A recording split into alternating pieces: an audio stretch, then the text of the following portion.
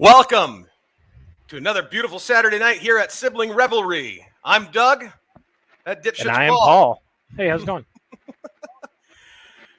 We're wearing the shirts of the band we're going to see tonight. Well, ladies and gentlemen, welcome to another new episode. We are just getting started here, working out the kinks. I didn't really have an opening plan. We've got a lot of stuff to talk about.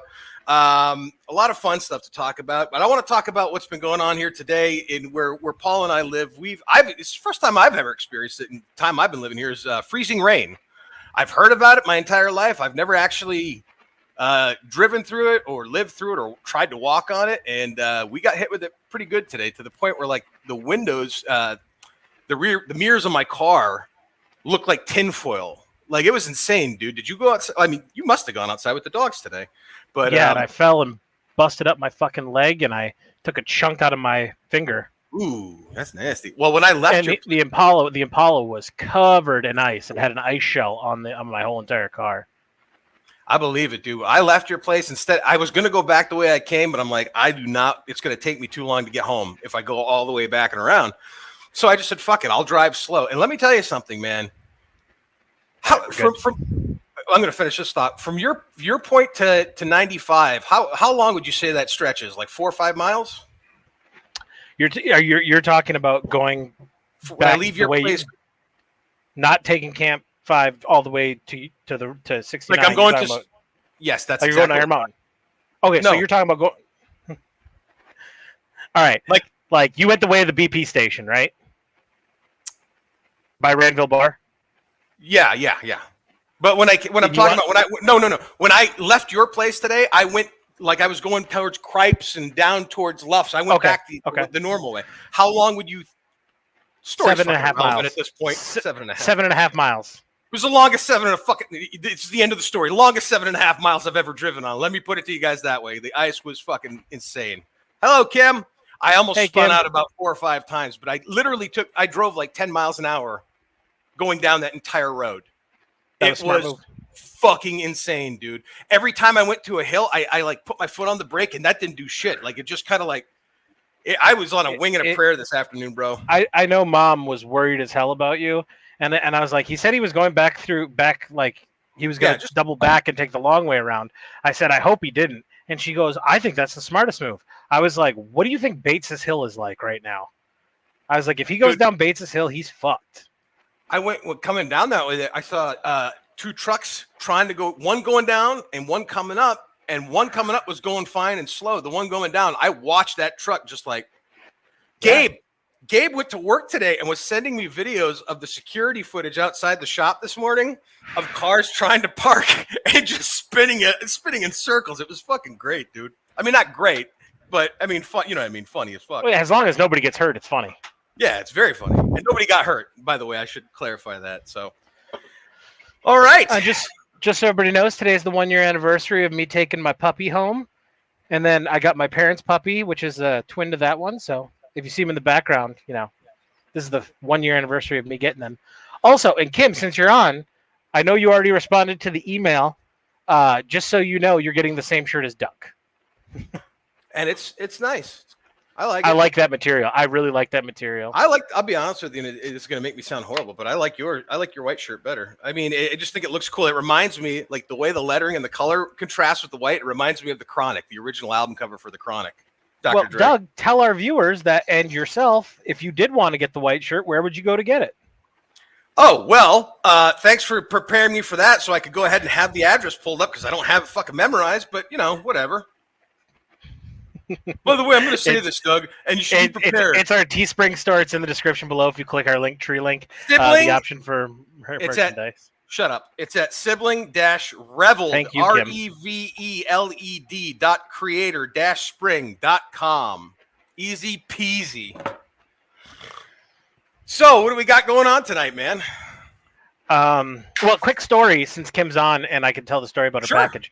So, Kim, we had a rough week of weather all week, of snowstorms and everything this week. So your package actually got shipped out 2 days later than I wanted it to, because I didn't want to go into town during a snowstorm. But I went and was it yesterday to ship your package off, and I put it in a box, and I didn't have any backing tape because I'm a dude, so it's duct tape, so you know. But I did a really great table, and I bring it to the guy. I bring it to the person at the desk, and there was a woman standing next to the guy, and she looks over at the package and she just giggles, and I'm like, "What's so funny?" She goes like, "All you men are the same. You strap boxes with duct tape, but the label you made it like waterproof, and it looks picture perfect. It even looks like you lined it up with a ruler." I was like, "Yeah, that was me." Sounds about right. So, Sorry to fuck up your flow, my friend. my flow? Didn't fuck up my flow. By the way, I want to give a shout out tonight. I've only taken one, but I gotta say, like, I was talking about wanting to do a segment of the show called Doug's Cannabis Corner, where I just like talk up new shit that I'm trying now that in the dispensaries, now that I'm feeling adventurous with edibles, because I've never had luck with edibles before. And I talked about Quickie last week, and I made a little clip, put it on Instagram, and Choice Labs and Quickie gummies followed me on Instagram. So I'm like, fuck it. Maybe there's something to it. Maybe I can steer people in the right way who are now coming into this great state of ours and experiencing the wonderful freedoms that we have. And one of those things I have to say tonight, I tried for the first time, is made by a group called Wanna Quick. I don't know if it's too bright. You can't even see the label. God damn it, Doug. You fucked this up. Peach Bellini. Here's the thing about this stuff, okay? I'm going to be real quick about this. 5 milligrams, 25 milligram peach flavored gummies that are delicious. I thought, I like Joey Diaz. I scratched my balls with 5 milligrams. You know what I mean? I took one. Apparently, this has got some kind of that same nanotechnology, just a different formula. Dude, I took 5 milligram. I'm not kidding. It was all day. Maybe it was also because I was a little lacking sleep that particular day, but man, that stuff was amazing. So that's my recommendation this week for my new thing that I just sprung on you. Kim says my son-in-law uses duct tape on his gifts. It's all good. I would be lying if I said I've never not used duct tape on things like that, but I try not to, because duct tape's not nearly as strong as it used to be. Gorilla tape, on the other hand, I'm a big fan of. You're talking about Gorilla's version of duct tape, right? The fabric rubberized tape. I'm talking about Gorilla tape made by Gorilla Glue, the good people, the strong. Well, they make multiple types of tape. They make packing tape. They make their own duct tape. Anywho, besides the point, I use Gorilla duct tape. I use Gorilla's version of duct tape. Okay. Well, lead with that. Anything in particular happened this week that you want to share?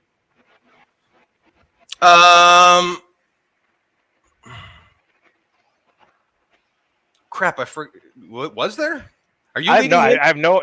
Quit thinking I'm leading you places. I'm just asking questions for an intro to a show. I had nothing happen either. Mine was a smooth sailing week where nothing exciting happened. It really was. It wasn't that exciting or of a week. Honestly, most of my days in the week now are more gearing towards like this night, because I'm having a lot of fun doing this, and I find myself like in spite of how kind of off the walls I can be mentally and personality wise, like I find like going through the week and actually paying attention to news and what's going on, like having a structure to the show and what we want to talk about, like finding articles and shit like that it's kind of like puzzle building for me. I really enjoy that aspect. So I guess that's not what you asked me. Never mind. Go on. I think that is you're talking about like every week how you're awakening and learning new things and putting yourself out there to actually educate yourself. I think that's awesome. Thank you. Yeah, but I had nothing going on. Mine was a loser last week, so yours was way better than mine. At least you're enlightened. I'm not even that. I don't know if I'd feel enlightened. I don't mind. I wouldn't mind having your week. I mean, you just sat in the trailer most of the week, didn't you? Doing work and stuff? Yeah, work's been really busy. So, I mean. Yeah. And you traveled a little bit, didn't you? No. Oh, I thought you went somewhere this week. Okay, I'm sorry. Nope. And I'm thankful I didn't have any travel this week because weather sucked. Yeah, the weather is horrible. And the weather apparently is not going to be any better tomorrow from what I see on the Weather Channel. So, but at least we're getting back up into the 20s and 30s. What are you doing, Boots? Why are you so inquisitive today? She's like literally touching every single item in the trailer. All right, let's kick it right into the news then. Okay. Cool.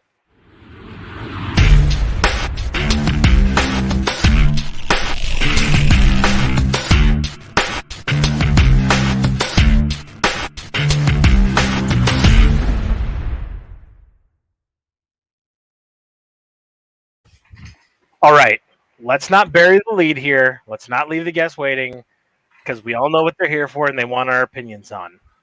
This week, TMZ Oh reported oh that God.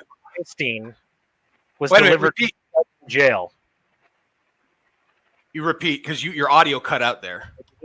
I was going to say TMZ reported Harvey Weinstein was delivered milk duds in jail. How does this happen? We need to discuss it. How does this monster get away with this still? TMZ reported they did not understand. It is unclear how he obtained the milk duds. They weren't sure how he obtained the milk duds. Sure, I've got my guess. I know the answer. A very long rectum? No, I would guess it's the $50 million he has left in his bank account to pay off guards to bring him milk duds. Oh, man. And on a side note to that, can we just point out that people in Canada who went to protest their government on vaccine mandates and shot mandates and all the COVID mandates, they literally got their bank accounts frozen and were not allowed to spend money and under martial law.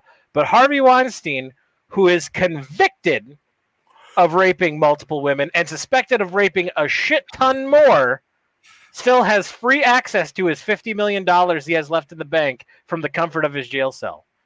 You know what I think of when I think of that story? I think of Harvey Weinstein in an army barracks. What is in your locker, Private Pile? A jelly donut. A jelly donut. Milk duds. Do you think he's getting? What a shitty candy. What a shitty candy. Yeah, really. Like, dude's got no fucking taste whatsoever, man. Like, I'm gonna be like, give me them king size Butterfingers because I'm gonna stop giving a fuck. Pardon me, everybody. My light fell down its pole. I got to adjust it because it's really bright in my face right now. All right. Obviously joking. Nobody really cares about Harvey Weinstein. He's a piece of shit. I hope he chokes on those fucking milk duds, and I hope he's getting turned out like the bitch he is in prison. Amen. Next up is Ukraine. Oh boy, there's a lot to talk about. Do you know? And I'm sorry, not until this week, I didn't know that President Zelensky. I didn't know he was formerly an actor and a comedian. I had no idea. I thought I told you that. I thought I've said that on this show. You said you might have, Paul. I got fucked. I don't know if you noticed, but I get a little tipsy on this show.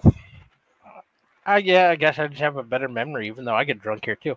Anyway, my memory is the worst. Even when I'm sober, my memory is the worst. So, do you have any thoughts on it, or do you want me to just go into my diatribes? I would like you to. I mean, I'm going to chime in. I've got thoughts too, but like I want to hear your thoughts off the bat. All right, we got a lot because there's a lot to talk about in that area. I want to start off by, before we even get into the nitty gritty, I want to explain something that sounds really stupid to explain, but I want to explain it. Let me explain what nuclear war is. Mainly because never in the history of the planet have we ever had a nuclear war. A nuclear conflict, which was the Cold War, but never a nuclear war. Finished. You froze. You're frozen. I'm fine. Okay. I'm not gonna. All right, go continue. I just. I'm watching the live. I'm watching the live streams. I've got them pulled up. Okay. I'm just saying you froze. There was a chunk where I didn't hear you. The screen froze. It alarmed me. I'm sorry. It's okay. So we had a nuclear finish with Hiroshima and Nagasaki in World War II, but that wasn't a nuclear war.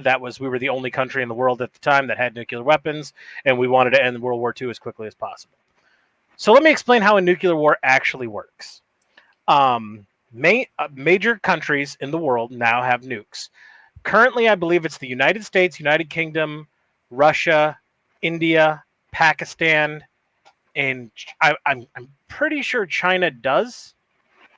And I think maybe Korea has a couple. North Korea, not South Korea. North Korea. Ukraine used to have nuclear weapons.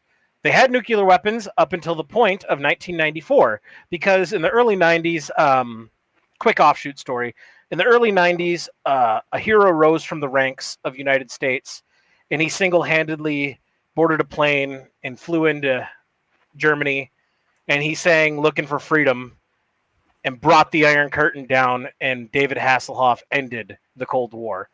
And when that happened, that broke up the Soviet Union. Ukraine was part of the Soviet Union. They did have nuclear weapons in Ukraine. And then Russia and the United States and Ukraine got together and they made a deal. And the deal was, hey, Ukraine, you get rid of your nuclear weapons, and we, America and Russia, will defend you if anybody tries to fuck with you, and we'll never invade you. And so Ukraine said, well, cool, if I got Russia and the US that are going to back me up, I don't need nuclear weapons. So Ukraine got rid of their nuclear weapons. And can you mute that? Hello? Yeah, I hear you, Paul. Like it got muted immediately. Like you're on a delay. That's why I'm trying. That's why I'm pulling up the feed, because you are freezing and skipping on my end. That's all. Continue. I'm sorry. Okay. Shit. Now that threw me off. Russia, Ukraine.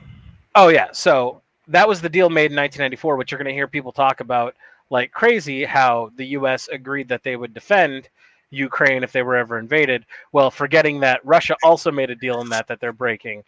That they're also breaking.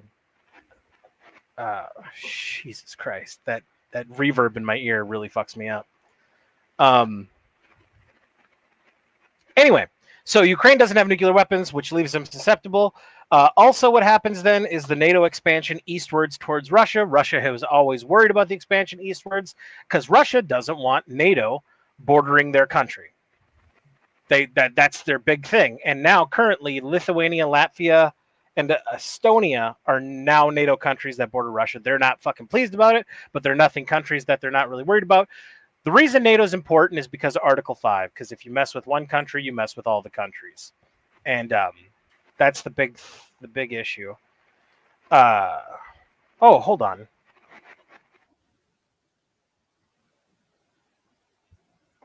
And now it's completely frozen on my end. No audio, no picture, no nothing. Did that get better? Am I better now? Now you just came back in. I just heard now. Yeah. But am I crystal clear? Like now, am I skipping it all as I'm talking? Okay. That was my fault. Your picture's blurry, but I can hear you. My picture's blurry. Your whole screen. It's internet, Paul. It's got to be the internet. It's okay. It's okay. Keep talking. Well, no, I had another app running in the. I had another app running in the background. Yeah. Well, we got to fix technical issues because if nobody can hear me, that's an issue. So people will understand. Anyway. So the NATO expansion starts happening. Ukraine, they don't want to give up. Also, Ukraine has a very large deposit of natural gas and oil on their shores and in the land. Russia is one of the main exports. That's where this is all going. So to explain nuclear war, here's how two countries have a nuclear war. One country decides, hey, I'm going to launch a nuke at another country, and they press the magic red button and launch a nuke. When a nuclear weapon is launched, that rocket taking off can be seen from space. Right. And we have detections to know. So since 1970s, we've had the technology to know when any country launches a nuclear weapon. An intercontinental ballistic missile takes probably about 45 minutes to hit its target from launch to wherever it's going, because it goes into a high Earth elliptical orbit. Could be a low Earth, I can't remember. But it goes into orbit, and then it comes down and crashes into its target and detonates its nuclear bomb, mass casualties. So you have, in theory, any country that launches a nuclear weapon, the country who's about to get hit knows that it has a nuclear weapon coming at their country. They have 45 minutes to say, well, if I'm dying, I'm going to take my enemy out with me, and they're going to launch their nuclear weapons in that 45 minutes. That's how a nuclear war is fought. That's how it's done. So the goal is you never push any country with nuclear weapons to the point where they feel like they need to launch their nuclear weapon, because the result is going to be every other country with a nuclear weapon launching their nuclear weapons. So that's why we want to avoid nuclear war. And I can't get over how many people this week I've seen, Americans, advocating for turning Russia into a parking lot, turning their sand into glass, nuke them to hell. Like, I don't think people realize what that means. And if you live in Chicago, New York, LA, you're really dumb if you say that, because if Russia's going to launch a nuke at anybody, it's going to be one of the three major cities. So you should not be wanting this to escalate. So the reason the U.S. isn't actually getting involved with this, even though we're supporting and we're all turning our Twitter tags blue and yellow, and our congressmen are, holding up an American flag that's half blue and yellow, is so they can virtue signal. What's funny is the people are realizing, hey, you're just virtue signaling. Let's actually do something. Well, one side of the aisle is doing it. The other side is saying, hey, let's let cooler heads prevail. Because if we do anything to escalate the situation, it'll lead to nuclear war. All roads lead to Rome, and Rome in this scenario is a nuclear war. So that's where I kind of empathize with Biden, because the best he can do is provide food, guns, munitions, and that's pretty much the max he can do without escalating this. And Putin has come out and said, any escalation, he's got the nukes on standby. He's got them fueled up and ready to roll. If something happens he doesn't like, he's pushing the button. And tell you what, you can only push a dog into a corner so much before it bites back. So I've seen all the Ukrainian politicians calling on the United States and NATO to implement a no-fly zone over Ukraine. Which means? So it's literally in the name. But I'm not saying anybody's dumb for not knowing it. I'll explain it. And when you establish a no-fly zone, what you do is you go in with fighter jets and ground surface-to-air missiles, and you say this zone is cut off, nobody can fly an airplane over it, and if anybody encroaches that airspace, you shoot them down. In order to do that, if there's any currently planes or helicopters, I don't know, hypothetically saying Russian ones, flying over Ukraine, and NATO or America goes in and interdicts them and says, hey, get the fuck out of here or we're going to fire on you, well, the act of setting up a no-fly zone is in itself an act of war. Russia's already in an act of war. They control the airspace over Ukraine. If NATO or the United States goes in and establishes a no-fly zone, that's basically NATO or the U.S. saying we are now officially in a kinetic war with Russia. And if we do that, once we declare war on Russia, that's where shit gets really, really weird, and we don't know what Putin would do if backed into a corner. Because it's no hidden secret that the U.S. would have no problem, or NATO alliance would have no problem defeating Russia in a war. The issue is, could we piss him off to the point where he would launch a nuclear weapon? Which he's got fueled, ready to go, and all he's got to do is push a button. And his hatred for us harbors way back to his KGB days, like pre. Yeah. He was dedicated to the Kremlin pre-Soviet Union. He's hard. Yeah, for real. And now this morning I saw Zelensky. He did his press conference this morning, and he's pissed at NATO and the U.S. and the rest of Europe for not instituting a no-fly zone. Like, he's pissed, but you know why they're not doing it, because if they do it, they're escalating the situation. So here's the thing. I understand everybody's position. That doesn't mean I sympathize with Putin. That doesn't mean I'm supporting Ukraine. That doesn't mean I want a war. I don't want a war with Americans involved in it. All things can be true at once. I understand everybody's position in this. Zelensky is the president of a country who's under attack right now, who's vastly outnumbered and outgunned, and he's looking for help from anybody, especially the people who said they would help him in a time like this. The people who said they would help him aren't helping him, because if they do help him, they're declaring war on a nuclear power. And then you have the nuclear power that says, hey, we're taking Ukraine. You stay the fuck out of this. If you get involved, we're going to be pissed. And how pissed they would get is to be determined. But I understand everybody's position on it. Do you think like countries like China and shit, all these countries that are coming out talking about like imposing sanctions and shit like that? China's not. China's funding Russia behind the scenes. We'll find that out soon. They are? Okay. That's not proven. That is not proven fact. That is Paul's. I had two predictions when it came to this, when it started, and I sent them to the group chat. And if they come true, I'll say one of the predictions was that I think China's bankrolling this behind the scenes. I truly believe that, because China hasn't cut them off.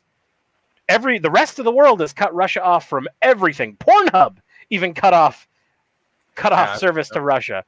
Facebook, all the financial, you can't bank. It's the SWIFT system got shut down. China has not yet, and they're not going to. And I think China's going to take Taiwan. That's my other prediction, is they're going to attack Taiwan in the next month.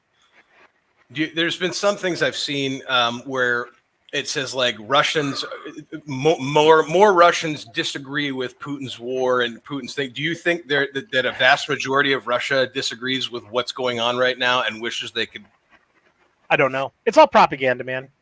all of mainstream media, and I say that both ways. I think the U.S. mainstream media is going to say, look at this uh, protest in St. Petersburg. Well, full stop, St. Petersburg.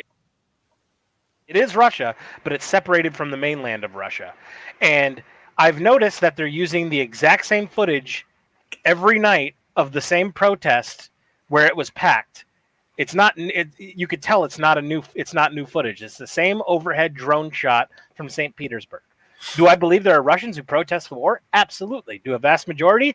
I don't think a vast majority of Russians protest the war. I also think that Ukraine is split and was split before this even happened. I think there was pro-Russian separatists that lived in Ukraine that aided Russia in the beginning of this invasion, which is fact. We do know that.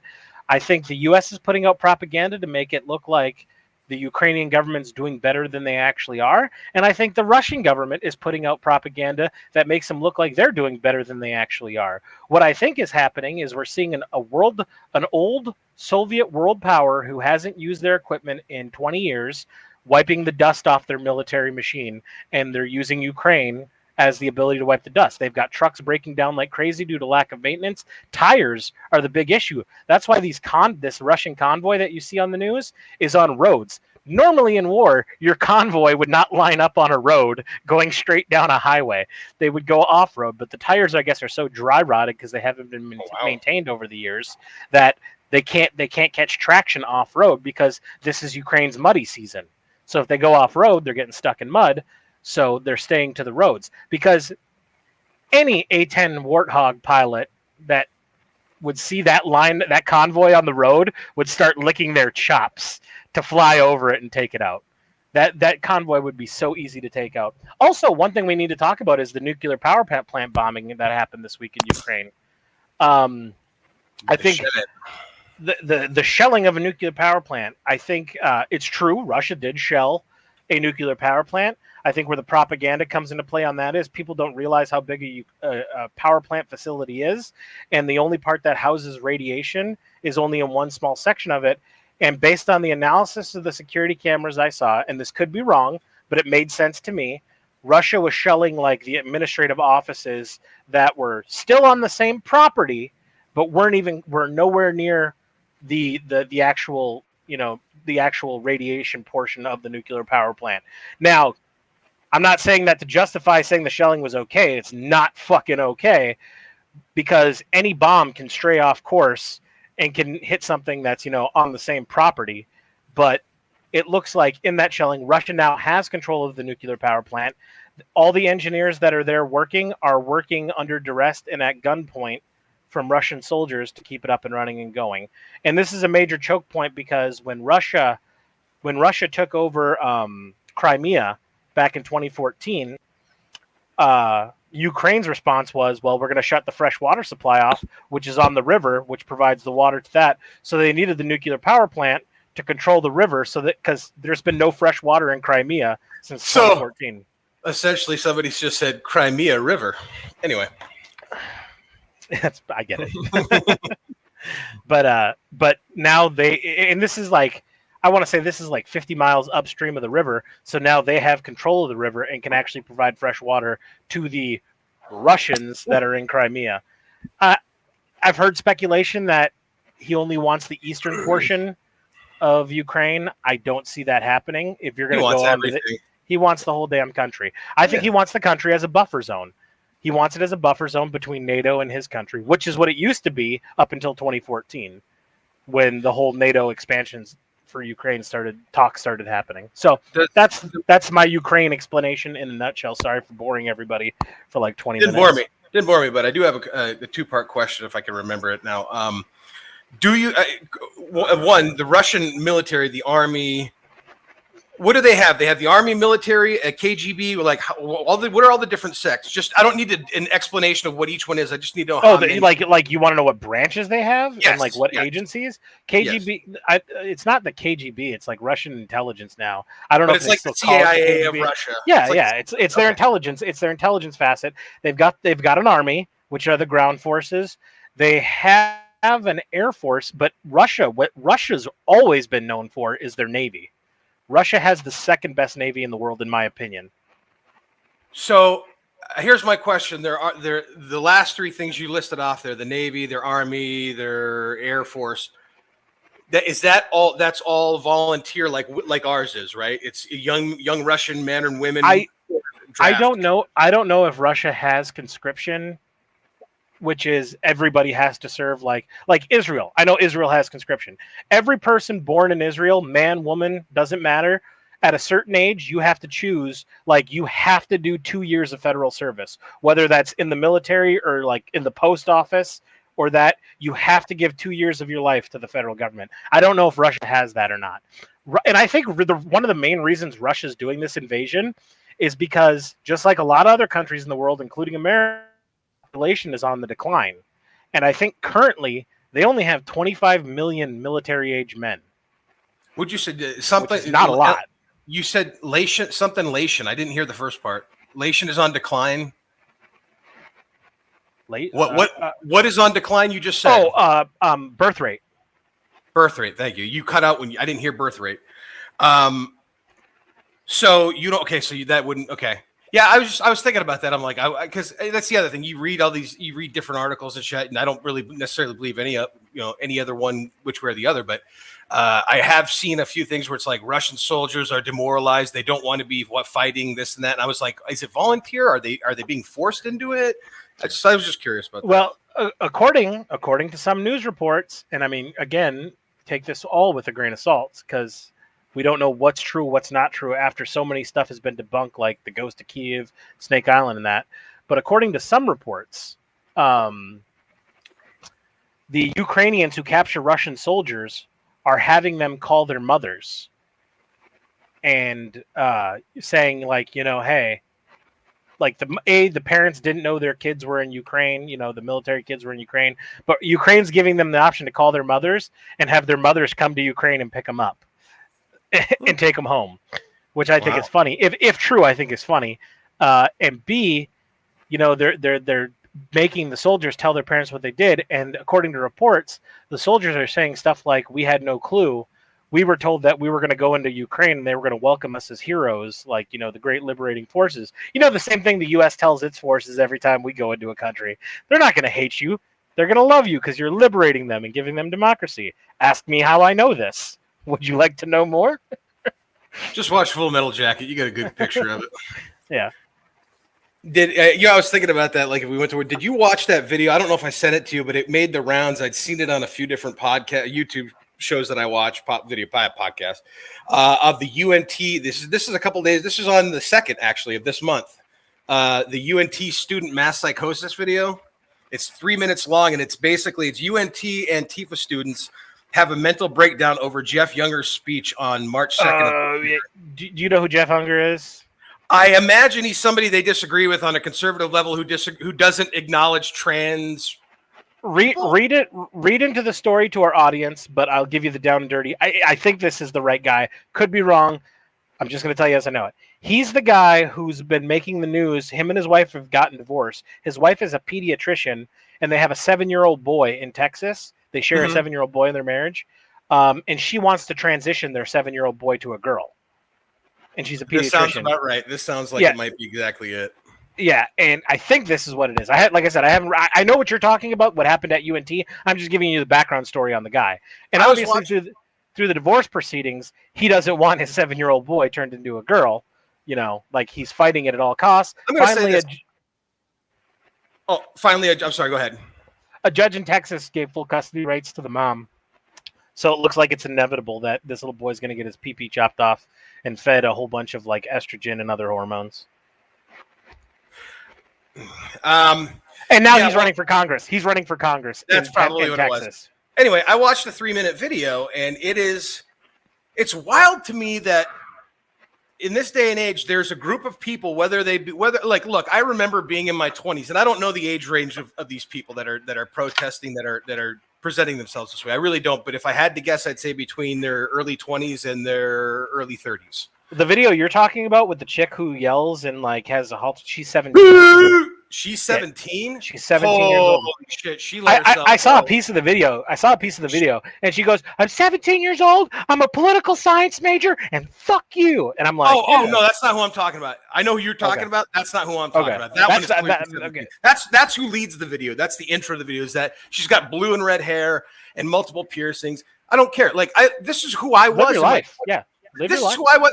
This is who I was in my 20s. I had piercings all over the place. I had multicolored hair, tattooed. Like I get it, but at the time when I was that age, when I was feeling that angst and finding my identity and all that shit, like I never not thought in my mind, like, hey, maybe if I just started screaming noises over somebody that my point will get across. And I literally watched a room full of adults do that to this guy who eventually was just, he's like, fuck it. Like he's talking into this microphone. And he's like, yes, yell louder, please. Yell. And he's like, I don't give a shit. You're the ones that are straining your vocal cords, acting like idiots. And there's this heavy set person. I'm not going to say woman or man, but like through the video, he acknowledges this person and a few other people as women. And they are clearly transitioning or feeling as men. And this one particular person is very penguin shaped in body form and is wearing a very short, small shirt that comes over their belly. I'm not making, She's 17. That person's 17? She's 17. Wow. Okay. That blows my mind. Looks older, looks way older, but that person in particular, I'm not gonna go down this road. I'm not going down this road, man. Not until we You had to wait till I started drinking beer to say that? This person just boggled my mind. Not in how they dress. I've known many people who dress like that. Like I said, I used to dress like that. I don't give a shit. It's not about how you dress. It's about it's about how you act and present yourself. And I watched 2 minutes of this person screaming at this guy, you keep acknowledging her as a her, it's him. Call him him. And he's like, I'm sorry, man. And she's like, him, I'm him. Just screaming at it. It's like, dude, at some point, acknowledge that not everybody's going to agree with you. You're gonna have to realize that, like, getting that worked up and getting violent and letting your, like, I feel it now from screaming. Like, I feel my chest all tensed up. Like, that serves nothing, and it doesn't help your cause, and it doesn't help your purpose. If you feel like a man inside and want to live your life as a man, fucking live your life as a man. Why do you care what some old guy who you don't even know, who you don't talk to, thinks about you? Like, what the fuck? It's bananas. My point in bringing that UNT video up is when I watched it, I'm like, you know what? If we have to go to war and we have to institute a draft, can we send these people first? Let them experience how tolerance works over in Russia and Ukraine. Greatest take I saw on this whole draft like thing. I saw somebody tweet out, I think the Russian war would be the perfect time for U.S. to draft the unvaccinated, which I find hysterical because 2 months ago, they kicked out a large portion of the military for not getting vaccinated. I find that completely ironic. But no, to agree with your point, I just wanted to jump on your point real quick. I want it to be known. I don't care what you want to be, who you want to be, how you want to live your life. I want you to be able to do it in a country that's not going to imprison you, fine you, or arrest you for doing what you want to do with your life. I believe that. And I want you, if you think you are a man, if you're a biological woman and you believe you're a man, I want you to live life as a man and be happy. The issue comes into play, and here it is. This is the big issue for that community. You want to force other people how to live their lives. Now, you think it's your life because of how they treat you and how they act towards you, but that's not the case. How they view you is part of their life, not yours. So if you advocate for throwing people in jail who use hate speech because they misgendered you or dead named you, you are espousing the same problem that you had a couple of years ago and that you were trying to fight against and what made your community rise. It doesn't help anybody. Live your life the way you want. And that's where we're at in America, where anybody can live the way they want and they're not going to get jailed for what they say to another human being. Now, once it breaches into the acts of physical violence, I mean, you've had this conversation, Doug, that's where it turns. If anybody beats somebody up because of the way they live, they should be tossed in jail immediately. And I say that both ways. If you hit somebody because they're trans, you should get a minimum of 15 years in prison, if not more. On the opposite effect, if you are a trans person and somebody calls you by the wrong gender, the wrong name, and you assault them and punch them, you too should go to jail. Yep.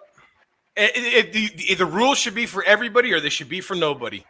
I mean, we live in a, like, you guys, it's so weird. Like, if I think I said it on another podcast, like, we're the only species that I can tell that has like sentience and sense of who we are and self-awareness, and yet we can't I'm talking about America in particular. I'm not talking about other countries, because it seems like other countries, like I said, go over to Russia and see how tolerant they are towards this whole yelling in their face because you're not calling them a man, you're calling you a man.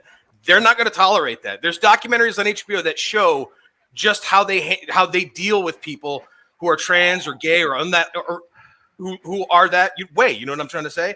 Like, it's frightening how Russia how a lot of Eastern Europe treats gay people and trans people. It's frightening. And I think about how. Go ahead. I'm sorry. Because it's on the point you're talking about. There was a news piece that came out, and it was either by BBC or Al Jazeera, which is one of the reasons I think it's more credible. Ukraine enacted conscription this week. All military-age men cannot leave the country as refugees, so only the women and children can leave. And they ran a piece on it, and I don't have it on hand. I think it was BBC or Al Jazeera. I could be proven wrong, could be somebody else. But the piece was on a trans woman, so a biological born male who is now living life as a female. She tried to leave the country, but her passport distinguishes that she's a man, so she has to stay and fight. Oh shit, dude! Yeah, I didn't even think about that. She can't leave Ukraine because she has to stay and fight. And the news piece was on her, her struggle of how her country's under attack, and she wants to run away as quickly as possible, and her country won't let her because she was a biological man. Here's something and she's pre-op, so she still has the genitalia, which I don't think should matter in any case of the thing, but I give more credence to trans people, and when I say credence, that's the wrong word. I give more respect for people who think they're the opposite sex that actually get the downstairs surgeries. Like, that to me shows you're committed. You know what I mean? I think Zuby not necessarily committed, but actually believe that you are. Yeah. I think Zuby proved this point. He's a rapper / commentator. I don't know a lot about him, but I'm pretty sure. I'm glad you explained who Zuby was. That was going to be my first question. He's like a big time commentator. He's British, and what he did to prove the point was he woke up one morning. The woman broke all the world women's weightlifting competitions, and then the next day he woke up and he decided he wanted to identify as a man again. But he holds the weightlifting records for women, and he did it to prove his point. Holy shit, man, that is bananas. I had something I was going to say and I can't remember now. You were talking about the conscription. I threw you out. I'm sorry. Yeah, it's all good. I know what I was going to say. Like, I don't know, just to add on to the ending of that, like, I need to be very clear, because one of the things this UNT video showed me as well was that you can't have a conversation with these people in this particular moment in time. And I say that because I don't understand that their logic in their argument and how they're just going to scream and yell at you and get really angry.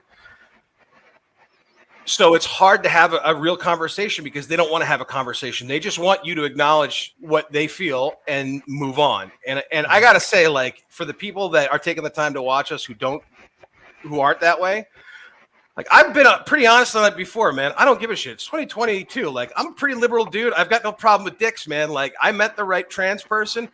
I absolutely would date a trans person. It's none of that shit that they're saying. It's just craziness. I don't even know why I went into that. Jesus, I was getting real vulnerable and personal there.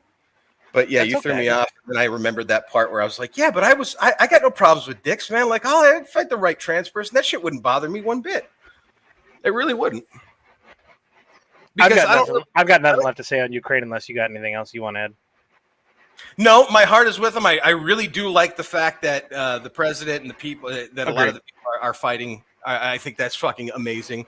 I do think it's interesting his press conference today, where he came out and like is basically pissed off at the West now for not helping out with the no-fly zone. And I think this is going to lead to an interesting rift in all of this. Will he even want to be part of NATO now or will he just say it to like Putin, like, okay, let's end this.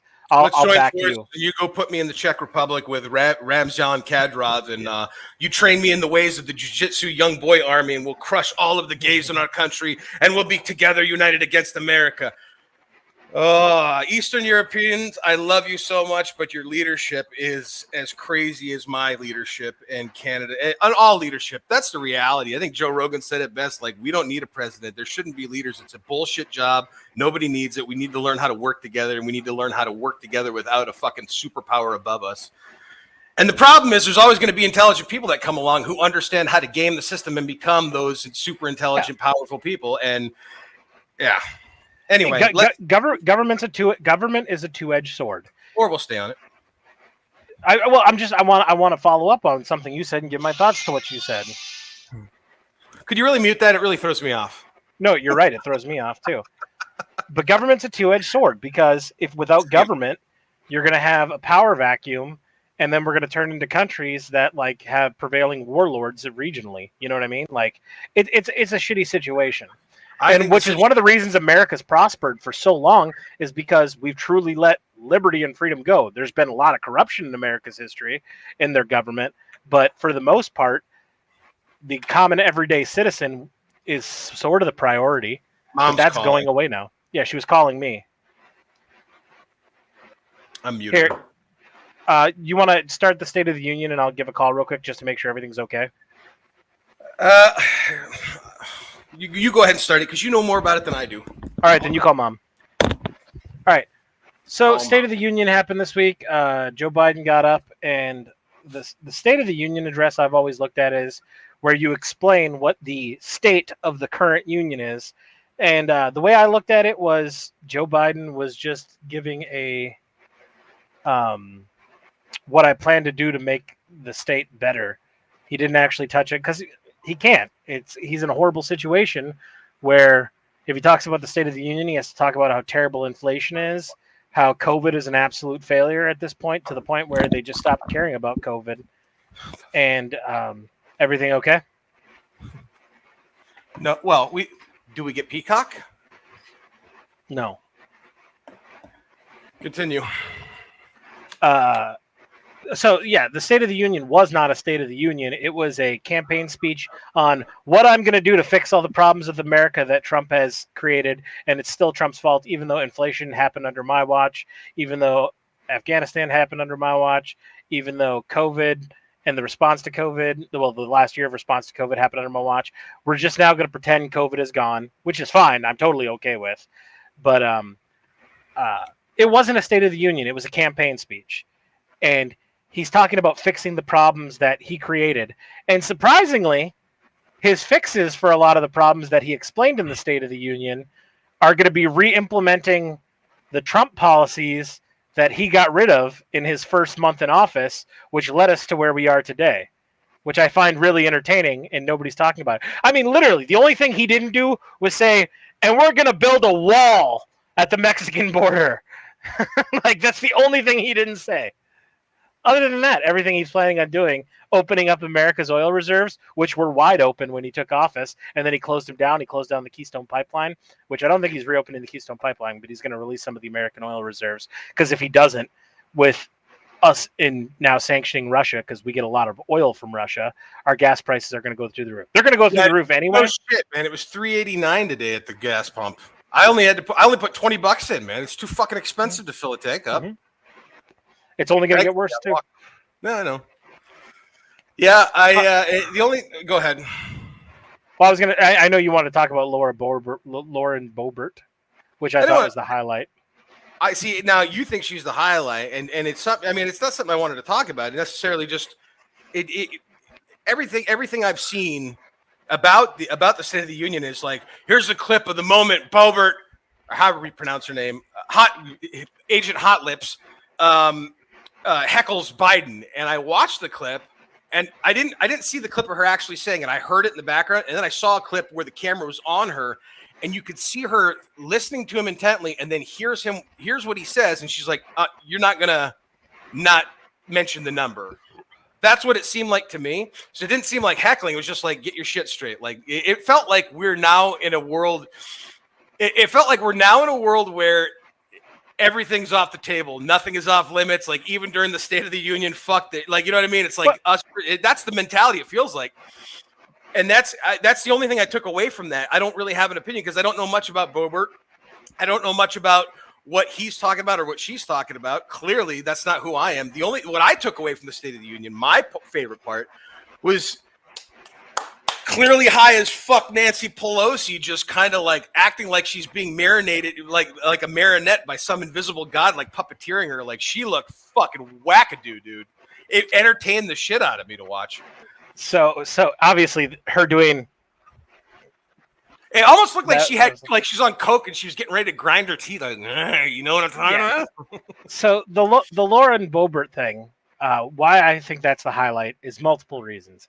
A, it's got all of the American mainstream media saying how horrible she was for desecrating the decorum of Congress by talking out during the speech. Well, I'm old enough to remember when Nancy Pelosi ripped up Trump's speech in front of the world, right in front of Trump. So let's not talk about decorum because that train left the station a long time ago. Where it wasn't a speech was he was getting on the revitalization of the VA, which Trump did an amazing job of. I know this because I'm depend on the VA quite a bit. But you never let me forget it, do you? He was talking about the He was talking about the revitalization of the VA, and he was talking about burn pits in the Middle East and soldiers who burn. Do you know what a burn pit is? I imagine either a pit you burn your shit in or a pit you burn bodies in. You nailed it right on the first shot. It's when you go to a country and you occupy a place, a lot of soldiers have to shit constantly, and they shit in a hole in the ground. I worked with a guy in Florida real quick. I don't remember his name. I do remember he worked there for a year where I worked at Lee County Schools. He worked in the sites department, and he was an Army veteran, and he was out of his fucking mind, dude. Like, the guy annoyed everybody with just these weird stories. And one of his favorite stories to tell was about going to Iraq and his Humvee getting stuck in a giant pool of human shit out in the middle of the desert in a pit. Yeah, that's a burn pit. No. So when you go and you set up shop, you dig a hole in the earth, and then you put outhouses on top of it, and everybody shits in it. There's like a stream of shitters.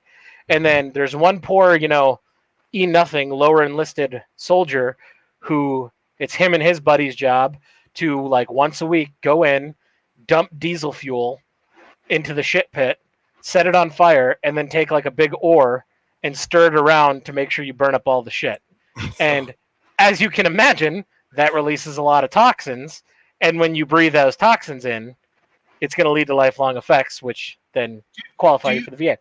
Do you not have does the branches of the government that you serve under, do they not have like hazmat masks and shit for this kind of thing that they supply you with? Really?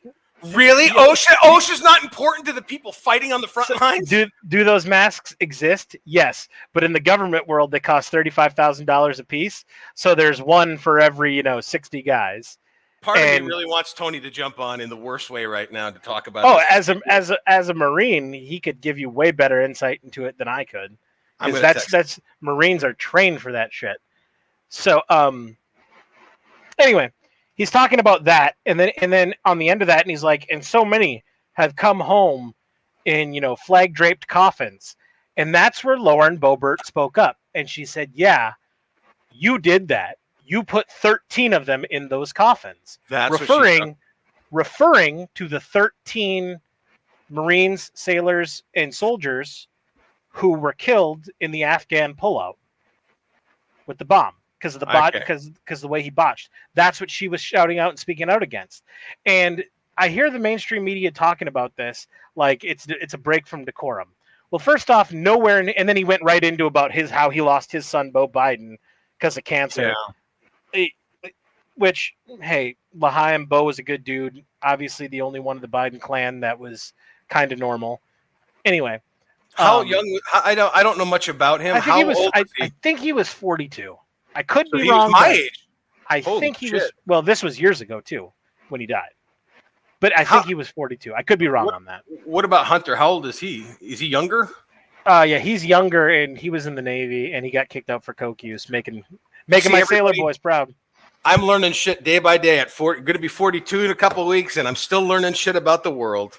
That was Yeah, my other point. But go ahead. Hunter was in the Navy and he got kicked out of the Navy for coke. He popped positive for coke. What about weed? Are you allowed to be in the Navy if you got weed? No, no, it's federally So illegal. what a bunch of pussies, man. You're allowed to go and die for a country, but you're not allowed to die with a good feeling around you. Whoa. Doug. Lots of people in the military do drugs, especially when they're deployed actually fighting wars. It's drugs that keep soldiers going. It's when you're home or you're at your home station where you get drug tested regularly that you get caught. Everybody in the Middle East, not everybody, but a vast majority of people in the Middle East are on steroids. There's a lot of people who did deployments just so they could do steroids and work out all day. We were watching on was it Christmas? We were or when we were at Mama. Yeah, I think it was Christmas or New Year's. We watched motherfucker Django not Django, the Quentin Tarantino movie. The God help me out! I can't believe I'm forgetting the name of it. Inglourious Bastards. We were watching Inglourious Bastards together, and you clued me into something I didn't realize when Brad Pitt was like, that's meth. They were doing meth back then. Methamphetamines, yeah.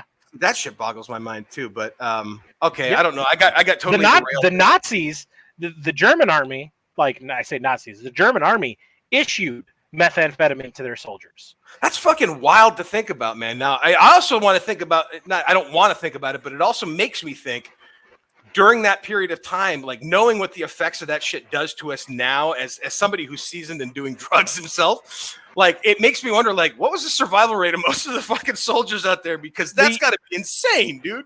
The U.S. military issues methamphetamines to pilots still. You got to explain. Can you explain the reasoning why? Because so no, only before you begin. Only because I only say that because every video I've ever watched of people getting into like G4 simulators to experience that kind of shit, it doesn't seem like methamphetamines is the thing you go with on something like that. Well, methamphetamines keep you awake and alert. That's one of the side effects. That's why. Oh, and because the pressure knocks you out in the blood. Okay, I got you. I get that. It does make sense. Well, no, it's because whenever you fly a mission in the military, you're usually in the plane for 6 to 9 hours. Oh, so you got to be awake and alert. Yeah. I mean, yeah, you got to when you fly places. It takes you time to fly places. I don't know shit about shit, man. I'm a guy who grew up reading comic books and playing video games. Like this real world stuff is fast. And now that that's what I was gonna say before. Like people at the UNT kids, like that fight that they're having it really doesn't matter in the grand scheme of things. And I say that because that's how I thought back in my 20s. But now that I'm in my 40s, the shit we're talking about, the shit that actually matters, that affects the day to day of how the world actually moves and rotates, that is like something I'm starting to learn about and become more fascinated by now. Like I had no idea that people fly like 6 to 9 hour missions in planes. Like I didn't know that fuel could last that long in a plane or in a jet, let alone. Because I don't know shit about shit. I didn't pay attention in school. I really didn't. I fucked off and tried to see tits my entire life. I hope Nick's doing okay. No. When I say methamphetamines, please don't people think like pilots are smoking crack pipes or German soldiers were smoking crack pipes. What they're doing is they're pills. They're pills. Yeah, a controlled. They're called go pills, and in the military they're called go pills. But I haven't heard from her, and I just want to say that out loud. I miss you, Kim. I think Kim's still with us. Okay, I'm pretty sure Kim's still with us. I think. She's trying not to throw me off. I'll bet that's probably why she felt bad. You don't have to feel bad, Kim. You didn't throw. It was all me. It was all me. Let it go, man. Let it go. You let it go, man. So, Lauren Boebert. One of the reasons she did it is because she's a congresswoman from Colorado district. One of the 13 was from her district. Oh. And they're not reporting that on the news. And like Lauren talks to the mother of that I think it was a Marine. I could be wrong. Could have been an Army soldier, but I think it was a Marine. She talks to that mother quite often, and that mother praised her for what she did because nowhere in Biden's speech, Daddy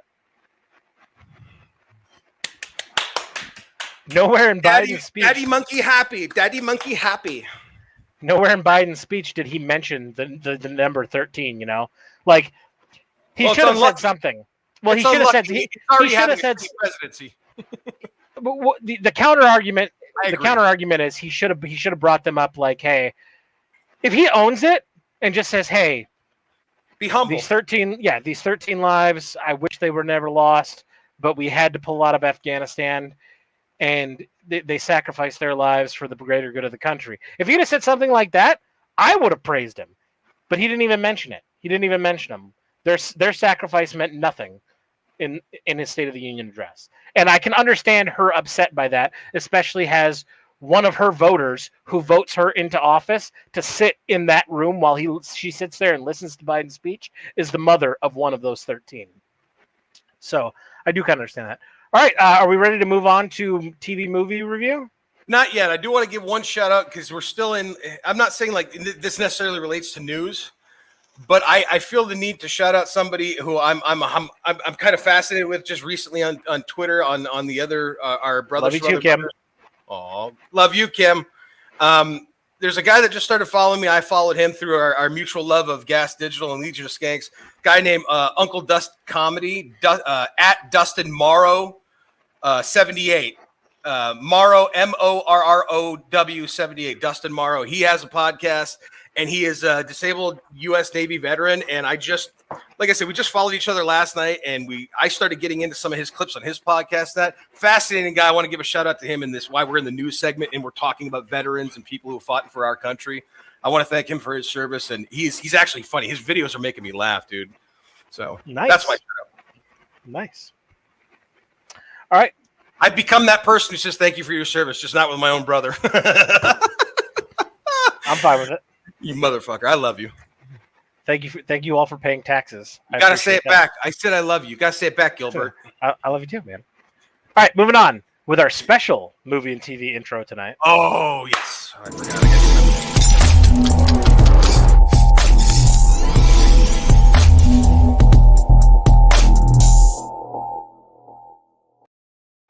You're goddamn right. We got the Batman Sibling Revelry intro logo because that's my fucking first thing that we're going to talk about tonight. I watched Matt Reeves' latest The Batman movie.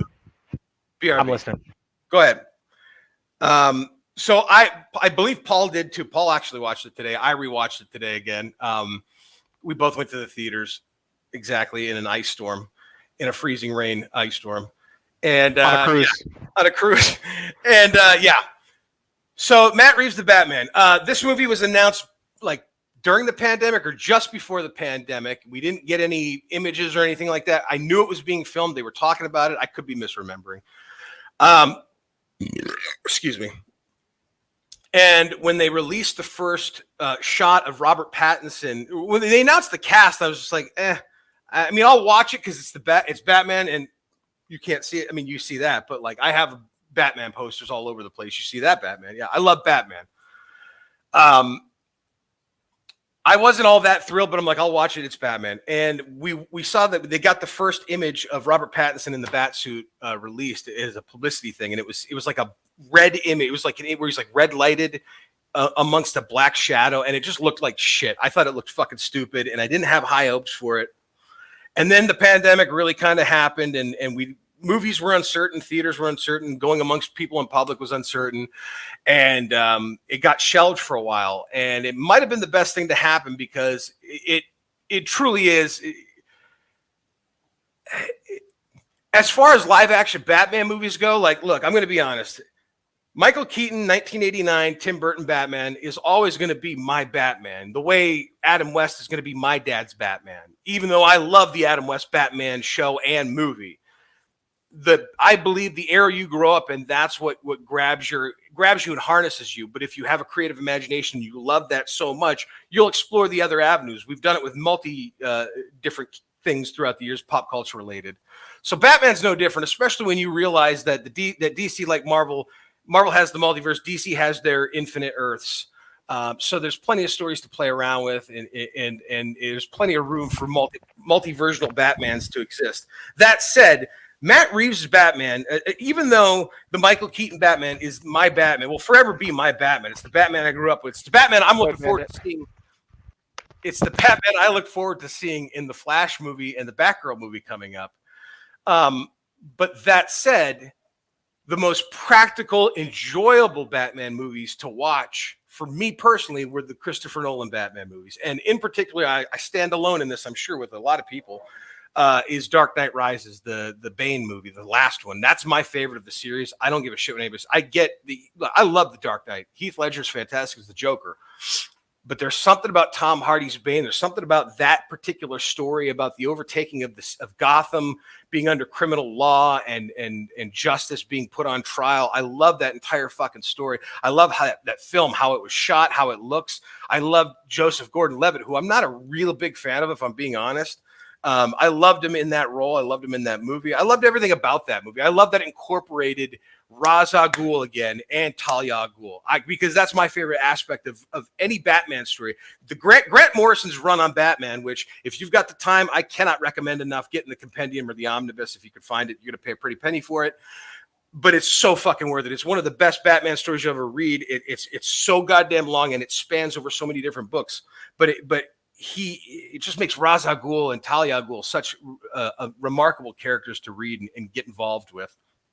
That said, Christopher Nolan's Batman movies were my favorite practical Batman movies because they were movies I could see. They were those movies I could see happening in the world I lived in at the time they came out with. Not in the world we live in now in 2022 because shit's so fucked up. But when those movies came out over a decade ago, the world we were all living in, the America we were all living in, I could see that version of Batman existing. I could see a rich guy having the means to train himself and go through this shit and not have to worry, not giving a fuck because he's given up, and then realizing that he found something and realized he could do something and figured shit out. You know, I could see all that happening. The Joker, Heath Ledger's the Joker. I can see a combat veteran coming back unhinged and that becoming that person. I can see Paul, let me say something. That was a joke. Okay. Because there's been dissertations and shit said on the Dark Knight, on that performance in particular, that most people think he has the tendencies of like a veteran, of like a combat veteran. So I mean, and you think about it, like I can see that. What I'm saying is those movies I can see happening in our world at that time. This version of the Batman, it's a long-winded way of saying this. Kevin Smith way of saying this version of the Batman. This version of the Batman, man, is also very much real world like. I can see it existing in the world we live in now, but it also has so many elements of the comic book, in particular the Jeff Loeb run with Jim Lee, Hush. I see elements of Hush. I see Batman Year One, even though it's a Year Two story. I see a lot of Batman Year One, particularly the suit. I see Scott Snyder's Year Zero storyline in there. There's a lot of elements of the comic books that are throughout this movie, but at the same time, it's not a crazy movie. Whereas Batman's Rogues Gallery is such an over-the-top group of villains. You know what I mean? The Joker, the Penguin, the Riddler, Scarecrow. They all have these over-the-top personas. But this movie has a way of taking those personas of like the Penguin and even the Joker. Spoiler alert, I think. It's not credited as the Joker, but I believe it's the Joker. And the Riddler, and it has a way of taking those over-the-top cartoonish personas from the comic book and making them a plausible real-world villain, if that makes sense. I wholeheartedly enjoyed the movie. If I had any critique of the Batman, I am looking. Number one, I'm looking forward to seeing a sequel if he has one in plans. I know that Warner Brothers and HBO Max are talking about doing a series like Peacemaker based on Colin Farrell's Penguin, which I am all for because I loved his screen time immensely. I loved everything about it. Paul Dano's performance was phenomenal. Robert Pattinson, who I don't give a fuck about, is amazing as a Bruce Wayne Batman. For an emo, moody, Elseworlds version of Bruce Wayne Batman, I fucking love him. I love the contact technology of being able to record shit that he sees so he can go back and re-examine shit. I love everything, every gadget, his jujitsu ninja skills. Like I fucking loved it, man. My only critique is it was too long. It doesn't need to be 3 hours. It's not Avengers Infinity War Endgame. It is an introduction to a new version of Batman that be honest with you, I didn't even know I wanted, and I'm glad I got. I really am. And Paul Dano, I said it in group text, and I said it to you personally. Paul Dano's Riddler reminded me just how good of an actor Paul Dano is. To the point where I went back today and rewatched The Girl Next Door, one of his earliest performances, where he ends up being like a high school student who fucks on camera at the end of the movie, spoiler alert, and has like a huge dick and like finds his calling because of his huge dick. And his name is Klitz in the movies. Everybody calls him Klitzy. But his performance in Let There Be Blood was also, he's just a phenomenal actor. And he really took a character like the Riddler, who, don't get me wrong, rest in peace, Frank Gorshin. I love the 1960s Riddler. It's the comic book Riddler. It's cartoonish. It's over the top. But as I've gotten older and as the comics have evolved, I've learned to appreciate the more adult, more real world, high stakes version of the villains in the comic books. And the Riddler was no exception. Like, Scott Snyder wrote a really incredible Riddler story with Year Zero. And Paul Dano's performance of the Riddler is just like, at first I was just like, this guy's kind of a dildo. He's just kind of a pussy. And then you see Batman go to see him in Arkham and interrogate him, and it's like, holy fuck! Like, now you can see his acting chops coming to light. Like, when they arrested him in the cafe, they showed the clip on. You can see it on YouTube, on TV. When he's just sitting there and he's got that panic look in his face, and he sees the Batman come to the window, and he gets that grin on his face. I'm like, ooh, this motherfucker's such a good actor. I love the Batman. That's my take on TV and entertainment tonight. With the first thing that we're going to talk about was that's my take on the Batman. I highly recommend the Batman. Is it the best Batman movie? In my opinion, no. Is it the second or third? Goddamn right it is. I have to watch it a few more times and compare it with other Batman movies, but it is fucking amazing, dude. It is well worth the time. No, I take that back. I already just said that my critique is that it could be cut. It really could be cut. But it's worth your watch, is what I meant to say. Paul, your thoughts? I missed the first half because I was taking the dogs outside and my headset lost connectivity.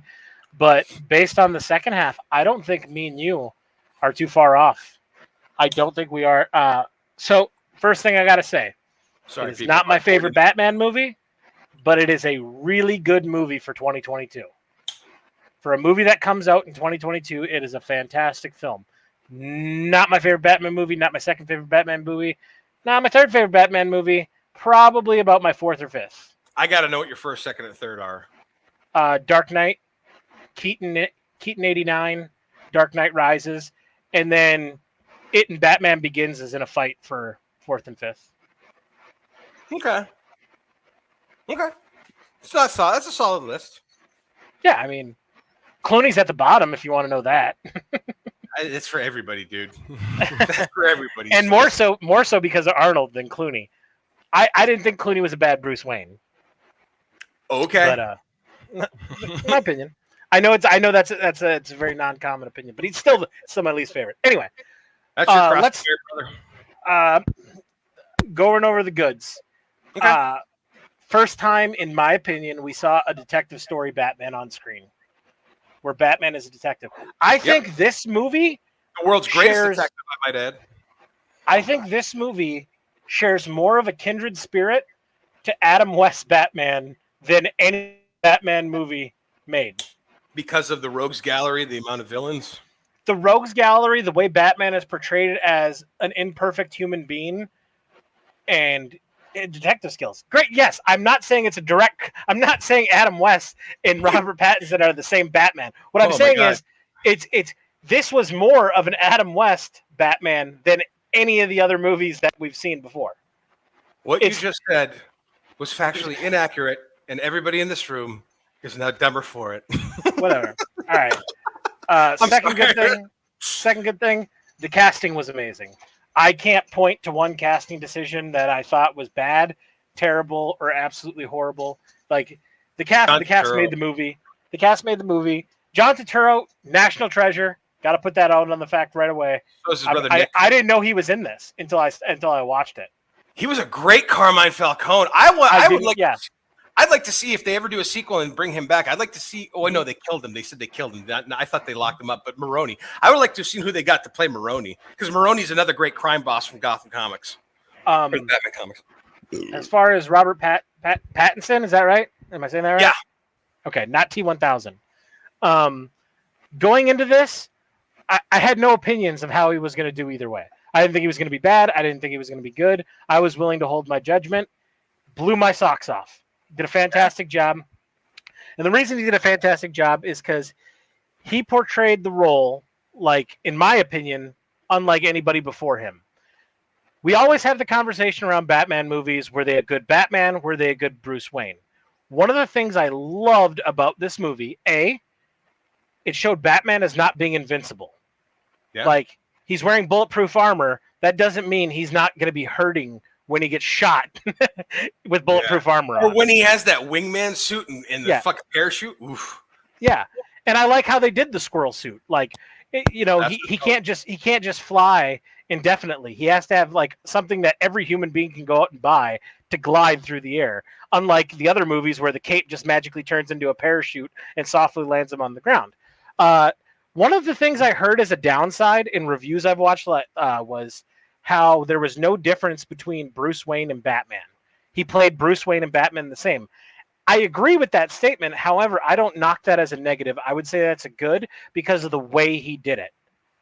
And it being a detective style Batman more than a superhero Batman, I thought it worked really well. And I thought the way he did it, because whether he was wearing the mask or he was Bruce Wayne, he wasn't, on one end, he wasn't a playboy philanthropist who was banging out Russian models, Well, and not on yet. the other, Go ahead. I'm sorry. on the other hand, devil without a cause, or devil may care attitude is what I meant to say. Devil may care attitude when he's a Batman. Here we had a guy who was going through a mental struggle, has been for years. And I love that whole "I am vengeance" and how that vengeance thing played into the story. Became his and how name that for a lot of people. Yeah. Yeah. Well, and realistically, it was him saying that which enacted the Riddler to do what the Riddler was going to do. By the way, spoilers. I don't know if we mentioned that already. Spoiler warning, like a motherfucker. Sorry, everybody. It just came out this weekend. So I like the fact I like the fact that Bruce and Batman were played the both way. Now, with that said, I don't think he was the best Batman, and I don't think he was the best Bruce Wayne, but he was uniquely himself in the Batman movie universe. He made the role something different, and I thought it was good overall. Next, Catwoman, grounded in reality. So you guys might remember a few weeks ago I talked about the Ben Shapiro movies, and I talked about the school shooter movie, and I said one of the things I liked about it is how it had a female lead where it was grounded in reality, but she was still a badass.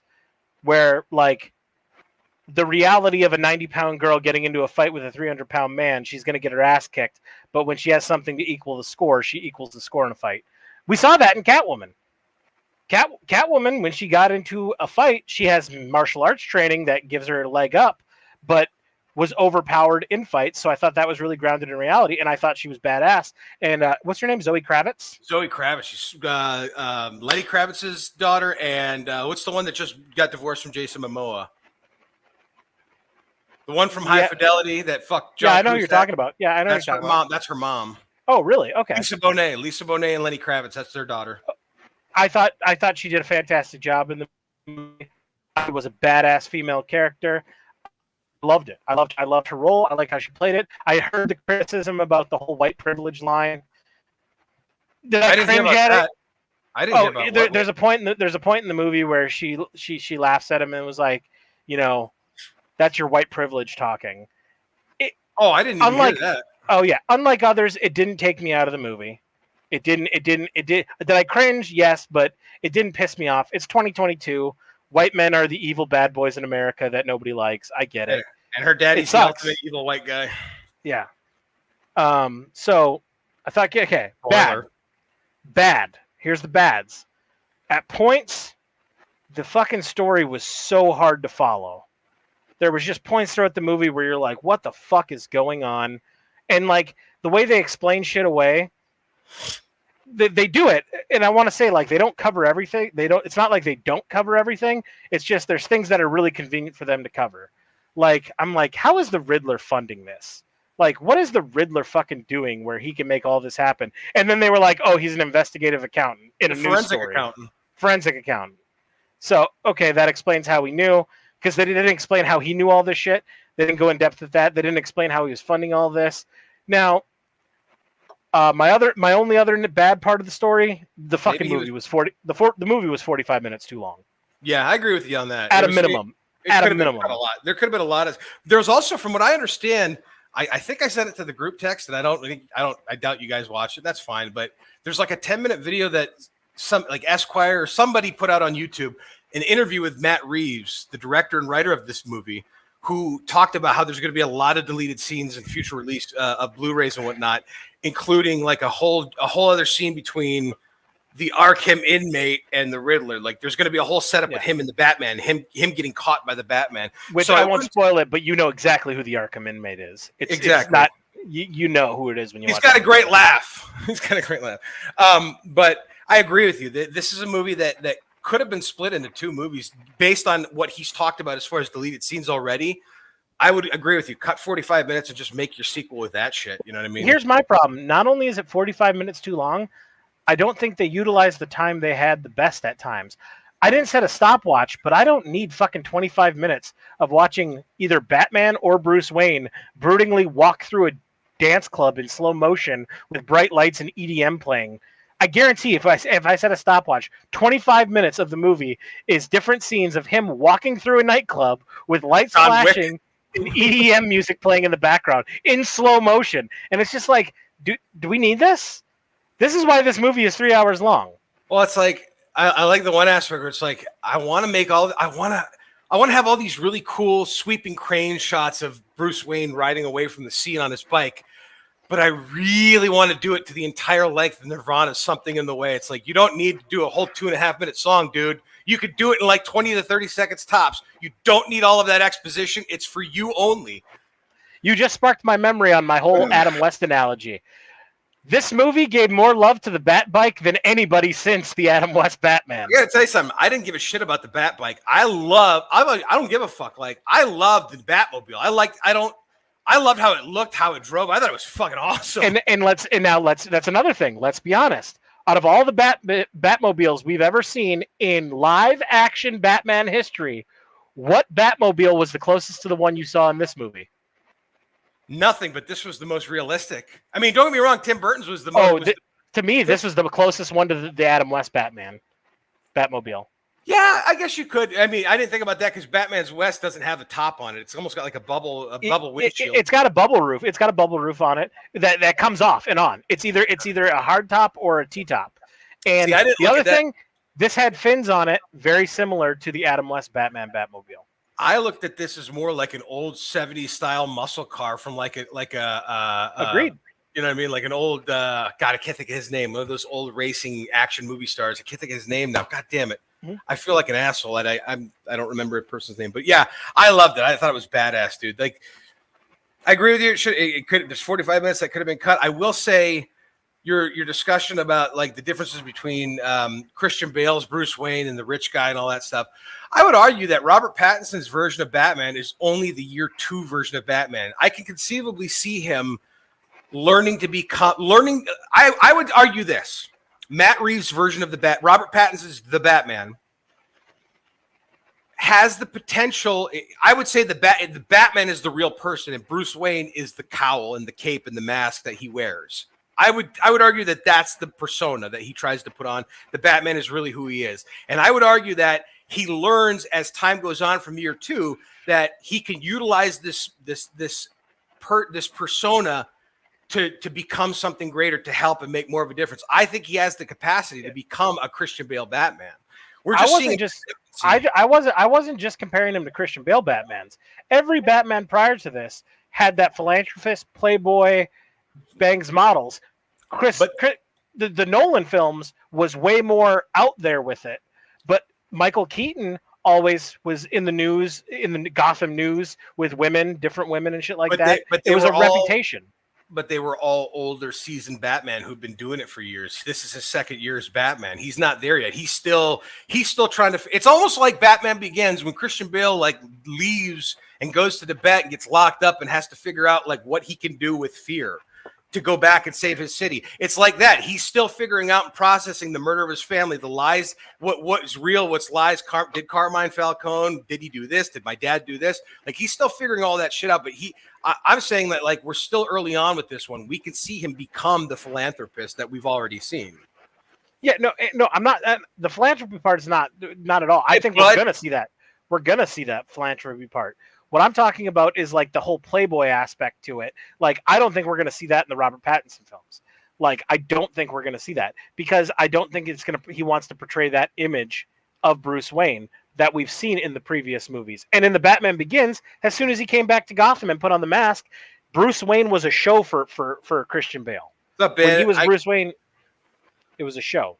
I'll agree to disagree. I can because I honestly can see that. I can see that become because this. I could be proven wrong too. Yeah. I say that because Jeff. This feels a lot like a Jeff Loeb Batman in some parts of the story, especially Hush.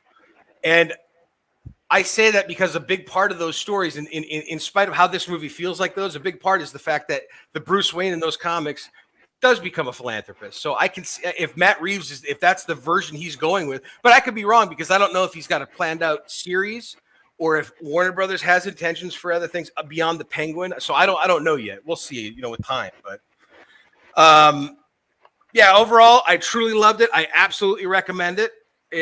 In spite of it being too long, it's not a movie that will waste your time. I don't think. I really don't. That's the other thing I wanted to say real quick before we move on. I love the fucking cape and cowl in this movie. I love the way the suit looks. I really do. I love this version of the Batman suit. I agree. I like the suit. My only critique, and this is a stupid one, I don't like the ears, the way they're placed on the head, and I don't like the shape. I don't like the shape of the ears. I love it so much that and this is not bullshit. It'll never happen because it's been announced now that Daredevil is going to be in the She-Hulk show, and that he's going to get his own series eventually. So I know it'll never happen, but I really would love to see Matt Reeves make a Charlie Cox Daredevil movie based on the helmet design in the Batman. Like, I would like to see what he would come up with for a Daredevil movie. And I agree. I would say that helmet reminded me more of Daredevil than it did Batman. I fucking love Daredevil. The Netflix Daredevil is so fucking good. All right. But yeah. Anything else on Batman, or can we move on? We can move on. All right. Next story is mine. So after everybody in the world DMing me and my brother annoying me for the last couple weeks to watch Reacher, I finally broke down, and I want to say the reason I did it is because Ricada Law every Sunday on Twitch is doing a watch along, because on Amazon Prime on Twitch now, because they're married, they're brother companies, you can watch an episode with your audience on Twitch. Shout out to Amazon Prime. Yeah, and not get copyright struck. So I didn't watch his show. He's watching Reacher one episode every week. Yeah, one episode a week, and he's on like episode 4. And I never watched the Twitch show, but I finally re-downloaded Twitch, and there's 8 of them. I saw he was doing it, and I was like, well, fuck it, I'll watch Reacher. I broke down and watched Reacher. I started watching it at 9:00 at night on a Sunday night, and I'm not gonna lie, I watched all the way through episode 6 until 2:00 in the morning, and I had to work on Monday at 7 in the morning on Monday. And I got like 2 hours of sleep Monday night, and then I finished it right after work on Monday. Holy fuck, did I love Reacher. What a fantastic fucking show. I hope Amazon keeps making new seasons, and the way they set the story up, they can do it. Every season is a new cast. Every season is a new story with the same lead character, the way they developed it. And I think personally, because of the military ties of Reacher, I've never read any of the Reacher books or any of the backstory on Reacher. So I saw the Tom Cruise movies when they came out, and I didn't like them that much, so I don't remember much. And I guess that was my hesitancy to watch the show. But the one thing I really, really enjoyed about this show is from beginning to end, every single character in the show has an amazing story arc, except for the main character. The main character is the same person who started the show and ended the show. Nothing about him as an individual, the way he looks at life or the way he conducts himself in life, changed throughout the show, but the show would have never happened without him. But I'm sorry. Go ahead. I'm sorry. Go ahead. No, go ahead. I didn't mean to derail. I would say that's the aspect of that character I love, is because you could take a character like that, much like the first Blood, where you take a character like John Rambo and bring him into a town and throw him into a situation, and then at the end he leaves town, and then you find another. Granted, the other Rambo movies sucked by comparison, but my point is, like, you could take a character like that who starts the same and ends the same and then just leaves. His arc doesn't really grow, but you can learn more about him as he finds himself in other predicaments, because he's that fascinating of a character who has such a secretive past that you could figure some way out. You know what I mean? Like kind of like, I don't know if you ever watched the show Shooter with Ryan Phillippe, but he reminds me a little bit of that character in a sense. Well, the thing I was going to say about that character, I related it to it so much because in the military, there's an old saying that if you let the military change who you are as an individual, you're going to serve all 20 years. If you conform to the military, you will stay in for a whole career. But if you stay true to yourself and like learn from the military what the good parts are, you won't do a full career. You'll get out. So he didn't do a full career. He got injured, which got him out. Same thing with me. So I kind of related to that. And I related to the fact that he's kind of the same person that he was since he's been a young child. Like the scenes we got. And you say a secretive past. It's not a secretive past. It's a normal. He had a normal upbringing with two parents where he was taught right from wrong. The difference was he was a bigger kid. He was a stronger kid. And he had right. And he had a moral conviction. And that moral conviction never left him. He was never willing to do something that was beyond his own moral code. And I respect it, and I love it. And I love how one of my favorite things that were running throughout the show is when somebody would call him a vagrant. Like, if you don't move along, I'm going to arrest you for vagrancy. And he'd get pissed. He'd be like, I'm not a vagrant. I'm a hobo. And there is a distinct difference between the two. A hobo is somebody who is willing to work, who travels for work, but doesn't have a home. A vagrant is somebody who doesn't want to work and is content being homeless. And I thought that was a really funny running joke throughout the show. And on top of that, to get a little personal with our audience, if you ever wonder what my style of woman is or what my type of woman is, Easy. Officer Roscoe would be like the mold. Yeah, and just put her just 40 years older than that version of it. Ouch, bro. Well, that doesn't even hurt me. And what's funny is, I think my whole adult life I've been saying I don't like blondes, but like I start reviewing my recent history of the last 5 to 6 years, and I'm like, maybe I'm into blondes now. Maybe blonde is my thing. I've never seen it, but Bob and I talked about on our podcast the Scream. We talked about Scream, and we talked about I didn't realize it, but there's an MTV Scream show based on Scream. She was the main. I was researching her as I was watching Reacher myself. I forget a lot about Reacher because I watched it when it came out. You were a little behind, but I didn't. When I saw her, I'm like, she's familiar, and I looked her up, and I didn't realize she was the main star of Scream, and I think that was like one of her first projects, and she was like one of those younger like actresses. And when she went topless in this show, I was like, holy shit! God bless her. God bless her. It just threw me off, man. 17 minutes 25 seconds, just for the record. I think it's episode 3 or 4. Holy shit, dude. I jumped on this show not just because it was being advertised at the top page of Amazon Fire Stick, but because honestly, the guy portraying Reacher, and I never remember his name. Just because I'm always fucked up, but he was in DC's Titans. He's been not Hawkeye, but I can't think of his name now. It might have been Hawkeye. Falcon and Dove. He's Falcon in HBO DC's The Titans, which he's fantastic in. He was Arthur Curry in Smallville, Aquaman. And I recognize him from a show I loved on Sci-Fi called Grindhouse Presents Blood Drive, which is an over-the-top sci-fi horror, futuristic nuclear war, road warrior type show that just kind of envelops all these different genres. And he's the main star of it, along with this really hot chick that Paul would probably find attractive. And it's just a fascinating show. I love him as an actor, and that's the reason why I watch Reacher. And I love the show so much. I was telling Paul beforehand, I never watched the Tom Cruise Jack Reacher. I never gave a fuck about it. And after watching this show, I loved the character so much. I was curious to see how different that version of Jack Reacher was from this version. And while I enjoyed the first movie, not as much as the show, I did enjoy it quite a bit, surprisingly. I was surprised by it because I'm not a Tom Cruise fan, but I was surprised by how much I liked the first Jack Reacher. The second one, I think I made it 20 minutes in, and I just said, fuck it. Like, it was a dumb fucking movie. But I wholeheartedly agree with you. Like, Reacher was a surprise for me to watch. I only watched it because like I said, I love that guy. But I immediately texted you. I'm like, I'm 3 episodes in, dude. I'm binging this. It's that good. This is up your alley. I can't say enough good things about it. Again, another show just like Batman. Casting was phenomenal. Who's the discount Kevin Spacey that plays the bad guy? Kleiner. I gotta look it up. I can't think. Like I said, I watched. I can't. I've seen him in something before where he was really good.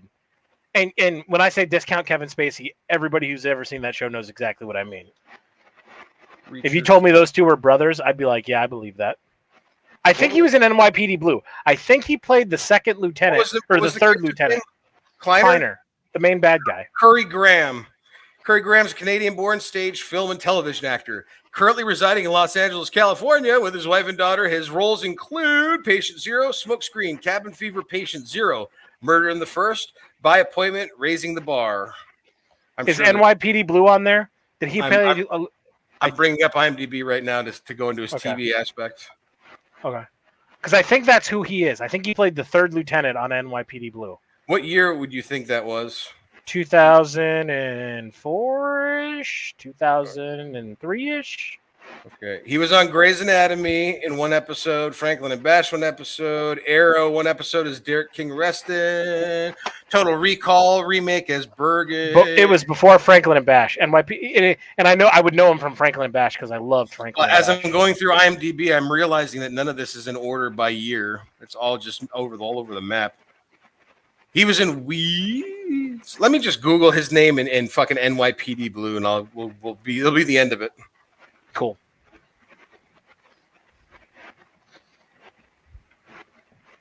And you're indeed correct. He was an NPD Blue. Yeah. Lieutenant something? Is that his credit? Thomas Bale. Lieutenant Thomas Bale. Lieutenant Bale. 1993 to 2005. Well, that's the show run. He was only on it for the last couple of years. There, take that, Google. He got shot at in the police precinct, and that's how he got off the show.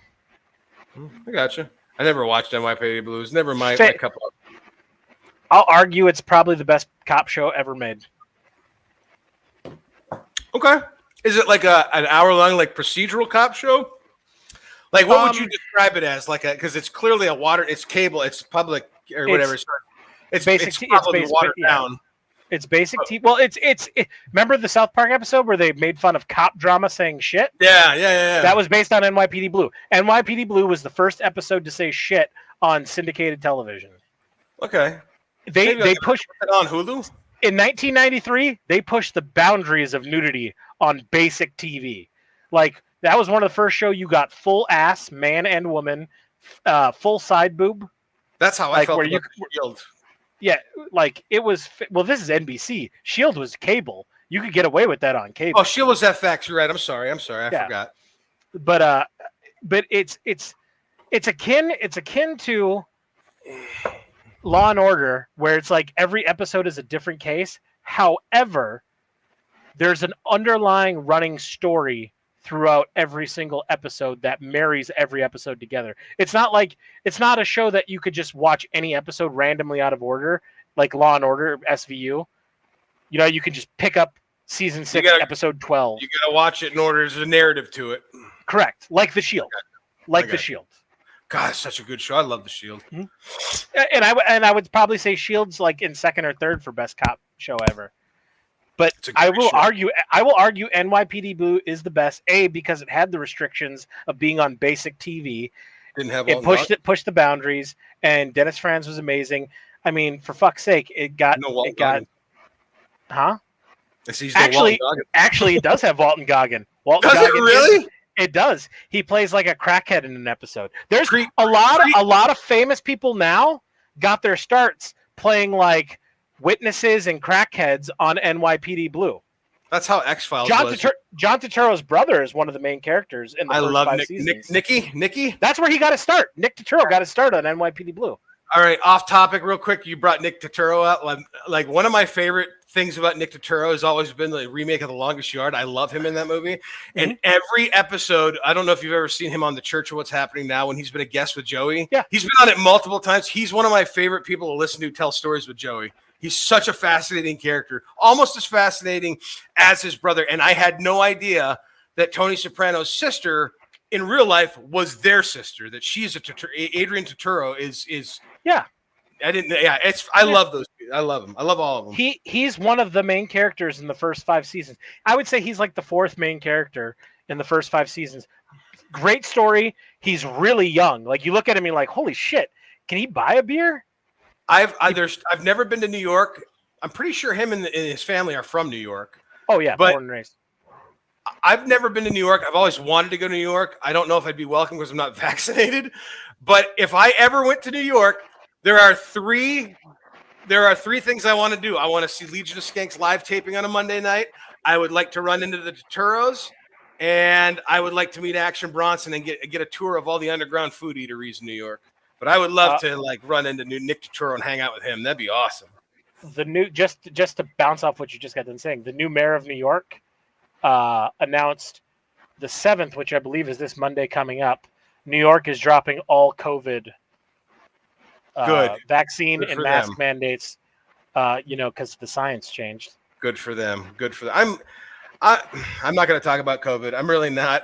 I'm really not. There's so many things I can say about it right now, but I'm glad to see I'm glad to see that becoming a footnote, even though unfortunately the thing up next is nuclear war and World War III. In a weird way, I think I'm going to miss COVID because at least I got an entire year and a half off of having to deal with my job and still got paid for a full time of it. All right.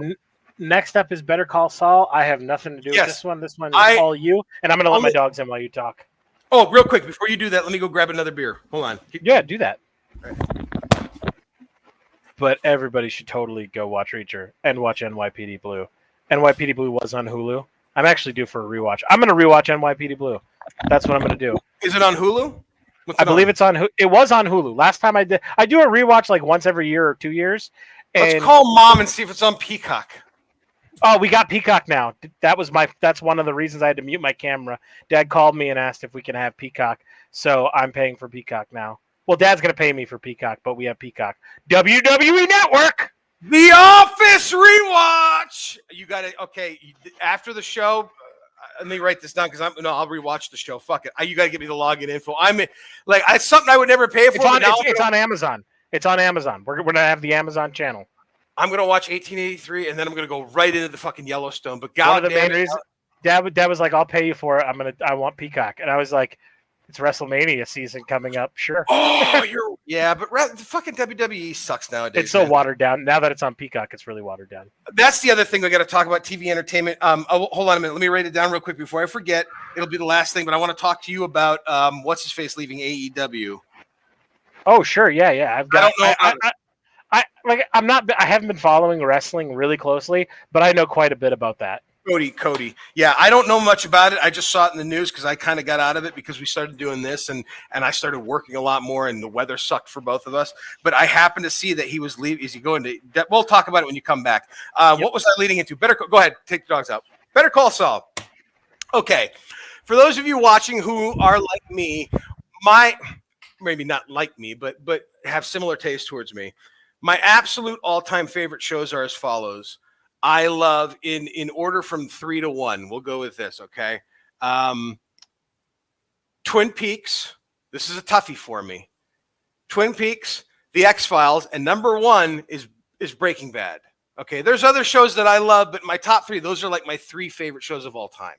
Breaking Bad is like, I'm not going to fight with anybody. I'm too old for that shit. But I will certainly say this, pound for pound, episode for episode, season for season. It's a show that I had no expectation. I can tell you exactly how I got into it. My friend, Mark Engel, rest in peace. He passed away December 27th, 2017. I could be wrong. 26th or 27th. Anyway, he's the one he's my buddy at work when I worked in Florida. And he got into it, started binging it up when season 3 was out with his wife and like convinced me to watch it and became my absolute favorite show. Season 1 became a novel idea. Be interrupted with. What's up, Joe? What up? So yeah, Breaking Bad is just threw me off, you dickhead. Breaking Bad's my favorite show. That was intentional. Better Call Saul. The final season is coming out April. I thought it was April 18th. The final season of Better Call Saul. If you haven't been keeping in touch, it's the people who created Breaking Bad, but it is the prequel to Breaking Bad. And this final season, the last 2 seasons have been. Love you, Kim. Have a good night. Have a good night, Kim. Thanks for watching.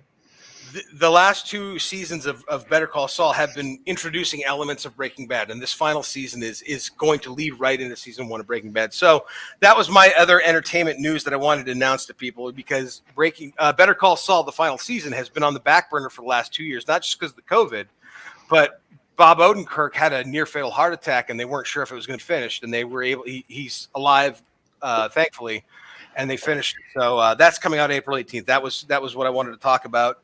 And our next up that you had on the docket was Pam and Tommy. I don't know what episode we're on with this show. Well, real quick, Joe, have you been watching? Not Pam and Tommy. Well, have you been watching this show tonight? The last half hour or so. Okay, anything you want to interject your opinion on anything we've talked about? No, Did you see the Batman? No, I have not yet. Okay. Sorry to spoil it for you. Oh, you didn't spoil it. I know why he hasn't seen it, because the same cruise ship that we normally go on doesn't have that playing in their theaters. Oh, okay. I got you. I had to book on a different cruise line to find a cruise that was playing that movie. Yeah, the Jack Sparrow's Caribbean tours. So, am I right, Joe? Did I nail that? No. I was actually planning on going to see it in theater here soon. I'll be honest with you. I want to see it in theaters too. It's a movie well worth it. Like it's like Paul said, and I agree with him. It's 45 minutes too long. That said, it's a pretty goddamn good Batman movie. It really is. I think it's a fantastic movie for 2022. That will be my moniker on it. In the year 2022, I think it's a great movie. If you compare it to movies throughout time, it's not the best, especially compared to Batman's. And honestly, there was only one part in the movie where I saw Colin Farrell in the performance of Oz. I like that they called him Oz or Ozzy, but there was only one time in the very beginning when you were introduced to him and you saw his eyes and you could see his mouth and hear his voice. It's the only time I could recognize Colin Farrell. Like it completely is a completely different person. It's crazy. Agreed. I completely agree. I knew it was Colin Farrell, but the whole time I'm like, is Colin Farrell who I think Colin Farrell is?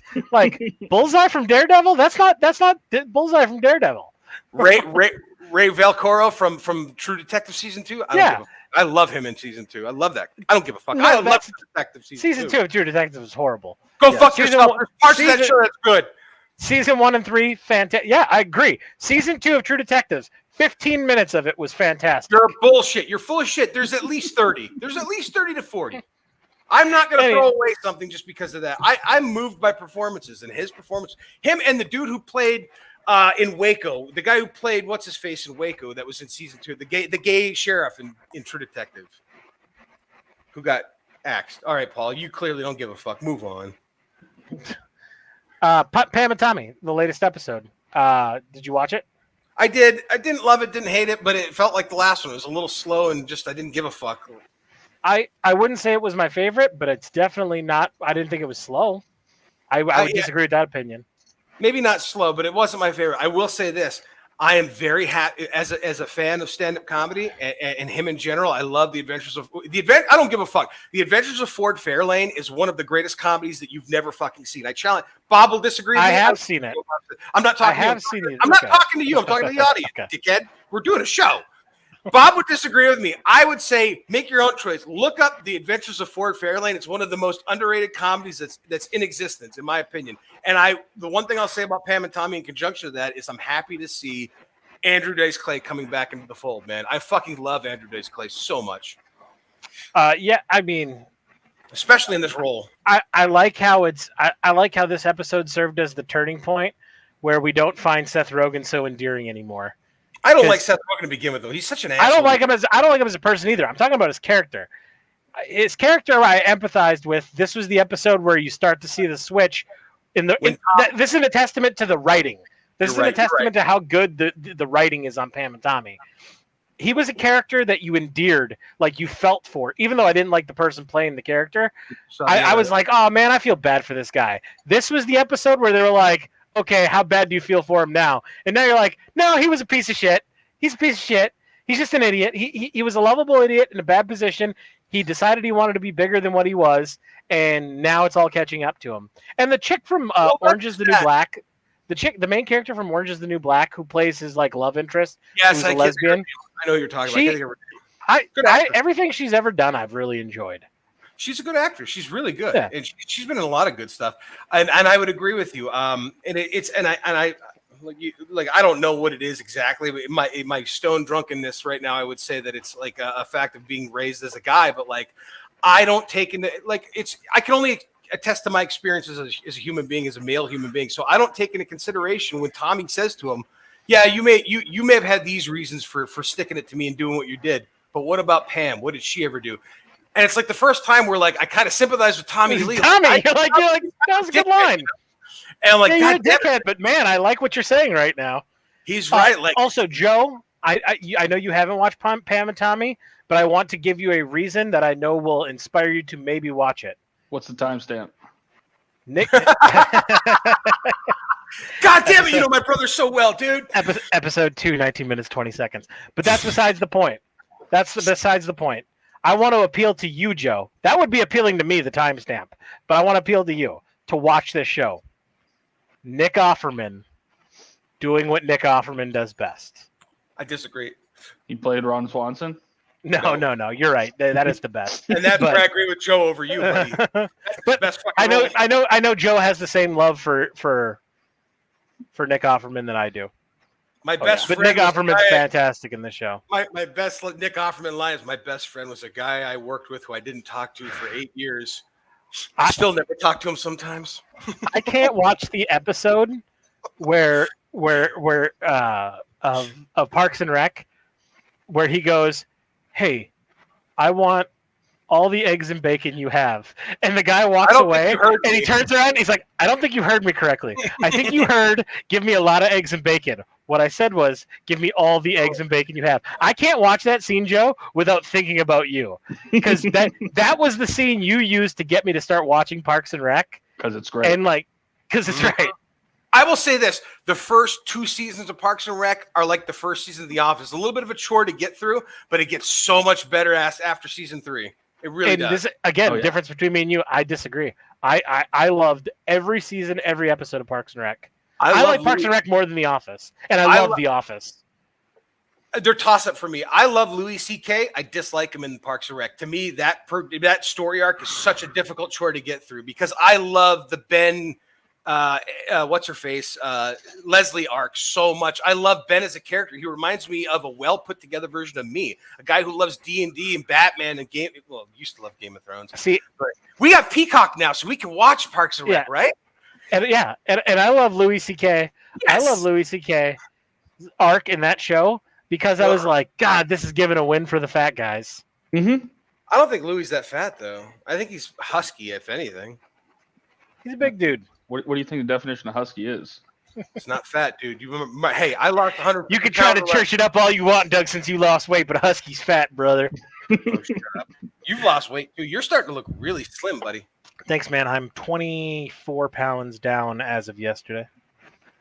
Dude, but I'm not doing this for weight loss. I'm so glad that I'm so grateful to you that we've got Peacock because now I get to rewatch Parks. Don't be grateful to me. Be grateful to Dad. He said he's going to pay for it. Oh, man. Yellowstone, man. Great. Now he's going to throw up my face. I'm so excited. That's what I want. I want to watch Yellowstone. I got a question for Joe. Have you watched 1883? Everything but the last episode or two. So what would you? Here's my thing, and I told this to Paul because we also now have Paramount Plus. Should because I haven't watched either, and I'm excited. We don't have it on Amazon Fire TV anymore. You have to use the app and use Mom and Dad's login for that. Okay, you'll have to walk me through that later. Regardless, doesn't matter the order. It really doesn't. Okay, I didn't know if it was I didn't know if 1883 tied into it. I mean, it does, but it's set to almost 150 years beforehand. Okay, well, I mean, I have a linear brain, so. If you have a linear brain, watch 1880. I would say personally, I'd watch Yellowstone first because it introduces you to their story arc. But you really don't need to. Have you seen Yellowstone? So many people I work with love that show. I've watched every episode of Yellowstone. I love it. I have not seen it yet, and I know Joe. When it came out, Joe was like, "Paul, watch Yellowstone," and I was like, "I don't have Peacock, and I'm not paying for it because I have so many goddamn accounts right now." I tried watching tomorrow. I tried selling the show to one of the new guys at work, and I was trying to pitch it to him, and I was like, "Oh, well, it stars Kevin Costner," and he was like, "Who's that?" I was like, all right, we're not having this conversation anymore. Can I tell you something? I've loved Kevin Costner throughout all of his films, but like from Man of Steel on, like I've truly fallen in love with him. I love his portrayal of Clark Kent's father in Man of Steel. Like, so fucking good, man. He plays Jonathan Kent real well. I picked a great year. Yellowstone. I picked a great year to get back into baseball because baseball started a new tradition this year where they revived the Iowa cornfield into the baseball park, and once a year they're playing a game in the Field of Dreams. Yeah, they've been doing it for a while now. No, this was the first year. They took 1 year off.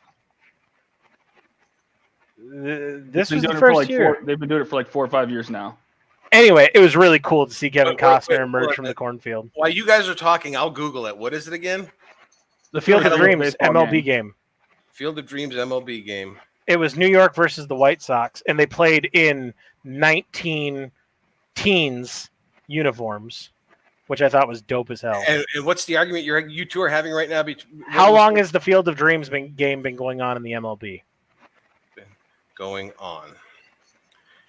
Google Jamie this year. But now, after 5 years, that game is finally being played in a matter of days. It'll happen on August 12th in the New York. Okay, that's not the answer to it. How long have they been playing the Field of Dreams game? MLB at Field of Dreams, known as MLB at Field of Dreams, presented by Geico for sponsorship reasons, was a regular season Major League Baseball game played on August 12th, 2021, near Field of Dreams in Dyersville, Iowa. That doesn't tell me anything. I got to go to the Wikipedia. This is the first year. I'm 100% sure of it. Hold on a minute. Date, August 12th, 2021 is what it says here on the Wikipedia. And it's the only game ever played there, right? Sanctioned game. Joe, if they played unsanctioned games there. It might have been unsanctioned. Like this actually counted to playoffs and shit like that. So far, okay. It's only listing the August 12th game so far. Yeah, there might have been exhibition games played there. I won't argue on that. Shortly before the game, this is per Wikipedia. Shortly before the game, MLB Commissioner Rob Manfred confirmed that there will be another game at the Field of Dreams in 2022, likely during August, but did not reveal which teams would be playing. MLB later announced that the Cincinnati Reds, the same team who would beat the White Sox in the controversial 1919 World Series, would play the Chicago Cubs at the site on August 11th, 2022, with Cincinnati as the designated home in the team game. Before you guys continue with your thoughts on this, I need to say something. I don't know shit about baseball. I've always enjoyed watching it live when Paul and I lived in Fort Myers. I loved going to Red Sox games. I don't know how far Cincinnati is from us, Paul. I would go to this game with you in August. Well, it's in Iowa. Iowa's closer than Cincinnati to us. Really? I don't know. It's at the actual Field of Dreams from the movie. How far away would you say, like if you had to guess? Well, we happen to have a cousin who just brought a shit ton of property in Iowa. Ooh. That doesn't answer the question of how far away from us this is. We have a cousin who just bought property in Iowa. What the fuck are you talking about? Connie. Yeah, I know who you're talking about, but I asked, like, if you had to guess, how far away would it be from us? Do you know where La Crosse, Wisconsin is? Do you know where La Crosse, Wisconsin is? You know, I'm just going to Google it. You guys go ahead and have a good conversation about MLB. It's the same distance. It's about the same distance as Chicago, give or take a little bit. Same distance as Chicago-ish. Well, that's not that far. That's a drive. We could do that. I know. That's why I said that. 5.5 hours from my Dude, let's keep an eye on it. 7.5 hours. Let's keep an eye on it. See how much tickets are. We can get tickets. Like, I would go to that with you. I would totally take the road trip with you and go to that. I don't know shit about baseball, but I think that would be a lot of fun to go to. I would love to, too. I just think the tickets are going to be hard as fuck to get. Oh, yes. Oh, and after the show, by the way, Upgrade Hip Hop private messaged me there's a price that he's got in mind, but he's willing to help us like record an actual podcast intro theme for us, and I'm willing to go in on it. To me, it's reasonable, but I'm willing to go in on it. So, well, you know me, I don't spend any money. I don't spend any money on this show, and try to keep the production costs as low as possible. Yeah, you were literally in tax season now. A year. Do you realize like a year ago, like last month or this month? Well, then when I got the money to buy this computer and start doing the Brothers from Other Mothers season 1 podcast that spawned into what we've all now done, like I could trade this in. Well, we're over a year from Brothers from Other Mothers starting. We're well over a year. We're well over a year. That's right. You're right. But like I'm saying, like we did it between the week of Christmas and New Year's in 20. But I didn't buy this computer, and you know what I mean. Like remember, I was having streaming problems. Yeah. I was driving out. You were recording the podcast, and I was literally driving out to your place a half hour, 40 minutes out of the way with a hard drive just to have you dump the episode so I could drive it back home and edit it, man. And now here we are doing live streaming and shit, and it's just wild, man. It's been a wild year. We're at the threat of nuclear war. It's crazy. Anyway, Pam. Oh, you would have been proud when my brother was shopping for a computer. I used all the knowledge that you have imparted on me to help him either build or just buy a prefabbed one. We went with a prefabbed one, but it had all the specs that we needed. Yeah, all the elements that Paul had required, and it's worked out pretty well. Like I don't really use it other than for the podcast. And Joe was the one who taught me how to do that. I'm in the process of upgrading mine right now. I'm rocking the one you helped me build. Okay. Honestly, I would like us to like eventually build our house that we're talking about and build like a legitimate podcast studio. Like I like what we're doing now, but like I would like to have like legitimate microphones. I would like to get a better headset if I'm being honest for this show. But like I'm interested in upgrading everything in the long run. Like I love this is the first week I'm using the Canon, and I actually plan on getting a Shure mic. I would like to get a Shure mic and like a set of Bose headphones or a good set of headphones. Doesn't necessarily have to be Bose, but it boggles my mind every time I watch all my favorite like reactionary video YouTubers, man, like how they have such a better setup, yet they're living in like Section 8 and apartments. And I'm like, God damn it. Like they have a better setup than I do. I want that. So what happens when you live that cheaper lifestyle? I got to start getting that. That's what you do. This game, this podcasting, YouTubing game. But I would argue the Patreon you got to go. Off. You got to go broke before you start going up. And that's true. I want to start a Patreon for us. I don't know if it would take off. I will not put us on the Patreon platform because Patreon is way too heavily on censorship. If there's a Patreon alternative that comes along, I would think about it. I think there is one. Ari Shaffir. Boy. We should do an OnlyFans show. That'd be awesome. But like Ari Shaffir like makes a bulk of his living. Legion, you laugh, but during the pandemic, when OnlyFans took off, Legion of Skanks started doing like a weekly Friday night OnlyFans show that was exclusive to the OnlyFans way. You had to join their site. And all joking aside, I wanted to talk to you about this, and I guess we'll just bring it up on air because it's not that big of a deal. Yeah, but I wanted to pitch an idea, like where if we do another weekday show, we do it exclusively for alt platforms like Odyssey and Rumble, because I want to start promoting the alt tech versions of YouTube and stuff like that. I'm okay with that. I have no problem doing that. I'm all for it, man. Like, but I'm a big supporter of alt tech. The more competition there is, the less censorship there'll be. When you say Patreon is insane censorship, it just boggles my mind because Ari Shaffir, who we both know to be like an agent of chaos, makes an entire living. I would argue his entire living. He makes like close to $17,000, I think, a month on Patreon. And you know how. It's only a matter of time. Look up Owen Benjamin Patreon case. Owen Benjamin got kicked off Patreon. Alex Jones got kicked off Patreon. Owen Benjamin was just on somebody's podcast recently. I'm trying to think. Chrissy Mayers, that's right. Thank you. I follow the goings on of my boy Owen. Oh my God, Owen. Shout out. I have to do another shout out besides the one I already did for Uncle Dusty Comedy. Fucking Matt and Shane. I've said it before. I don't give a fuck. Suck our dicks to all our enemies, man. Matt and Shane's Secret Podcast. I've been listening to that as much. Like I started listening to it weekly and regularly as they've been coming out. I joined their Patreon to get the Patreon exclusive episodes for $1. It's like Legion of Skanks. Like it is literally what it reminds me of listening when I listen back to our show. It reminds me of two guys like you and me just talking about this shit, and it makes me laugh so much, dude. I highly recommend Matt and Shane's Secret Podcast if you haven't checked it out. Dude, okay, let's get this train back on the tracks real quick. Sorry, guys. Finish out. Pam and Tommy, like I love how we're seeing the arc changes of the people we hated and the people we loved, and now they're molding that. And again, every single cast member they got to do this, and begrudgingly, I'll even say Seth Rogen, doing a fantastic job. I think the story's getting good. It's only gonna be a one season. This is gonna be a mini series. Yeah. This is like American Crime Story, People versus OJ. It's like that, a one-off. Yeah. So that's pretty much all I got to say about it, and I look forward to seeing how this all plays out and how they write it, because I think the writers are doing a fantastic job. Agreed. Before we go into the next topic, which I know is K, and P, because of the legal aspect of it, which I'm looking forward to, and I think that's going to take up the majority of the time. It's not going to take up that much time for me.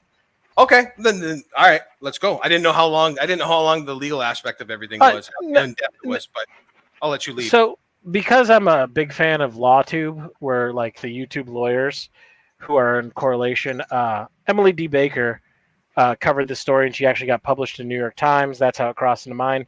Normally, I do not give a shit about this Kim, Kanye, Pete Davidson thing. I obviously agree with a lot of Kanye's personal views. I'm not a huge like Kanye. There's music of his that I think is fantastic, but I wouldn't call myself a Kanye fan. I would. Kim Kardashian, I'm a big fan of her first film she ever did. I thought it was a great production. I don't think the camera work was all that great, and I think the lack of cum shot really, if I'm being completely honest, what disappoints me about that movie more than anything is any porno. The lack of a cum shot, you know your fucking audience, people. If you're going to film a homemade porno, make sure there's like a shot across the chest, the face, the ass, or the tummy. For fuck's sake. Nobody wants to see you nut inside of a woman because you can't see inside of a woman. Fucking idiots. Just to realize how old that sex tape is, that Kim Kardashian sex tape, it was a topic of conversation on an episode of Rescue Me. Let that rescue. Yeah, it was. They talked in the firehouse. You're right. That's like early 2000s. You're right.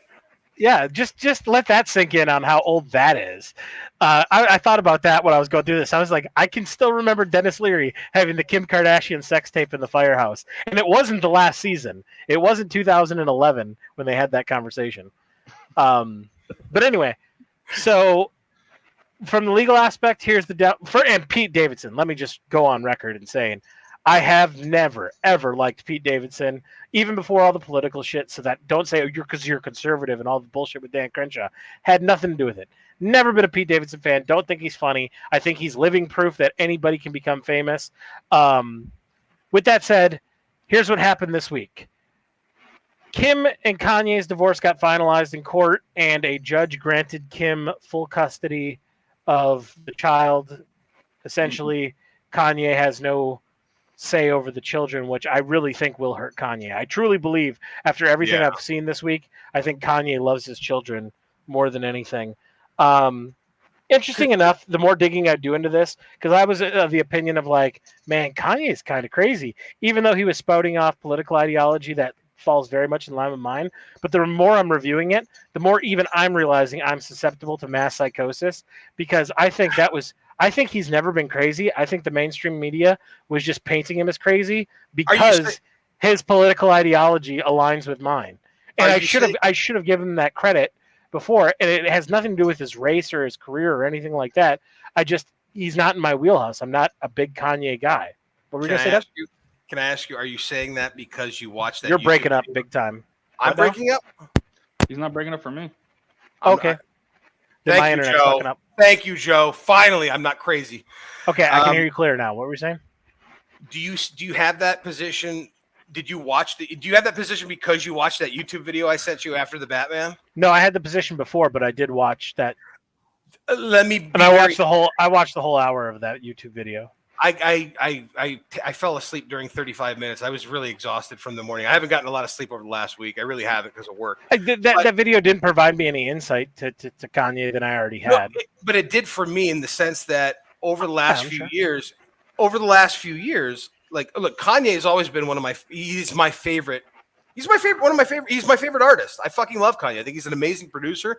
I love almost every one of his albums with the exception of 2, I think, if I'm really breaking it down. But over the last few years, it's really been like a whirlwind of like crazy media of like not knowing what to trust. And it's been painted like the presentation of him is this motherfucker's got bipolarism. He's losing his mind. He released an album, which the albums he's released, the EPs and shit, he did one with 2 Chainz and he did one for Kid Cudi. And he did one for himself, which was just called Yay, where like literally the intro track of the album is like, I have bipolar is my superpower. I think about killing myself more than I think about killing you. And I think about killing myself all the time. Like it was just a really out there mental breakdown. And I honestly thought this guy, because he lost his mom, was like really just starting to, it was kind of like thrown into that global lifestyle that the Kardashians have. I thought this is a dude who's starting to crack and lose it a little bit. And then I do believe is kind of true too. I think there's a little bit of that it is true. Absolutely. but it never crossed my mind, like watching the footage of the way the media portrayed him with the MAGA hat, like even on Donda, on the first Donda album, like Donda 2 just came out recently, but Donda 1, the song Jail, I think it's Jail Part 1, Part 2, I can't remember which one. It's like the 4th track on the deluxe version. It's fantastic. Jay-Z comes in at the end with a bar and he says something to the effect of, he starts talking to Kanye's deceased mother, Donda, and he says, I'm back with your boy now, Donda. Something to the effect of like, no more talking about that red cap, we going home. Referencing the MAGA hat shit, you know? And I never gave two thoughts about it because I do like Jay-Z, I like hip hop, and I don't really give a shit in the long run of the political aspect of things and how things are actually run.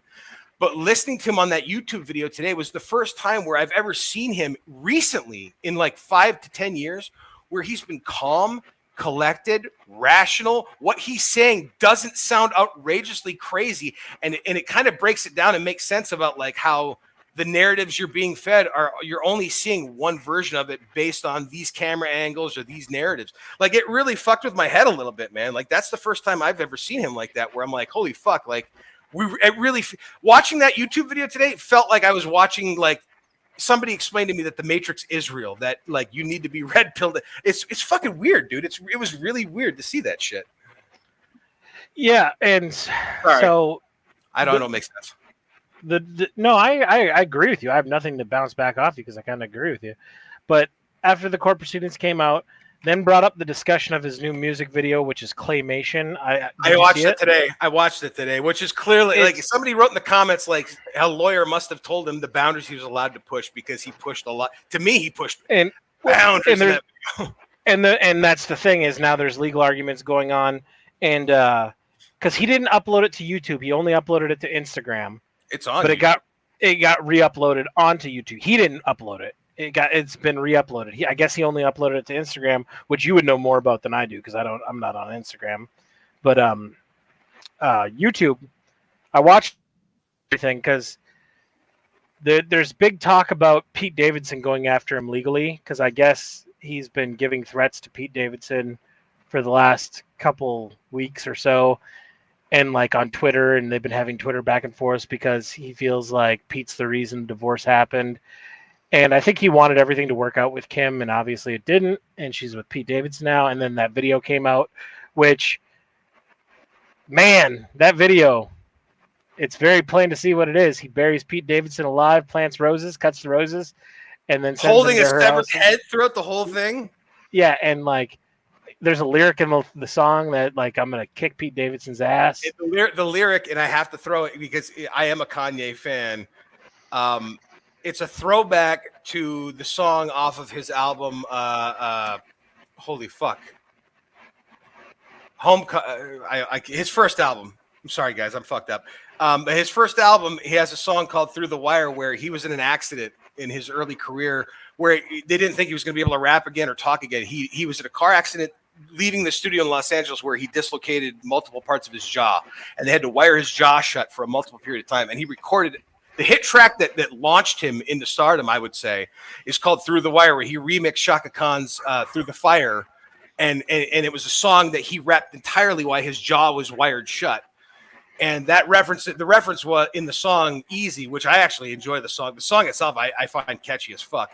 But the lyric was, "God save me from that crash so I could come back and whoop Pete Davidson's ass." It was a throwback to a greater era of his life, I think. Yeah. So there's big conversations that where Pete Davidson should start going after not only Kanye, but going after all the major platforms such as Instagram. They want to turn this into a boundaries of the First Amendment, which I see this as an opening for them to try to curb free speech and get hate laws on the books. And I think that's what the attack here is. And try to get him banished off all major media platforms. They're trying to Alex Jones Kanye West. Is essentially what it looks like is trying to happen. I said it before, I miss Alex Jones so much, man. I still watch him like crazy whenever I can, whenever I have the ability. It doesn't pop up in my YouTube. Yeah, I don't have a subscription to InfoWars or anything like that, but like whenever he's on somebody else, whenever somebody else is on his their platform, I watch it. But anyway, so we're gonna see what happens out of that because that really does touch into my area because it crosses into free speech. And everybody knows I'm a free speech purist. To where is there incitement of violence? That's the big question. Is there incitement of violence with what Kanye West has done in that claymation video? I argue no. I will argue no. It's artistic expression. If he ever follows up on that threat or follows up on that, then we could start talking. But it really made me realize, like, Pete Davidson, as much as I've always disliked the guy, again, this was a moment where I had clarity, where I went back and I look at Pete Davidson's relationships from Ariana Grande, from the chick in the vampire movies to this. And I'm just like, how the fuck does this guy keep punching that far above his weight class? And don't get me wrong. Dude, you messed up. You said Twilight? Go ahead, Paul. I said vampire movies. You thought Twilight. Underworld? Is that the movies? I said vampire movies. Kate Beckinsale. Kate Beckinsale. Thank you. Thank you. Sorry. Well, we all know why he can punch above his weight class. Like Ariana, and that's it. I want to see what his dick looks like. And that's no homo. That's nothing like that. I've got to see this massive white cock that like he pulls this tail with. And Ariana Grande, I'll tell you what. Every time I think about Ariana Grande, Joe, do you know who I think about? I don't. Somebody's Puerto Rican, but is it Italian? Yeah. Okay. Do you like he was the one who got like really upset with everybody. He made sense with what he said too. I agree 100%. But anytime somebody would say Ariana Grande is attractive, he lost his mind, and I would love it because you're like, he's kind of got a point. He totally has a point. Like you're basically saying you're a pedophile if you think Ariana Grande is attractive because she looks like she's 12. Yeah, she's gonna be like that. She's like a forever young person looking. Mm-hmm. But I'm curious, and it's not like a sexual thing. I just want to see the white cock of Pete Davidson, and is this thing so monstrous that every single one of these chicks are bowing down to it? And because I don't hate on him for punching above his weight class. If it wasn't for punching above his weight class, I would have never banged the hot chicks in my life. So I would totally look at it, and I will say this: I honestly do believe the rumor is true because I had to look this up while you were talking about it. Pete Davidson was a guest, I believe, on episode 155 in the early days of Legion of Skanks, before it became the powerhouse it was back in its infancy when it was in a little backroom studio at the Creek and Cave in New York.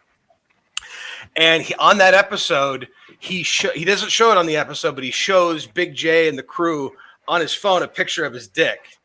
And I only know that because in the recent episodes, since all this news has been coming out and he's blown up, Big J, Dave Smith, Luis Gomez on the recent episodes of Legion of Skanks have been talking about the news and shit. And Big J's like, oh, it's as big as they're saying it is. He's like, remember that episode? He showed us the picture on the phone. He's like, he was explaining it to Anthony Kuma, and he's like, it's 10 inches soft. He's like, he was laying on his back and it was above his belly button, touching his tits soft. So I am so curious to see what it looks like myself. I don't dispute it. Well, he's also like over 6 foot, so they usually have bigger appendages too. People in the I don't know if there's science to back that up because I've seen short dudes with big dicks too. I don't know, man. I went to Harvard for lunch one day, so I have a little bit of knowledge, but not a lot. I'm what they call a lawyer. What does that mean? I watch Law and Order quite a bit. So that was you read through the court proceedings and shit. We talked about that. Yep, that's TV and entertainment. Unless you got something else, or if Joe wants to bring something up, Joe, you're more than welcome to bring up a conversation here. Absolutely. Well, I did actually go back through after last week's podcast, and I watched some of the Michael Rosenbaum podcast, Inside of You. Oh, I love that show. I have been thoroughly enjoying it so far this past week. Not only is he a good actor, he's a good interviewer, and he has some fantastic. Like, I don't watch Supernatural the way you two did, but like I know he's had actors from that show on and had incredible interviews. Like, he's just a good interviewer, I think. Yeah, he knows how to. I don't know, lead the scene, I guess. Especially throughout that whole CW Josh Whedon universe of people. Oh yeah.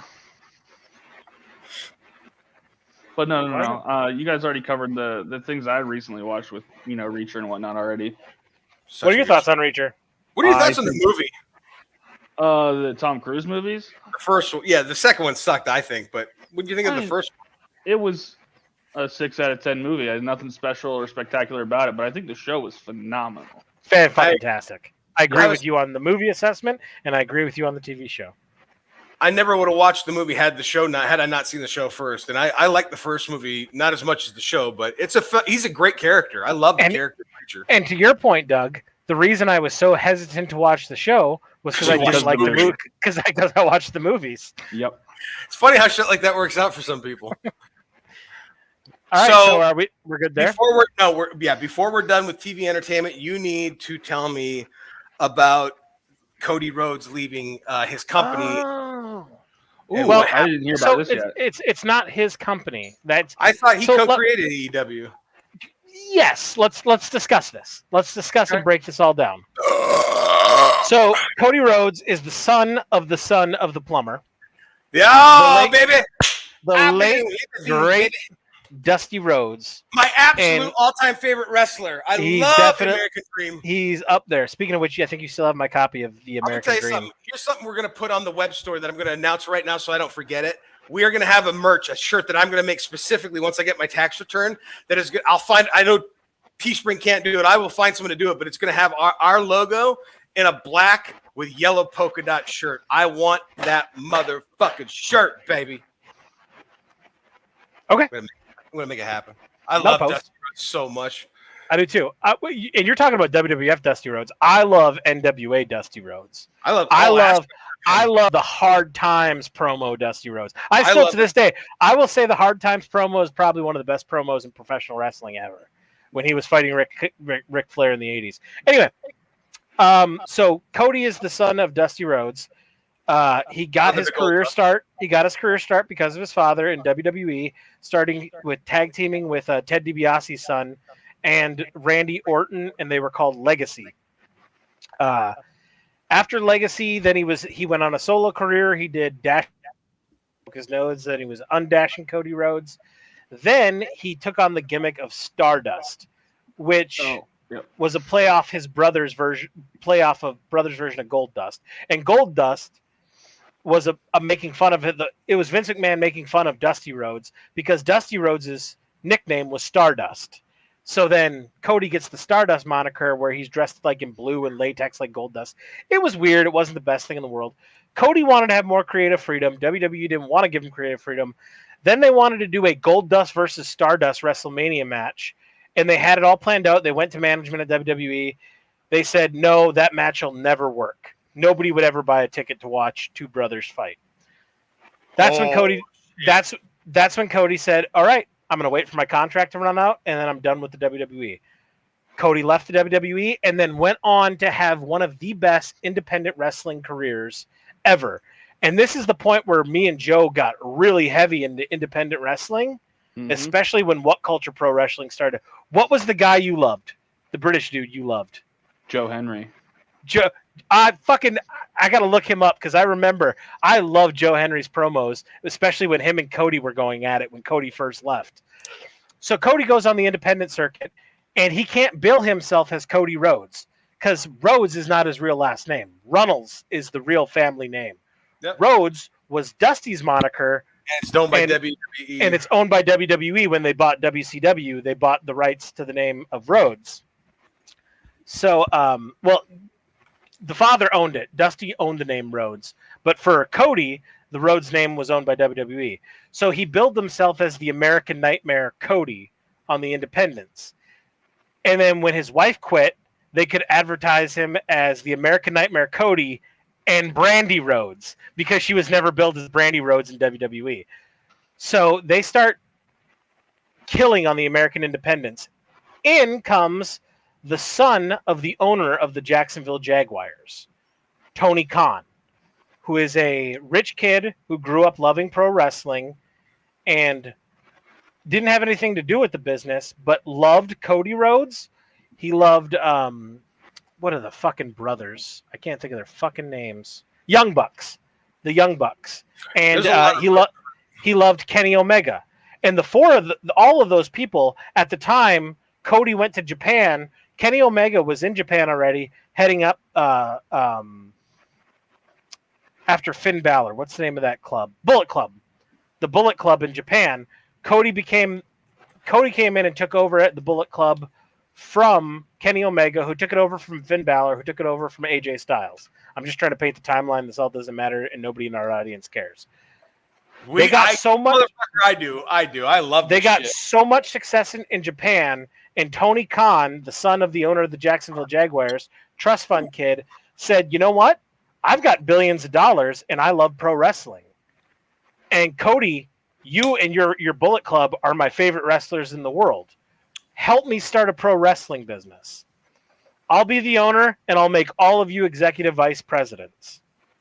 And that's what formed AEW. So Cody's been the executive vice president on top of talent. I think he was the first. No, he wasn't. Was he the first AEW champion?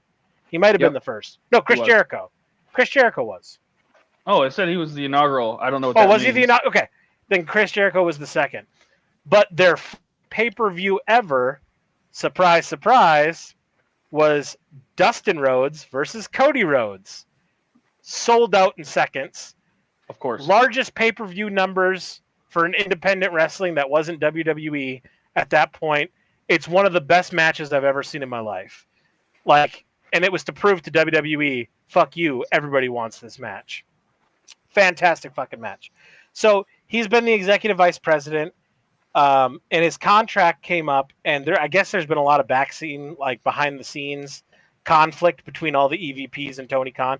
Tony Khan's basically bringing on all the big name WWE wrestlers from yesteryear. He brought CM Punk back, which I thought was one of the best decisions ever. He signed Daniel Bryant, which I think is amazing because Daniel Bryan's wife is still working for WWE. So, and I think Cody was seeing what was going on, like, oh, I'm going to get phased out. And on top of that, Cody wants to be an actor. That was always Cody's dream, was to be Hollywood. That's why him and Steve Amell are friends. He's appeared on Arrow. He's been on Arrow. I think we'll see him play a role in Heels coming up. Oh, I'll pretty much guarantee that. So Cody didn't re-sign his contract as executive vice president or talent. And the big rumor right now is that Cody Rhodes is going to make a surprise return at WrestleMania. Unless it was confirmed, I don't know. But that's the big thing I've been seeing pop up too. Which is surprising because Cody Rhodes left WWE on really, really bad terms. But it's just like CM Punk. But with both Cody and CM Punk, their bad blood was with Triple H. It's been rumored, it's well known, Triple H got NXT, which is his baby, taken away from him.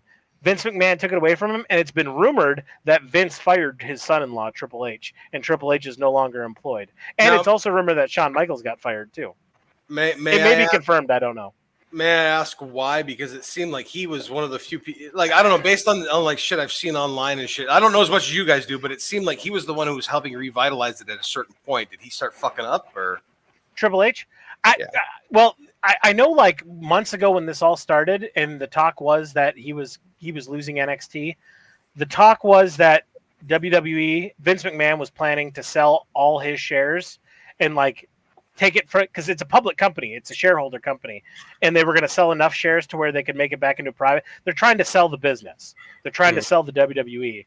And I guess Hunter felt like a slight, hey, how come I'm not going to inherit I married your daughter. The company should be mine. And I started fucking this man-looking dude. I fuck you. I think Stephanie's attractive. I think, dude. As we've discussed, you continue, dude. Seriously, man. Anyway, and then Vince McMahon was just on Pat McAfee the other day, 2 days ago, and Vince McMahon never does interviews. No. Never. That shows you how much Vince likes Pat McAfee. And let's be honest, I love Pat McAfee. Pat McAfee, native. I thought he went to West Virginia for college. He's from Pittsburgh? Yes, he is. I didn't know that. I knew he went to West Virginia for college. I assumed he grew up in West Virginia. Pittsburgh, born and bred. So Pat McAfee is fucking awesome. And Pat McAfee works part-time for the WWE. Him and Vince became good friends. It's an hour and a half episode. It was their Thursday episode. Highly recommend watching it because very rarely does. I think the last interview Vince did was 2006. for HBO. And really? there was a part in the interview where he talked about, because he talked about every decision. He still loves the business and he still has full control. But Pat McAfee asked him some pretty tough questions, like, hey, online rumors about you getting rid of people and you releasing people, and how does that factor in when family's in play? Basically, he was asking him, why'd you fire Triple H? And he's like, hey, I know not a lot of people, especially people on the internet, which I pay no attention to internet trolls whatsoever, but I know a lot of people on the internet think I don't care. Every decision I make is guided by what's going to be the best for business. I don't care about the money, but money's part of it. And I always want to give the fans the best show I possibly can. And if there's somebody in my organization, whether they're family or not, who isn't performing to the standards I think is necessary, I'm going to remove them. Hashtag Chris Benoit. Well, I kind of give him a break on trying to erase Chris Benoit from the history, basing on how it ended. But like how it ended was horrible, but you can't erase somebody. It's like trying. I agree with what you're saying too. He's got, yeah. Anyway, it's a shitty situation, especially when you're in a public company that's publicly traded. When he owned it, I don't think he would have done it if he was the sole owner. But that's me personally. I got a feeling he's trying to sell the company to NBC, and I thought that's what was happening with the Peacock moving the WWE network to Peacock. Would make sense. That's what I know about the Cody Rhodes thing. I hope to God that now that we have access to Peacock, I hope to God they plan on finishing the Ruthless Aggression series that they started right as the pandemic was hitting with the Undertaker Last Ride. That fucking Ruthless Aggression series they made was so good. So good. That's what made me fall in love with John Cena hardcore, dude. Anyway. But you can't do that show for every wrestler. It's got to be an Undertaker, a The Rock, a John Cena, or a Steve Austin. It's got to be somebody that their retirement's coming up. They were big enough in their career to have cameras following them around for 3 years. Like, what vision, whoever's idea that was, like, hey, why don't we just follow Undertaker around 24/7 for the next 3 years until he retires? I remember when that was coming out. It was literally as the pandemic. I say that a lot too. I listen back to the show when I'm at work, and there's things that bother me about me as I get more inebriated, and me saying literally is one of the things that fucking irritates me. Sorry, guys. It literally bothers him. Anyway, when the pandemic started, I remember talking you up. We made a joke about it on Brothers from Other Mothers season 1, where Bob made fun of me because I got you to get the WWE network just so we could watch The Undertaker's Last Ride. But I would argue completely worth it from my end anyway. I had the WWE network. I had the WWE network for like the first decade it was out. I mean, me and Joe never missed a pay-per-view. Like that, and that's all I cared about is I didn't watch Monday Night Raw or SmackDown weekly, but in that period of time, I wanted to catch the pay-per-views because that's really where you're seeing the payoff of stories. But I don't even think it's that anymore. Now that it's on Peacock, It's so watered down. They don't even call them pay-per-views anymore. They call them live special events. You know what I've noticed about recent wrestling is it doesn't interest me the way wrestling did when you and I were kids coming up and going to see WWF matches in Green Bay. The colorfulness, the outlandish characters of Macho Man and Ultimate Warrior. Like you brought up the Young Bucks before. Like I keep seeing on Instagram Young Bucks merch pop up, like buy these shirts, and they remind me, like I don't know shit about the Young Bucks or AEW, all that in-depth beyond CM Punk's return to it. But I love the merchandise. It draws me in the way Nasty Boys merch, like the color aspect of the Rockers, like that. The Young Bucks makes me yearn for that era of wrestling that you and I grew up in. And I'm not gonna lie, I every now and then I'll catch Dynamite or their new show. They got the Wednesday show and the Friday show. Every now and then I'll catch one and I'll watch it. And the wrestling product in modern day is made for social media watchers. They're made for people like you. Wrestling to me is made for people like you, Doug, who like that small bit entertainment. I like long form entertainment. Tell me a story and take your time telling it to me. I like both. I think right now the product is designed for that. Just give me clips, give me the mains, give me like the big story in 10 seconds or less. And the only time I'm watching these shows where I'm like, God, this has me hook, line, and sinker, and it's CM Punk and Daniel Bryan. And I think that's because they were trained under that old school tell a long form story. What's happening now is going to matter 12 weeks from now. You know what I mean? And I miss that. Yeah, I miss that. I miss the long form storytelling. And I think that's why CM Punk is still their #1 T-shirt seller on Pro Wrestling Tees. I really do want to get a CM Punk shirt, but it just started making me laugh of like how I'm sitting here talking about how it makes me reminisce about the wrestling you and I came up in. But the wrestling you and I came up in, and don't get me wrong, I still have fond memories of it. But what made me laugh was like the $1 Million Man had his guy with him, which was Virgil, who could be seen as his helper. And Virgil, like, Virgil's character was to make fun of Dusty Rhodes, because Virgil Dusty Rhodes' real name is Virgil. His name's not Dusty; it's Virgil. And that's why Virgil became. When Virgil went to WCW with the NWO, his name was Vincent to make fun of Vince. It's just but just the way the characters were portrayed, like you couldn't get like what was it? Was it Akeem, the white guy who was trying to be the African? Akeem the African Dream. Motherfucker was as white as they came. He almost looked like a heavier version. It's the one man gang. It was the one man gang. His big gimmick was the one man gang, and then he did his manager was Slick. Yep, that's right. One thing I do for new wrestling, I just started getting into this new wrestler on YouTube. I haven't watched a match or anything, but I'm finding him really fascinating, and I recommend you two looking him up on YouTube. His name is Danhausen. No, that's not him. Painted face. Look it up. I want to hear what you guys think later on down the line. I'll look it up down the line. I thought you were gonna say somebody else. There was a show like 2 days ago on YouTube. A video got uploaded that said this former WWE superstar is now an alligator wrestler in Louisiana. It was Z. I thought that's who you were talking about. I'm sorry, wrong show. Danhausen is a new wrestler. He actually just signed with AEW not too long ago, but he's got his own YouTube channel, and I'm not gonna say he's like the Undertaker, but he's like the Undertaker in the aspect he's never out of character, and his character is fucking wild. His looks crazy. He's never out of character, Joe. Danhausen. Dan is all one word. He's very nice and very evil. Dan, I'm YouTubing him right now. Oh, dude, he looks like one of those like black King Diamond metal, like black metal German rock band lead singers. Ghost. I've seen him before, and that's exactly what I thought. I wrote it off like I don't need to see another Misfits wrestler. Yeah, and then all of a sudden, I watched a video. And it fucking pulled me in, man. It like a promo pulled video? me in. Joe put the spelling of Danhausen in chat. I got Hausen. All right. I'm very surprised I just heard Doug mention King Diamond. I have not heard somebody else who knew who that was. I love King. I love a lot of different shit, man. My brain just takes me all over the map because my memory is so fucking short. But yeah, I like King Diamond.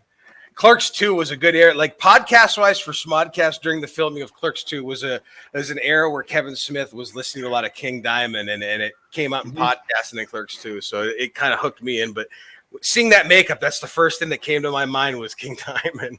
It's entertaining as shit. I highly recommend just watching some of his YouTube videos and get a sense of the character because it's really.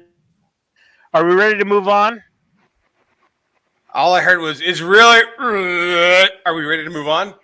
Yeah, I agree. Okay. All right, cool.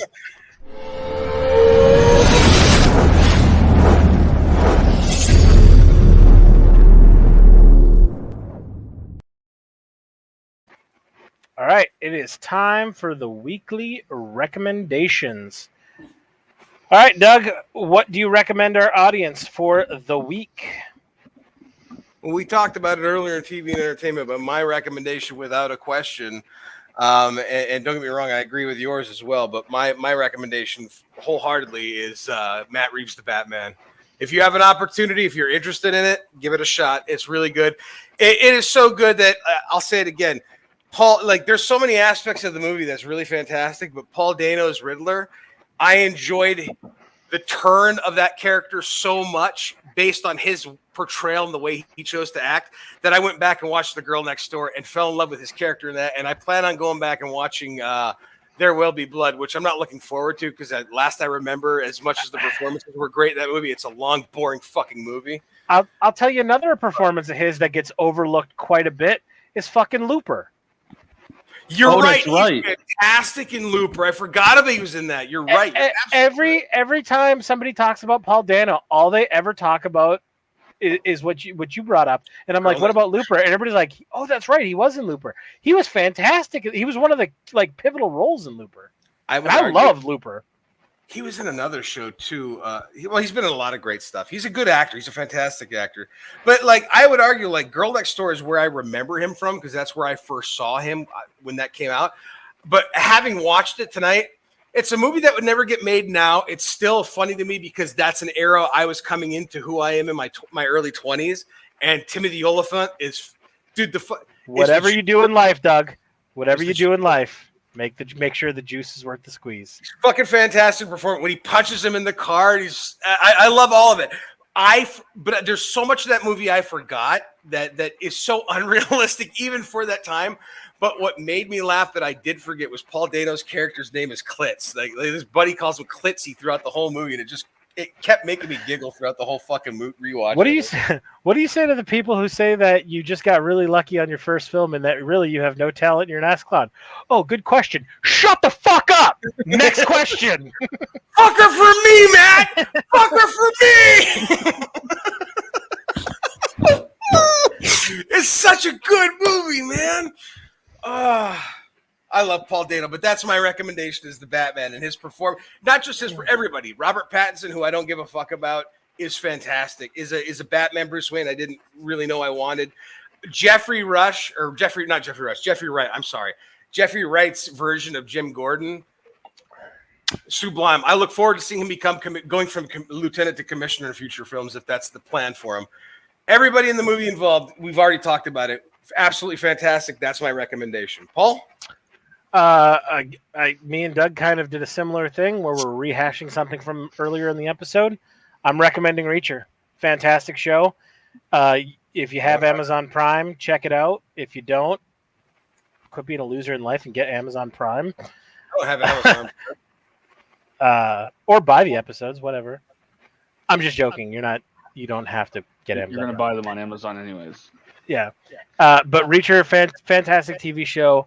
Every single character except for the main character has a story arc, but it's endearing, it's fantastic, and it makes me excited for a season 2, which I hope they do.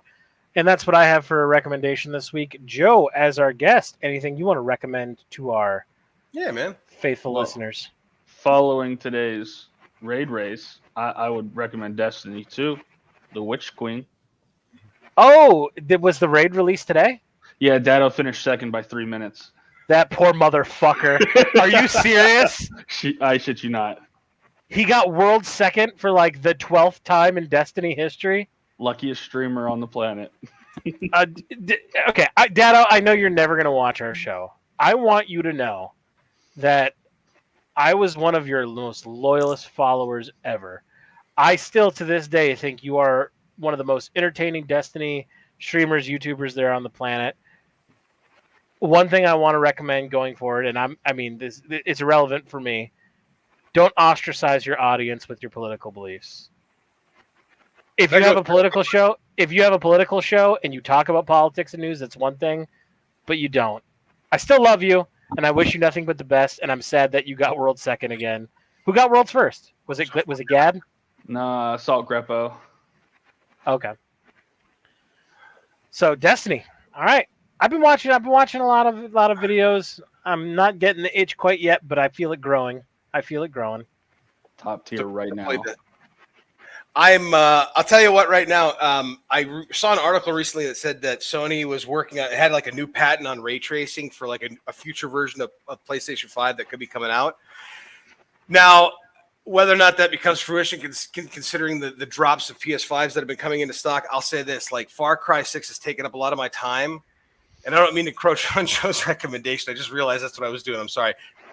Just to be quick, playing that game on a PS4, on a factory first generation PS4, I'm realizing I need to get a new system soon. So if that's a real thing and a new PS5's around the corner, and we gain traction with anybody who likes our show, Buy a shirt, link in description. Or hook me up with a PS5. I'll be good with that too, man. I'm cool. So I can properly play Far Cry 6 because I really love it. All right, we're moving on to the last segment of the night.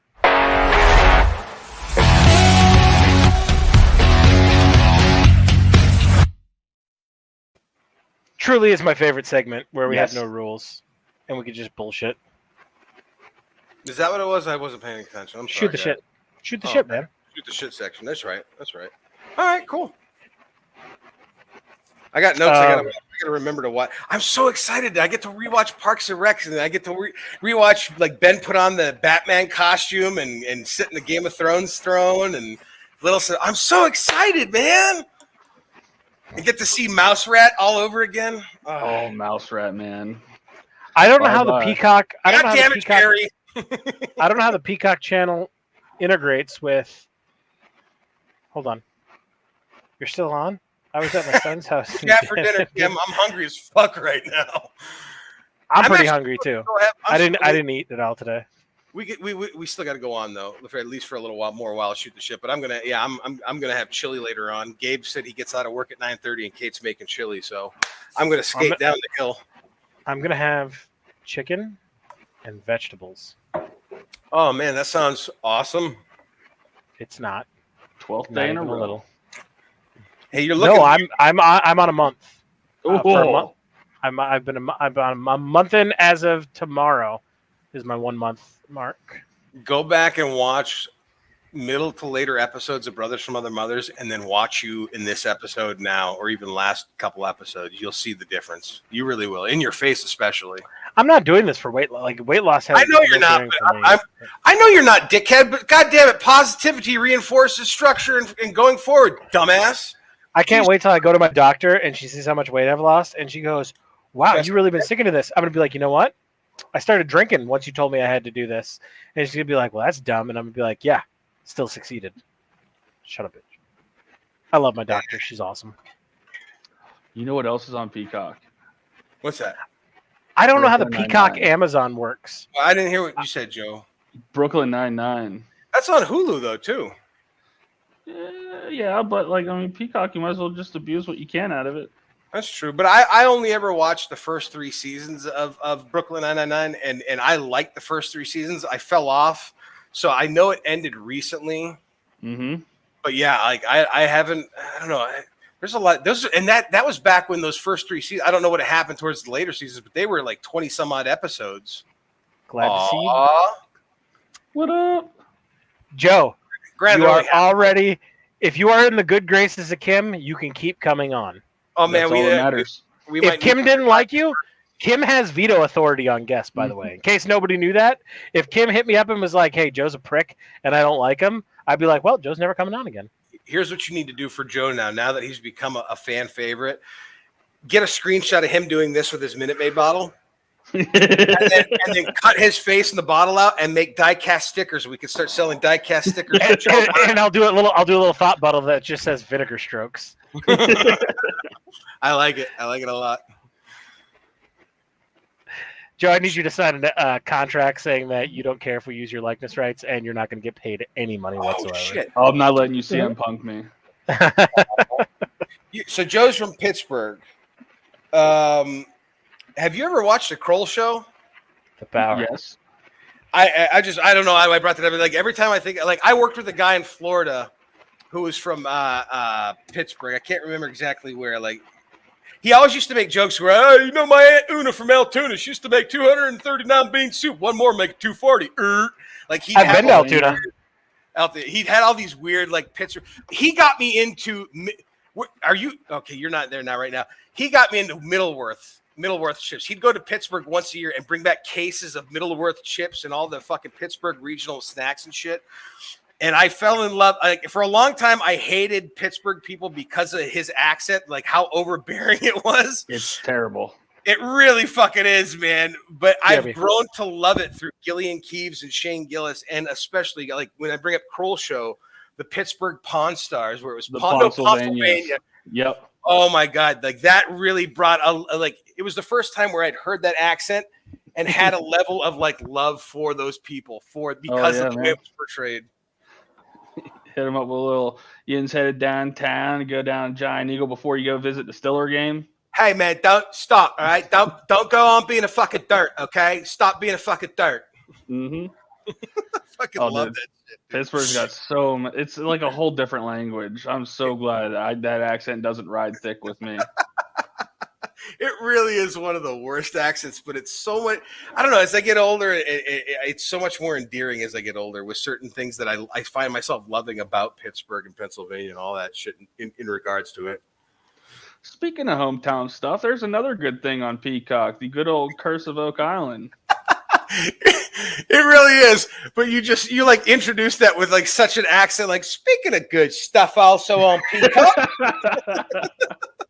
It comes out here and there, especially when I drink. It's the same with me and the Uper accent. Like, I find today leaving grocery stores, I find myself saying to people, "Hey, yeah, you have a good weekend too, eh?" You know, like that fucking real thick, thin accent. You going in with your good old coupons? Yeah, going in with my coupons. Oh yeah. And when Paul and I were growing up, all of our friends would come over and meet our folks, and they thought our mom was from Minnesota. Your mom sounds like she's got that Fargo, that Fargo accent. That's all her, man. That is all her.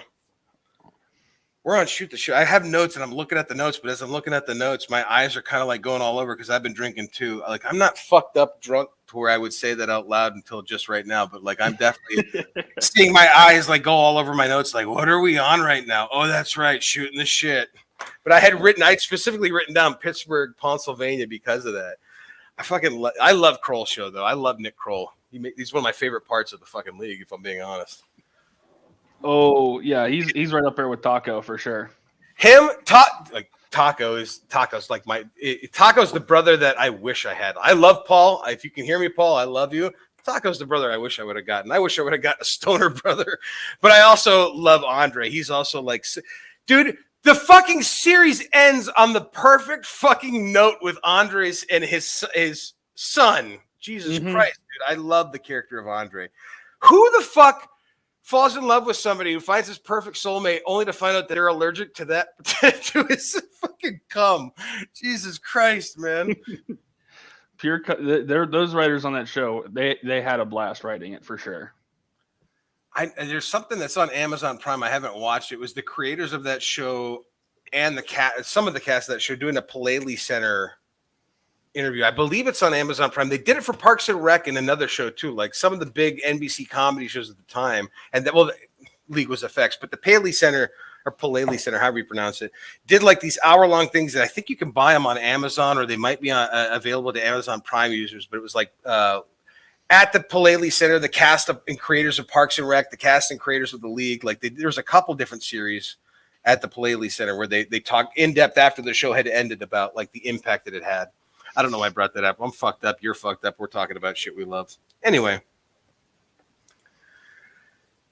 You been watching anything new recently? What? Well, I did. I watched the Batman twice in the last 2 days. I'm trying to think if there was anything new on Pam and Tommy. I've fallen behind on Power, the new Power series with Tommy. I just started the first Power series. I'm just finished season 1. With Ghost? Yep. My friend, I watched that show as it came. I was living in Florida as a junkie at the height when that show first came out. And when I say that, the reason I say that is when I really got invested into opiates, my favorite thing to do was go to work, get home from work, take a hot shower, pop a couple fucking opiates or whatever my drug of choice was that I had available at that time, and then just sit on my bed and get lost binge watching TV. And Power, I binged that show as it came out. It became, dude, that show spins off into, I'm sure you've read about it, but like it spins there's like 4 or 5 series. And there's one more coming, I believe. But like Tommy, the focus of the new show, I think it's called Power Force. Force is the book 4, Force. And it's the focus of Tommy. I would argue like Power is about Ghost for sure and his family and his character. But Tommy is he becomes a character that like you fucking end up rooting for in a big bad way. He's like the only one I like. So the main one I like so far. He's so, and it's totally Joseph Sikora, the guy doing the performance. And he is a fucking phenomenal character actor who ends up God damn it, we're just talking about Reacher. He is in the first Jack Reacher movie. He's the guy that the killer's going after. He's the one that says, "Get Jack Reacher for me." He's the only one that can help me. He's a phenomenal character actor. He played like a racist slave owner in a. There was I don't know if it was CW. There was a show that was on network not too long ago. I'm trying to think of it. It had Juicy Smollett's sister as the main actress. It was about the slave period during Harriet Tubman era, during the Underground Rail. It's called Underground. I'm sorry. Holy fuck, am I fucked up? It was on WGN during a period when Breaking Bad was still on. It was called Underground, and it only lasted 2 seasons, but it was about the birth of the Underground Railroad. It was during a period when WGN was taking chances like FX and making shows like that, and another show that lasted only 2 seasons called Outsiders, which I recommend watching it to anybody. It's got a cast that would knock your socks off, and it's about mountain people. Oh, that's the one with Opie in it? Yes, it is so worth your time. I believe it's on Hulu. Outsiders is so worth your time if you're a fan of like Appalachian mountain people, like that folklore kind of story, and those people living amongst modern era. Worth your time in droves. But Underground was a show that came on the same time period. We all see it. I have a Boston accent, Paul. Kim, I love you. I can't wait to talk to you one day. Boston accent may be the worst accent next to New Jersey accent, but I'm looking forward to meeting you because I do love Boston. So Kim, real quick, and I'm sorry if I derailed you guys. I caught a bit of your conversation. I had to put ice skates on to take the dogs out and not die. Jesus, it's literally like an ice rink up front. But Kim, quick story. When I served in England, I worked with a guy from Boston. This is one of my favorite accent stories. I was gonna say, I know Joe has heard this story. I tell this story. I wasn't even there. But we're all sitting around. What's the year? 2010, 2011 ish. So that area. You and I weren't talking. I wasn't talking to anybody in the family at that point. Okay, I know where we're at. Me and this buddy were getting just fucked up at a house party. It was after a rugby game, and we're all just getting drunk and talking and shit and bullshitting, and we're getting on the topic of accents. And my buddy's from Boston. He's from South Boston, and he goes out of nowhere. He just goes, "You know who I fucking hate? You know what accent I fucking hate? Because they never lose their fucking accent when they join the fucking military. Those fucking Southerners." And we all just sat and looked at each other and laughed at him for like 10 minutes. And he's like, "What? What's so fucking funny? What? I don't get it. Why are you guys laughing? What's the big fucking deal?" I'm like, this is a wicked pisser. I remember you telling me that story now. Like, that is a funny fucking story, man. Who the fuck? You know who I fucking hate because they never lose their fucking accents? Those fucking Southerners. Boston and Jersey are the two accents that, honestly, like, I love the people and I love the cuisine and the culture about both places. But hearing a thick Boston or Jersey accent, like a real thick one, is like the equivalent of nails on a fucking chalkboard for me, man. I feel good at. Joe's gotta get a picture like you now. You got to make Joe a profile picture for when he goes to empty out. I'll make Joe. I'm peeing. I'm changing. I thought you would enjoy that. I thought you would enjoy that, Kim. I feel because of the way we were raised, Doug, like how we lived in the UP our first 10 years, where we come from the, go to the bar and have a beer. How many beers did you drink last night? Oh, a couple, 2-3. I think because we moved to Florida at such a, well, at least me in particular, moving at such a young age. That's because Bostonians don't have accent. Yeah, you're right. Yeah, you're right. We don't have fucking accents. We have fucking attitudes. Oof. That's what we forgot to touch on in the news and entertainment, is that they reversed the death penalty for the Boston bomber. I love how that's what brought it back up. Hey, it's an important thing to talk about because that was a big fucking event in this country. Mine's not thick. I'm reading this in a Boston. Mine's not thick. I haven't had that shit since '88. I haven't fucking lived this since '88. What are you, some kind of fucking queer? you fucking queer? Fucking wicked pisser last night, huh? Did you fuck Jenny? Did you get the herp? You got the herp, didn't you, you crazy fuck? Oh, fucking Bobby Orr. Bobby fucking Orr versus God in a hockey game. Who wins? Trick fucking question. Bobby Orr is fucking God. At almost 45, I still have people teasing me about my accent. Fuck him, Kim. We love you regardless. And so I had the strong Uber accent when we moved to Florida when I was 10. I lost it. I was thick. I was thick when I was a kid. If you're being honest, when we leave a grocery store, you and I both look at people and go, "Yeah, have a good week, have a good day." That's because I'm inundated at it on an everyday basis again. I mean, it comes out because agreed. Yeah. What I'm saying, it's an involuntary accent. And what I was going to say is, I think I lost the accent because we moved to Florida, but I also think I'm really good at imitating accents because I came from a thick accent. Lost it, and I joined the military and got to observe a lot of different fucking accents. I'm fucking passing myself. I'm wicked passer. Wicked passer. Wicked. All right, we got to go somewhere. Somebody's going to get fucking hurt. You can't ask any fucking questions. You just got to come. We taking your car, mine. Whose car we taking? I'm putting this whole fucking town in my rear view. Oh, man. You know what the best part of my day is? We knew, Kim. I knew. Wicked pisser. You know what the best part of my day is every morning I show up, that first few minutes I knock on your door and I don't think you're going to answer the door. And I'm going to think you finally got out of this fucking place. And then you answer the fucking door. Oh, I got a great accent story that happened just yesterday. That's a shitty Boston accent. I apologize, everybody. Ugh. So yesterday, I knew this ice storm was coming this morning. So normally I go into town on Saturday mornings. So I decided to go. I decided to go into town last night after work. And before I go anywhere with the dogs, I take them out to go to the bathroom. I have wolves and foxes that have been showing up like crazy the last couple weeks. So instinctively, I have a 22 in a holster that goes around my chest, and it's right by the door. I can literally go grab it. But like because of because of YouTube's terms of service. And I put that on to take the dogs out. And I'm putting it on before I go out.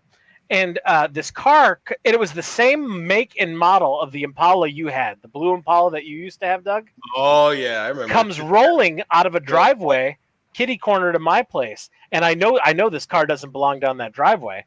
And he comes rolling up past my house. And I didn't realize I had the gun on. I just do it instinctively now when I take the dogs out. And he rolls his window down, and I got the dogs in my hand, and he's like, hey, I got a business card here that I wanted to, and he's got his hands on his wheels, like clenched really tight. I got this business card here, and I dropped it. And do you mind if I get out of my car and stand up? And I'm like sitting here holding my dogs, like, bro, you're on the street. This is a free fucking country. You can do whatever the fuck you want. You got about 10 feet before you're on my property.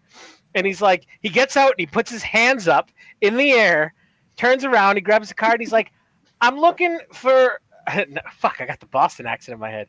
He's like, I'm looking for a refrigerator manufacturing company that I'm supposed to find. And he's talking about, you know who he's talking about, Doug, down the road, right? Yeah. Yeah. And I'm like, why do you have your hands up? He's like, because you got the gun on you. And then I'm like, oh, dude, I'm not going to shoot you. This is for wolves and foxes. And I'm like, what the fuck? You're not at home in Chicago. And he goes, dude. He goes, how'd you know I'm from? He goes, how'd you know I'm from Chicago? And I'm like, lucky fucking guess, asshole. Please, I can't even fucking do it now at this point. Yeah, please don't fucking hurt me, okay, man? I'm a big Eagles fan, all right? I love the Steelers. Don't fucking hurt me, dude. Please, don't be a fucking dirt. Put your gun away, okay? I love gay people. I love conservative people. Sorry. And I'm looking around. I'm like, dude, look where you're at in the world right now. Like, the closest exactly. person He's that in you're the middle trying of nowhere and he doesn't know you. He's got a gun. He's scared shitless, dude. I haven't seen a city since Chicago. Yeah, dude. I was super friendly with him. Like, it's literally an icy road right now to where it's like a roller coaster off the tracks, and this guy's in the middle of nowhere. Like, I totally get it. I totally understand it. I looked at him and I go, the driveway you just came out of, not counting that one, go down the street, third driveway on the left. He's like, and then he thanked me in his Chicago fucking accent. It's the only driveway in the middle of nowhere with a goddamn automated gate. That one. No, the manufacturing, his manufacturing plant doesn't have a gate. Only the house has a gate. Oh, okay. Yeah, I was gonna say that's pretty unrecognizable, man. It looks like the mansion entrance from fucking Disney's Blank Check. It really is funny that in the middle of fucking nowhere, there is this refrigerating / paint booth manufacturing warehouse, like just randomly that pops up.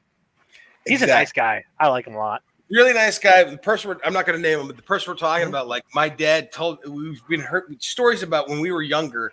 This person we're talking about has his own company, and like my dad used to tell stories fondly about how when we grew up living in the area that Paul's living in now, this guy was it Wednesdays and Sundays. Him and his wife were so rich they had their own private plane at Ford Airport, and he still does. They would fly to Chicago twice a week and had just for steak dinners in Chicago and then fly back. And he is one of the nicest dudes, but like he's the only dude in the middle of nowhere who had the fucking county gravel pave the fucking dirt road so he could drive his expensive cars up and down it. It's fucking wild, dude. Joe, up there. He owns 1,600 acres. Sounds like John Dutton. He owns everything from my corner to the dam, dude, on that side of the road. Does he have kids? Okay. How old is he, and does he have kids? I don't really. Yeah. So the house right there next to mine. I don't want to describe it because I know what you're talking about. His granddaughter's living there. He owns that, and his granddaughter lives there with her golden retriever. 20. If I had to guess, 24. She's really nice too. If I had to guess, Seventh-day Adventist. Let me say this. If I had to guess, pull my head out of your ass, learn about Seventh-day Adventism, marry into that family, and, live happily ever after. His wife just passed. Oh, man. Did she? I remember the ambulance kept coming out there multiple times. That was for somebody was working on the dam and got electrocuted, and they died. Man. I still feel bad. Like, it sucks that his wife passed away. Hold on. I missed some chats. Sorry, Kim. I can't wait. On my oh God, have you two on my tits like sitting on them or getting jealous? I think she means your. Oh, she's talking about the shirts. Kim, I can't wait either to see your tits fill out the shirt. If that's what you're saying. I'm pretty sure that's what she's saying. Okay. Yeah, me too. I'm looking forward to seeing what the photo looks like. And she said she was coming on if we got her a shirt. Oh, sweet. That was the whole inspiration of me building the merch store. I was hoping to see Bob or John pop on. I know Bob's busy with his daughter this evening, but I sent out the invite, right? I did send it out to the group. It went out to the group text. But it is what it is. We're still having fun. We got Joe. And we're going to make a die-cast sticker of Joe. I'm going to make that shit happen, dude. I'm going to figure out what way to make a sticker happen. It's a beard justice. I don't complain.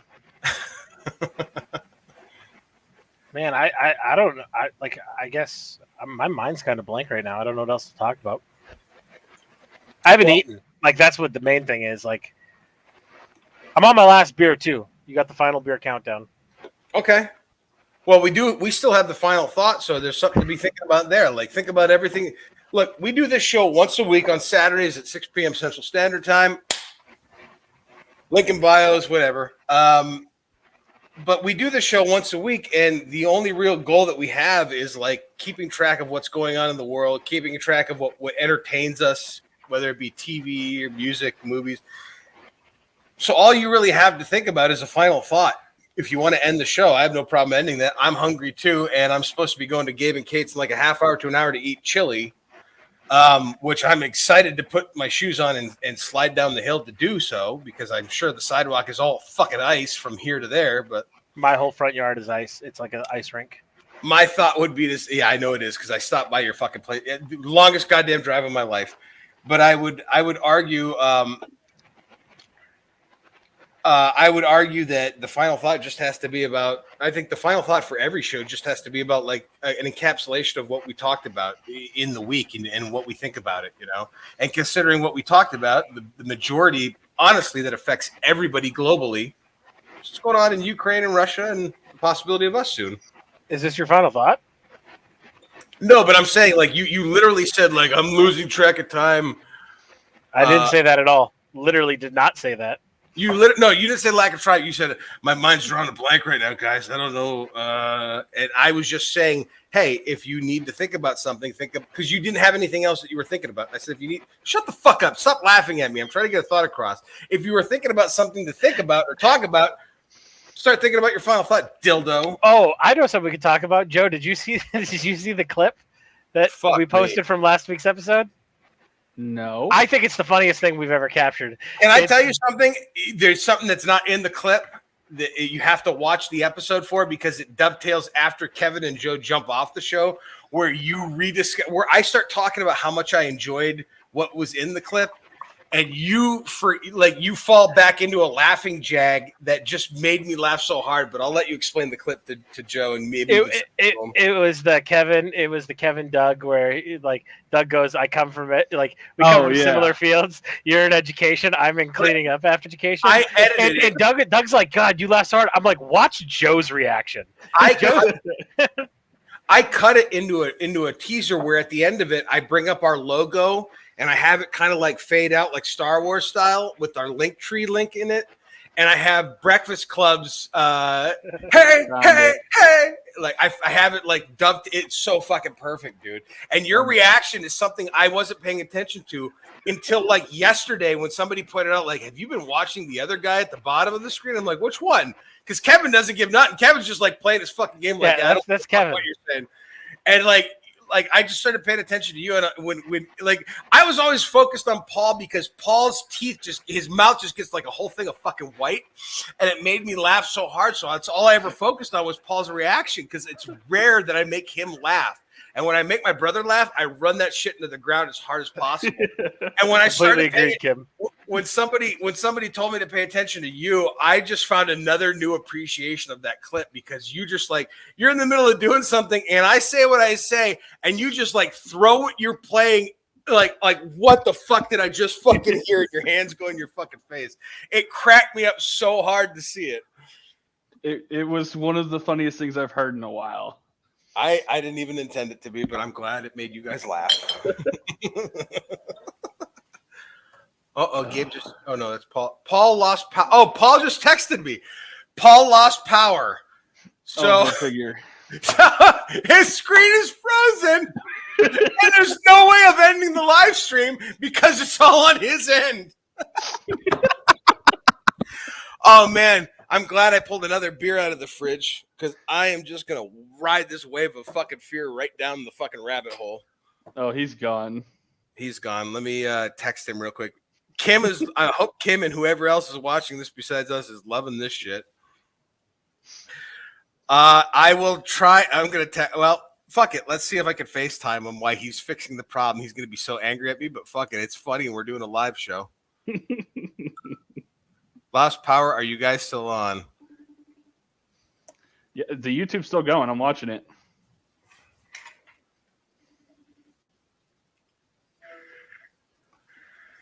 Hey, everybody, on Sibling Revelry, we are live FaceTime with my brother. Yeah, give me a second. I lost power. What do you want me to do? I just want you to walk us through you starting the generator. Oh, that's not going to happen. Oh, okay. We'll see you in a bit. Yeah, fine. He's clearly angry. He's hangry. He's definitely hangry right now. Oh, yeah. It's funny because I would absolutely have no problem. And now I gotta start thinking about shit. Like, what are we gonna talk about, Joe? Because there's no way for us to end this live stream right now. It's all on his fucking end, and his power is fucking out. What a goddamn dipshit! I love it. It's not his fault, but it's funny as fuck. And the way he said that, it made it sound like his generator isn't good to get kick things back on. Because that was gonna be my first thing. Because I know he's usually prepared for all sorts of weird things like that. He really is. My brother, look.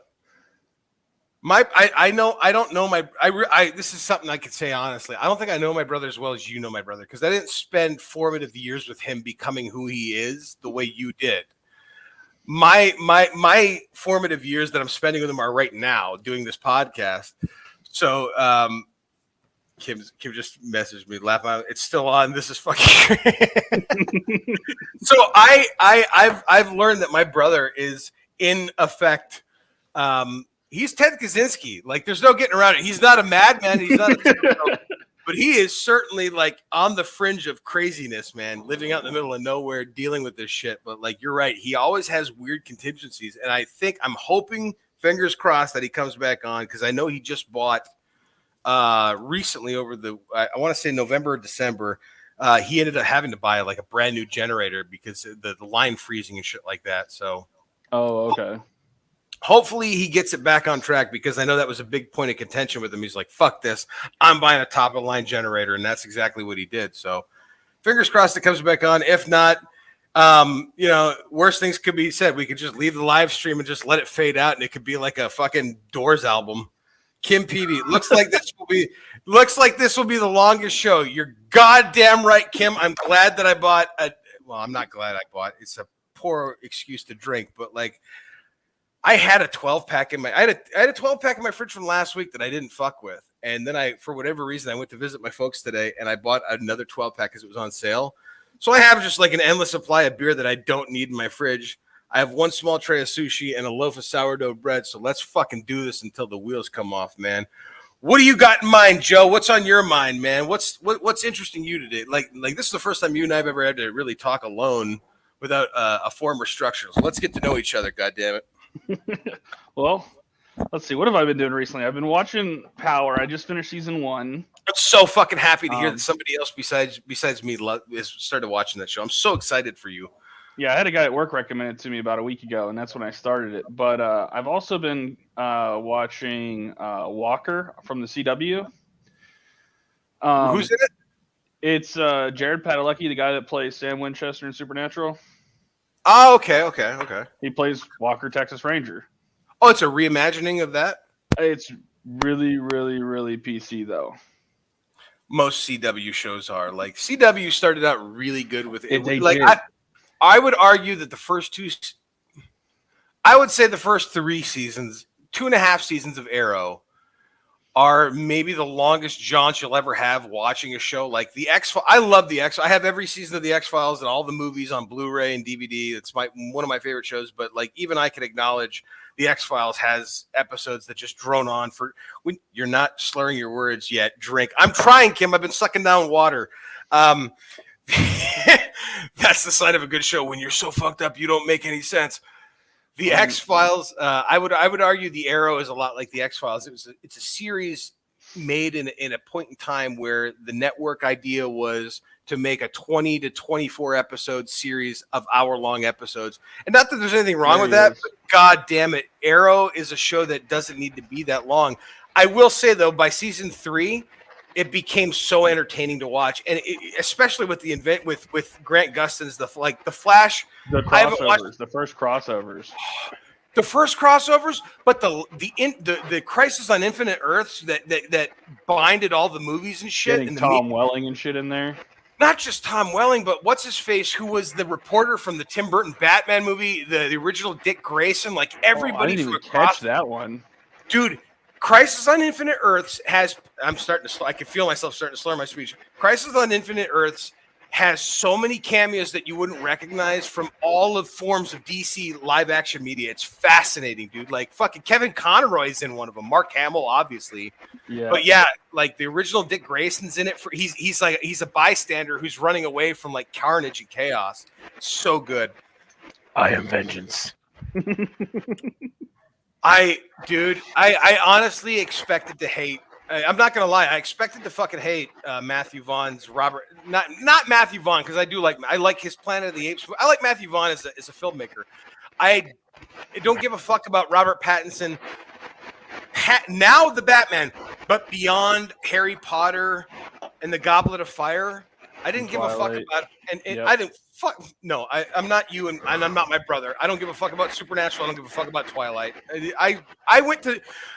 Welcome back, Paul. She's right. She's been. You'll watch the episode later, but she was commenting through my phone throughout the blackout. I saw the first Twilight. I've seen all the Twilight movies, but I saw the first Twilight movie. They're fucking horrible. I saw the first one in the theater just because I was trying to see a girl I went to high. There was a girl I went to high school with who I'm not going to name, who I reconnected with in my mid-20s, who I honestly believed in my fucking stoner brain at the time that I had a shot with. And I went through the fucking odds ends of the earth to fucking please this woman, thinking I was going to get to touch a tit, let alone do anything with her. and see Twilight. Tim, I'll talk about it after Doug's done. Well, yeah, seeing the first Twilight movie in the theater was something I had to suffer through. That and the first Hangover movie, which I argue I didn't suffer through. I like the first Hangover movie. It was the second two that sucked. But go ahead, Paul. It's all you now. Okay, so for those who don't know what an ice storm is, what it is it's rain that happens when the temperature is below 32 degrees, which means it comes down as water, but before it hits the ground, it's ice. No shit. And what happens is the water sometimes doesn't hit the ground, it'll hit trees as water. But as soon as it hits the trees, it turns into ice. And that'll build up slowly over time and add weight to tree branches. And sometimes those tree branches are over power lines. I'm assuming this is what happened. And I lost power. But luckily, Paul spent good money on his compound to ensure. You see, just like Timothy McVeigh, I told you, Joe, compound. He called it a compound. To ensure we are not without luxury. And what's great about, actually, I'm kind of glad this happened because it answered my question of me as the owner of this StreamYard group. What would ever happen if the power went out? So I'm glad it kept you guys going. It kept the stream going. You'll watch. I hope to God you watch it, but there was literally a point where I looked at him. I'm like, we'll either ride this till the wheels come off or you and I get bored and we just log off and let it fade out into existence. I'm like, Joe, let's get to know each other. We don't know each other. Well, and that's the funny part. If you guys did that and like I couldn't get back online, I don't think you guys have an end stream capability. Do you have an end stream in the top right of the corner? I do not. It would have you been you guys logging off and just a blank stream. And there goes the generator. There goes the generator. Just like John on the stream. God damn it, dude. I'm going to text him real quick. Hold on. Kim's probably laughing Kim's probably laughing her fucking wicked tits off right now. I'm going to text Paul one simple word. How's that generator working? You yup. How's that Jenny? Oh, man. I am fucked up. I wrote Jeannie instead of Jenny. Yeah. Sometimes you just dream of Jenny. Jenny McCarthy, the Jenny McCarthy show in the mid-1990s on MTV. Andy, goddamn Andy Dick. I don't know why that just popped in my head. Jenny, I don't know. Who knows? Jenny. I said Jenny. That's why. Paul's Jenny. Thanks, Joe. And my fucked up name. What were we talking about before Paul came on and fucked up the flow of our conversation? CW. I could talk about for forever. Let's do it, man. I'm all with you. I will say this. Now that I realize I have a mute button on my cord, until I get a wireless headset where I can do this like Paul, like some dildo. Like anytime I because I vape and drink, like I got a lot of phlegm buildup. So just hit that mute button so people don't have to hear that. I'm self-conscious, but CW, we get the mute button. We actually hear that. No, I just hear the mute button itself, not you speaking. Oh, that's cool. I don't mind that. That at least that's better than me going constantly. Yeah. What I do when I listen back to the show at work I listen to the show. What I do is I rip the audio from the show because it's who the fuck is going to Spotify listen to a 4-hour podcast? So I don't do that, but I rip it for myself so I can listen to points to make promo clips for, which is the one I did with you and him laughing at me being a dildo. Last week, but how did I get on that? Jesus Christ, am I that fucked up right now? Like I listened to the show. I'm sorry. I listened to the PV. I'm laughing at your stupid accent. I feel bad for Paul. Laugh away, but I don't feel bad for Paul. He's got free healthcare till the day he dies. Fuck him. Big deal. Elon Musk failed him in some ice storm. I love you, Kim.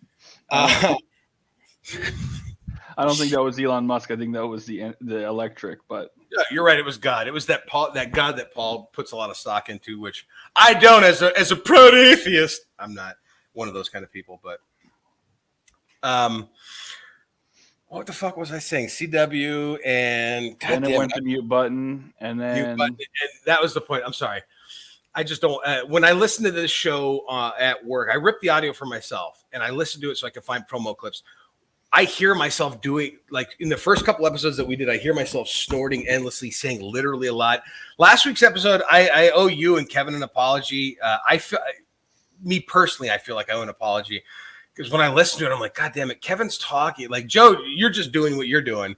But Kevin is like, has a point, and Paul and I are so fucked up at that point in the podcast that we're talking over him, and it's so hard to hear what Kevin's saying, and I felt so fucking bad. And I'm like, I told Paul at some point in the week when I was listening, I'm like, I'm gonna start drinking water in between each beer so I can kind of even kill it, because like I come off like such a dickhead when the podcast to me.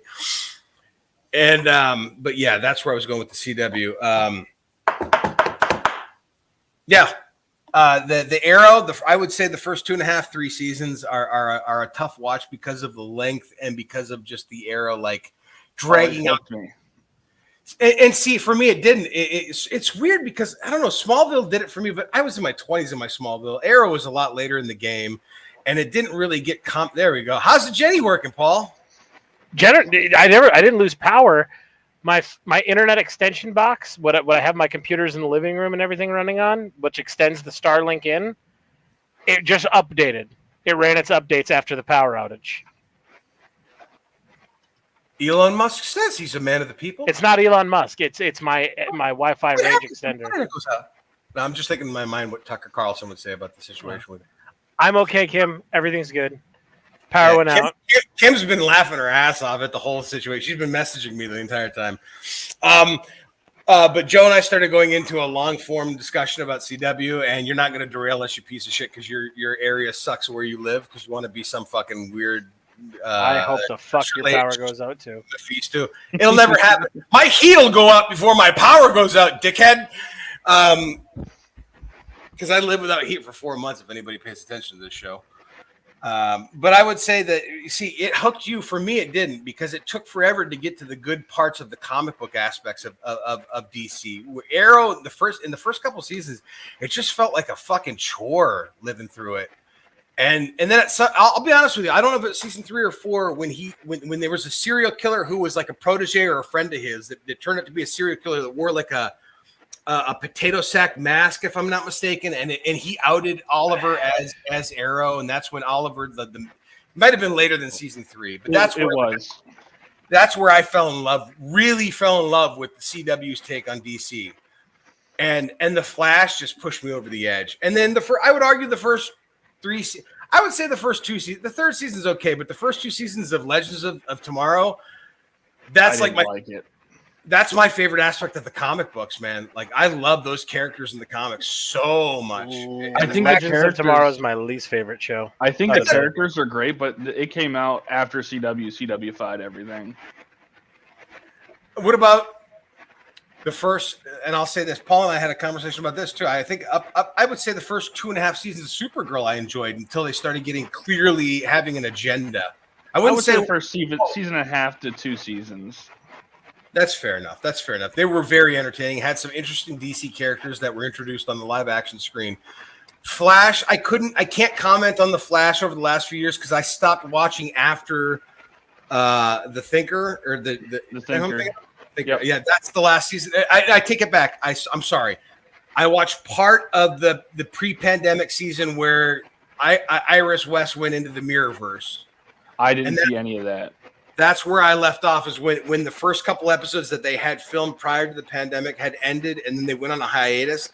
That's where I left off at. So I don't know what's going on with it now, but everything up to that point I thought was absolutely fucking solid as far as storytelling and acting and just production value in general. I love The Flash. I enjoy everything about it except the writing later on. Agreed. As it gets, all the CW shows, as they get to that point in the Supergirl era, become a little fucking, a little woke, a little in your face with it. Mm-hmm. And it's like I don't care that Supergirl's sister decides she's a lesbian in her mid to late 30s. I don't give a fuck. It shouldn't. Like, at that point, you're clearly catering to a specific audience. If your goal is to tell a story, it should be for everybody. Like, make it for everybody. Like, you can make her gay. I have no problem with her being gay. Don't do it for 10 episodes. Jesus Christ, it became a story crutch. It's like I'm tuning into the show to watch intergalactic fucking aliens go at it with humans and cool. She's a secondary character. Yeah. She's nothing. I mean, she's not nothing, but like in the grand scheme of things. And all she carries is a fucking gun. She's like Mockingbird from Agents of S.H.I.E.L.D., which she gets rid of that later on, too. Yes, that's true. And she ends up dating an alien, if I'm not mistaken. She ends up falling in love with an alien at some point. After I quit watching it. It's so fucking weird. Like, yeah. I don't care what race, sex, creed, sexual orientation, any character in any movie or show is. That's not what loses me. What loses me is when you go overboard and you have to make white men the absolute number one enemy of all living existence. And like overtly. I don't care if the bad guy's a white guy. That's not what I'm saying. What I'm saying is like, oh, white men are the issue everywhere. The views expressed here by Paul J. Burke are not reflected of Sibling Revelry with Doug and Paul, although I completely understand and agree to his right of opinion and free speech. I'm just putting that out there in case I want to run for like congressman someday.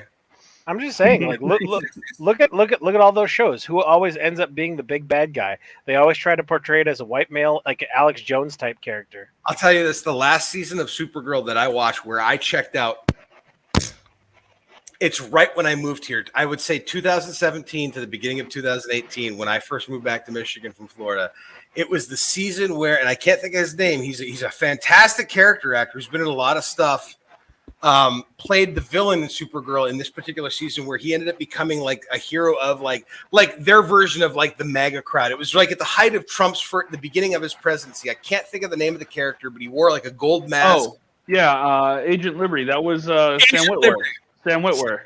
Fantastic, and he's a fantastic actor. But that's the season, where I noticed the writing was being very specifically catered, the way the last few seasons of SNL were, towards a specific audience that had an agenda and a narrative. It didn't feel like they were trying to like sympathize. It felt like they like, hey, this is the way things are, and this is how you're going to see it. Like, it just felt like it was in your face, and that's where I checked out of it. But in spite of that, I love him as an actor. I thought he was phenomenal, but it was so on the fucking nose.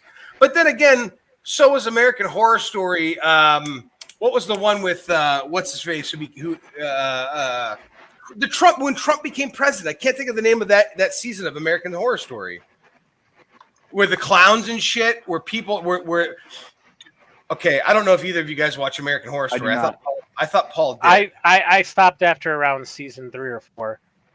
Season 3 or 4, which would have been Coven or season 7. Okay. Huh? Lady Gaga season 4. Oh, that was Hotel, which I fucking loved. I really loved. That's Hotel. right. I can't remember which season it was, but when Trump was elected, 7 is what I'm talking about. The clown season was 7. Okay, so season 7 is when Trump was. It came right after he was elected president, and the entire season. I don't know why I brought this up, but I'm going to fucking talk about it. I don't know why I brought it up. Hopefully, somebody will be able to bring me back to it. That was the Evan Peters season.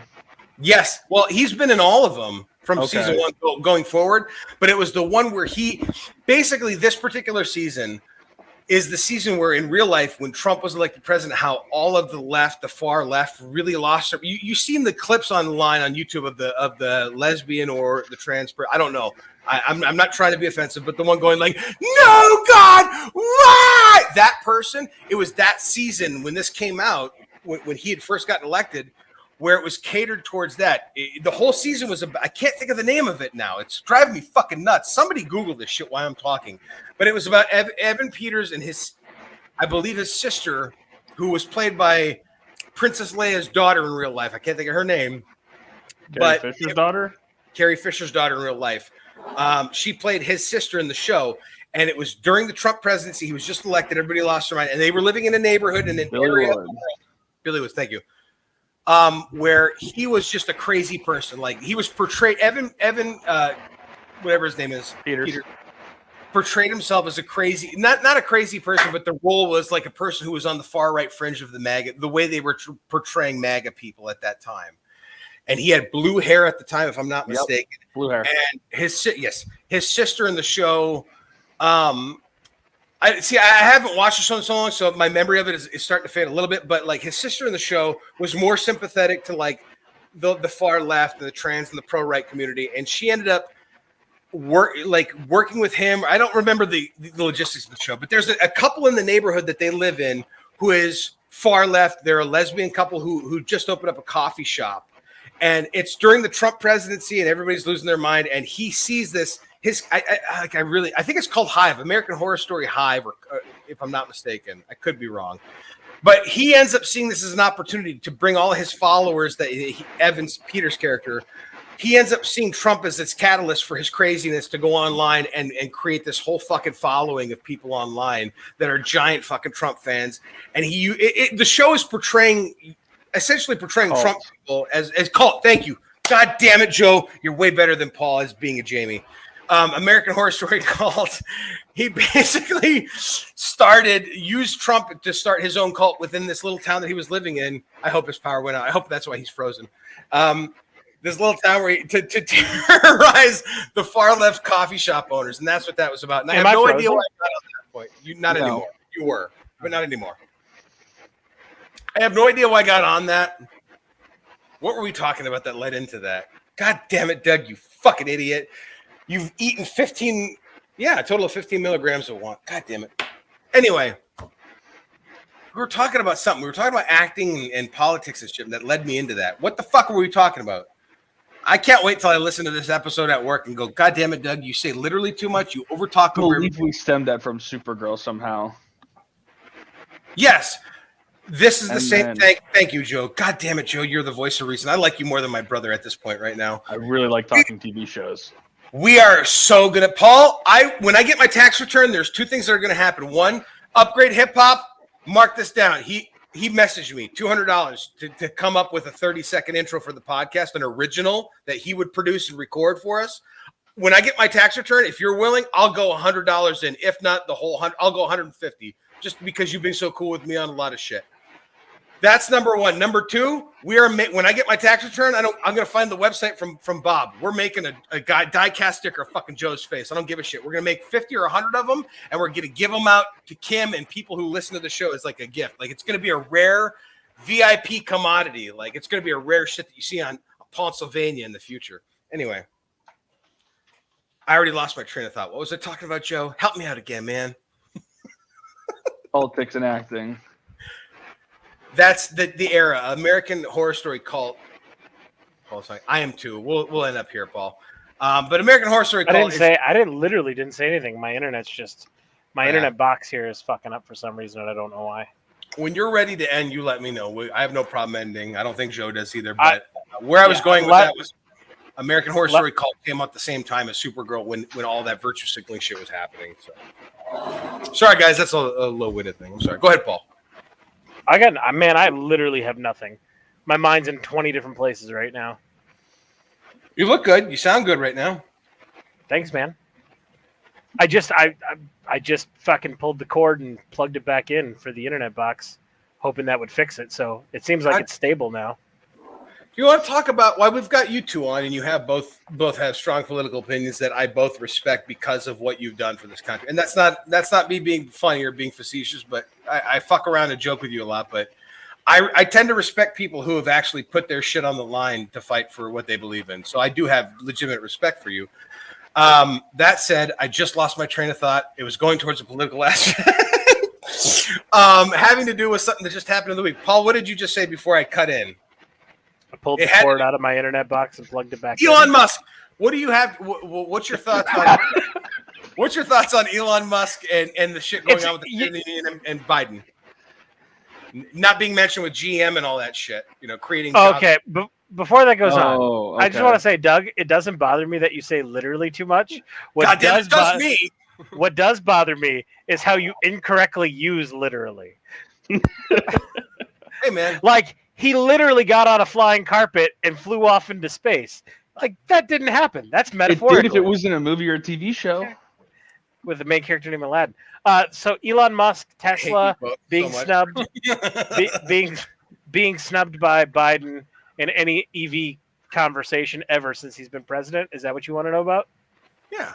Well, specifically the tweet, like I saw online today, I guess it would jog my memories when Biden, I guess, said something about like GM and somebody else creating jobs, and Elon Musk like just wrote like a tweet during the middle of the State of the Union that just kind of slammed what he was saying. Like, oh yeah, this is what Tesla's done. It's been going on since Biden took office. Biden always snubs Tesla, and it's because Elon Musk does not hold the correct political views for the mainstream narrative. I thought we're supposed to care about people who are autistic, though. I thought we're supposed to like respect them. Rules change every day. What about Down syndrome people? Joe Biden went to Ford and GM back when he first became president. Talk about how Ford and GM will become not only the largest producers of EV in America but the world, and that really pissed Elon Musk off because he says, "Hey, do you know that the largest producer of EVs is already in the world is already in America?" And then when he designed the tax credit for auto manufacturers, he specifically designed it to exclude Tesla from the tax credit for companies that produce electric vehicles, because he's not a gas vehicle manufacturer. He's only an EV, and the tax credits for those who are gas manufacturers but should convert to EV. So that pissed him off too. And what was the other thing? Elon Musk doesn't hold the right political opinions, and he's got to pay the consequences for it. That's essentially the long and short of it. That's the long nitty gritty of it. Somebody, it's funny. I don't know. And hey, I can be wrong at times, and I have no problem admitting when I'm wrong. That said, I don't know if Joe's on Twitter. I know you are now with our Sibling Revelry Twitter account, but there's been an account. I thought Donald Trump was kicked off Twitter, but I see that today over the last few days are at real DNJ Trump has been popping up with an American flag like all over the place. So I'm curious, like if it was like a fake one, but there's like I've also noticed that there's other fake Donald Trump accounts similar popping up that look like his old Twitter account, has the same face and shit. And this one account posted a day ago from Donald J. Trump on Twitter, the real DNJ Trump. Raise your hand if you agree with Elon Musk saying we need to increase oil production in the U.S.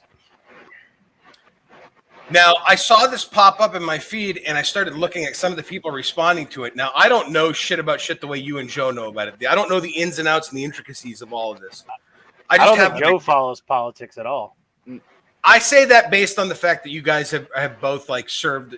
I think this has to do with that. I don't know. I'm a fucking idiot. You know that. God damn it. Shut up. There's a lot of fucking idiots in the military, man. There's a ton of them. Me and Joe are proof of that. Okay. So I don't know. I doubt this is the real Donald J. Trump, but like I said, it popped up. It's not. I know it's not. But somebody popped up in the comments. It's just funny because it's already got over 4,000. It's literally, God damn it, Doug. It's literally. It's about 98. I'm doing the math right now. It's about 94. Shut up. It's about 84 to 94. God damn it. It's 4,916 comments on this guy's tweet. So, and 13,000.6 thousand retweets. So even if it is the fake, there are a lot of dumb fucking people. And one of those dumb fucking people who read that tweet that says, raise your hand if you agree with Elon Musk saying we need to increase oil production in the U.S. is a person named Gus, who I'm not going to give his Twitter handle out. But his comment is, Elon Musk owns Tesla, an electric car company. Why the fuck does he care about oil? And why won't we invest in R&D for renewable sources as opposed to shit that's going to kill us in the foreseeable future? That was his comment. Okay. Now I read that comment when the new strain that I had picked up today for $20 at Loom Cannabis Company of Errol King hit me. And I responded, and I'm asking you and Joe this to see if this makes sense or if this is just me being a stoner, but I responded through the Brothers from Other Mothers podcast Twitter account, mind you, with spoiler alert, we're all going to die in the future. The plot of a Robin Williams film, Bicentennial Man, hasn't been fully realized where we all conquer death just yet. But, emoji fingers crossed. Is that a funny response? Does that make sense? I think it's funny. I do think it's funny. I'm good with that. Can I give a response to that, which I think is funny? Absolutely, man. I brought it up for a reason. All right. Do you remember the Steiner brothers, Doug? God damn, I do. Rick and Scott, baby. Okay. One of Okay. Good. them crazy, if I'm not mistaken. Okay. Well, when you were doing the math there, you reminded me of a Scott Steiner promo that I would like to watch. I'm sure this might get us demonetized, but this will be my first. I'll sacrifice this. Are we for the making humor. money out of curiosity? Huh? Are we making money out of curiosity? You say demonetized, but are we actually making money at any point just yet? Not on YouTube. No, not yet. What about Odyssey and Rumble? Do you know? Yes. Okay, we're gonna need to talk after. We are fully monetized on Odyssey and Rumble. Remember how I talked about Sony's new patent on that new ray tracing for PS5? We're gonna talk about it this episode. We're not. Well, wait. We're monetized. That making money is a different story. We haven't made anything yet. We need to start making friends with people and getting sponsorships. Go ahead, Paul. I'll tell you. The only real money we've made is off of merchandise sales, and it was Kim and somebody else. So, Want a quickie gummies? Remember, guys, for a 5 to 10. Why are you promoting shit that's not ours? Eventually, they'll want to start promoting us, man. I'm giving them. That's not how this works. Have you That's watched? not how this. Have you watched Snowfall on FX? You don't know how the crack epidemic started. I'm pretty sure if I'm a company and somebody's promoting my product for free, I'm not going to pay them to continue to promote my products for free. Real quick, Joe, I haven't watched past season 3, but Snowfall, the first 3 seasons, better or worse than Power? As good. Okay. As good, I would say. The acting is phenomenal. The storyline is so good. It's during the era of the cocaine Contra era. Anyway, Paul, continue. Steiner, right. Sorry. This is my response to you when you were telling your story and doing the math. It instantly reminded me of this. So let me know if you can hear it. Can you hear?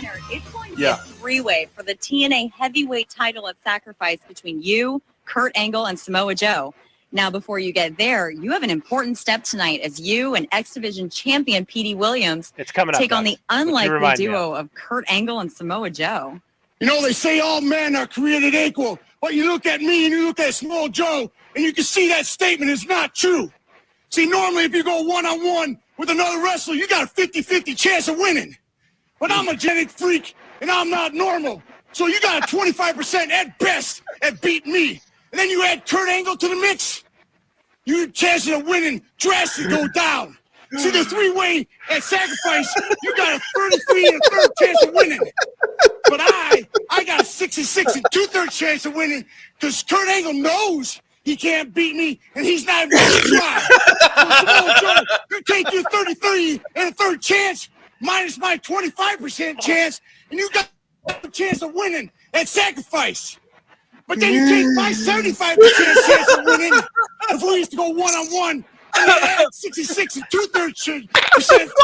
I got 141 and 2/3 chance of winning at Sacrifice. I got to take this off. Joe, the numbers don't lie, and they spell disaster for you at Sacrifice. See, but I'm going to break it down for all you ladies. Would you rather be with me, or would you rather be with Joe? I think Joe's kind of nice. I mean, you know. I want you to know, Doug, that every time I watch you do math, that clip plays in my head. That is him trying to explain the Monty Hall problem so incorrectly. I'm so overstimulated right now, dude. Oh my god. I totally see it. I totally fucking see it. Oh god damn it, I see it. This is why you worked in cleaning up after education.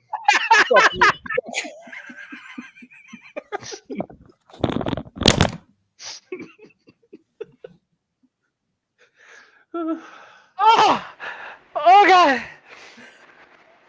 I can't top that. Pay for his own fucking sticker. Fuck him. I can't top that. Oh god damn it! That needs to be what he's saying when he's dipping into the thing. It doesn't need to be what you fucking said. It needs to be. Yeah, that's why he. Whatever you just fucking said. That's what it needs to be on the sticker, Paul. Oh god damn it! I promise for a special, like either our 100th episode or 100 subscriber special, I'm gonna make a T-shirt that says "We come from similar fields." It's just your face. It says "We come from similar fields." You come from education. I come from cleaning up after education. Oh my fucking cheek hurts so goddamn bad right now, dude. Oh, that was funny. Oh God, I didn't know how that clip was gonna go over. I'm so Joe, glad you should everybody become found that as funny as I did. You should become the third wheel while you're playing games every Saturday, dude. Joe, There you you're go. my hero. Kim. There you go. Kim says it, Joe. Oh, that was good. That was good. Why is it say that my screen? Oh, that's my screen. Never mind. I fucked up. Sorry, guys. We don't know what you're talking about. Go fuck yourself, dickhead. Good use of the word. Thank you. Water. Agua, motherfuckers. Yeti. Agua, pentejos. $5 plastic jug. $1 Minute Maid. $3.49 jug of milk that I pee into once a week, which I haven't done yet in the almost 4 hours that we've been on. The almost length, the 1 minute. I'm sorry, 20 seconds away from being the full length of Matt Reeves' Batman movie. Was it 4 hours?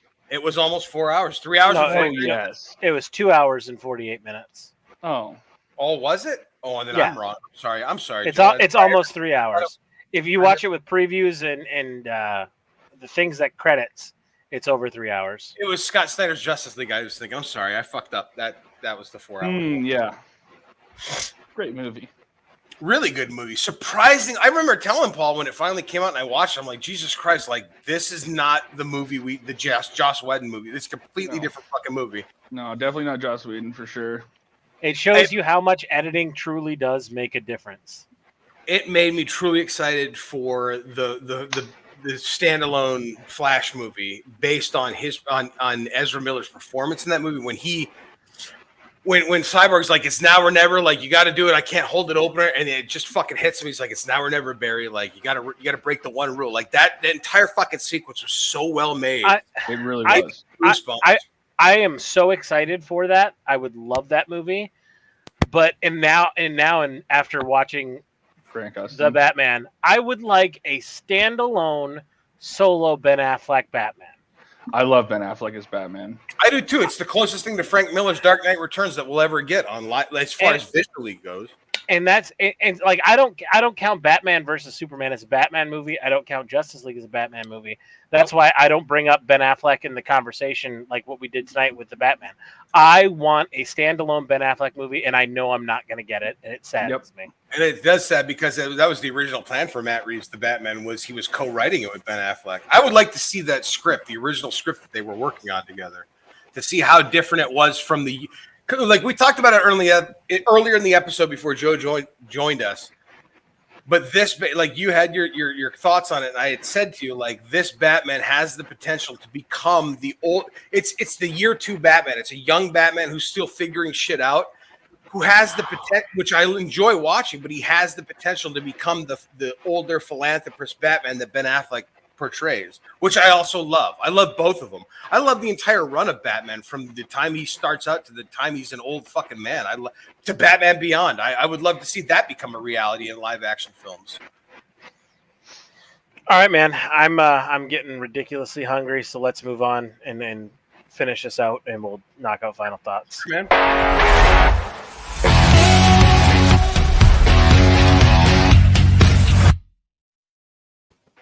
Joe, as the guest, your final thoughts for our viewers. Be like my hero Dado and never give up on going for first place in the Destiny raid race. Oh man,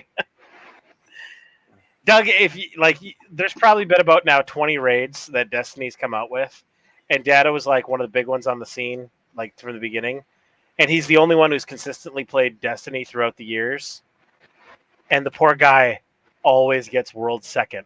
What's his He name? never gets. Dado does Destiny. Well, it's just Dado now, right? He dropped the does Destiny. Yes, on YouTube, yeah. Yeah.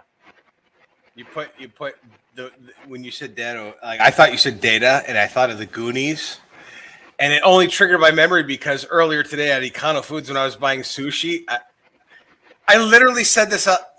God damn it, Doug! I said this up. I said this out loud as I was looking at sushi. I never mind. It's gonna make me sound like an asshole now. Never mind. Now that I think about it, Dado. Okay, cool. I get it, guys. Got it, guys.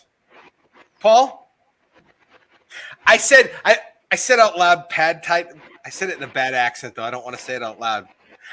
Out loud in Econo Foods, I kept saying, "Hey, Tad Noodable."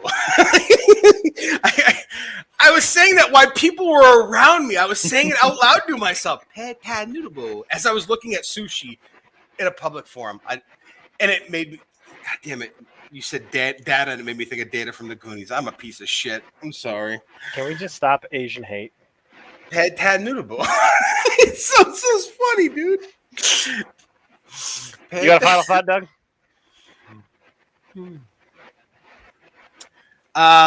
Yeah, man, just it's usually the same final thought, man. Like, take stock of yourself, be kind to each other, try and do something positive for yourself and for your neighbor. Try and kill people you don't like with kindness. We are on the watch War Games with Matthew Broderick. I would say we're kind of teetering towards that aspect in a much more futuristic version of it. And we don't have payphones, though. We don't have payphones, which would be fucking awesome to just pull that fucking thing off and put a Coke Best can. Part of the movie. Best part I fucking love War Games. It's one of my favorite movies of all time. That and Project X, both Matthew Broderick movies. But I would say, knowing that there's a real possibility that shit like that could actually happen right now, like, stop worrying about your fucking personal opinions on what you think is right. Like, just like start focusing on like putting positivity and doing good with each other. Be kind. Kill people with kindness. Stop being a fucking asshole. Nobody cares what you think. Just put out positivity. That's my fucking final thought. Be positive. Try and laugh once a day or more than once a day. Burns calories. So does fucking. Try and fuck once a day. That's my final thought. Fuck once a day. I can't even take my own advice. That is literally good advice. It's great advice. I fucked my animals today, sometimes 4 times a day. Today it was 6 times a day. That's why I slept so much today. Paul, your thoughts? Final thoughts are shitty times are going on right now. I know it's not fun. We're coming off the pandemic because the science changed. Did you see on top of that, we see World War III in the distance. Not so far distance, actually. It can I understand it can be overwhelming for people, and just take the time to find something you enjoy that helps you escape from reality. And if this show can be that for you, that makes me very honored that you can escape reality for 3 to 4 hours with us every Saturday. But just find something to make you happy. Find something that gets your mind off all the bullshit that's going on in the world and just gives you a chance to escape. Find that thing, hang on to it, love it, cherish it. Hopefully it's our show. If not, cool too. But that's all I got for a final thought. So let's wrap this bad boy up. You didn't even play the final thought clip, did you? Or was I so fucked up? I literally did. He literally did. Did I just say literally again? No, I did. Oh, you guys, because I was using it correctly. I get it. That's cool. No, I'm kind of half in the bag. I'm kind of sober. I literally just God.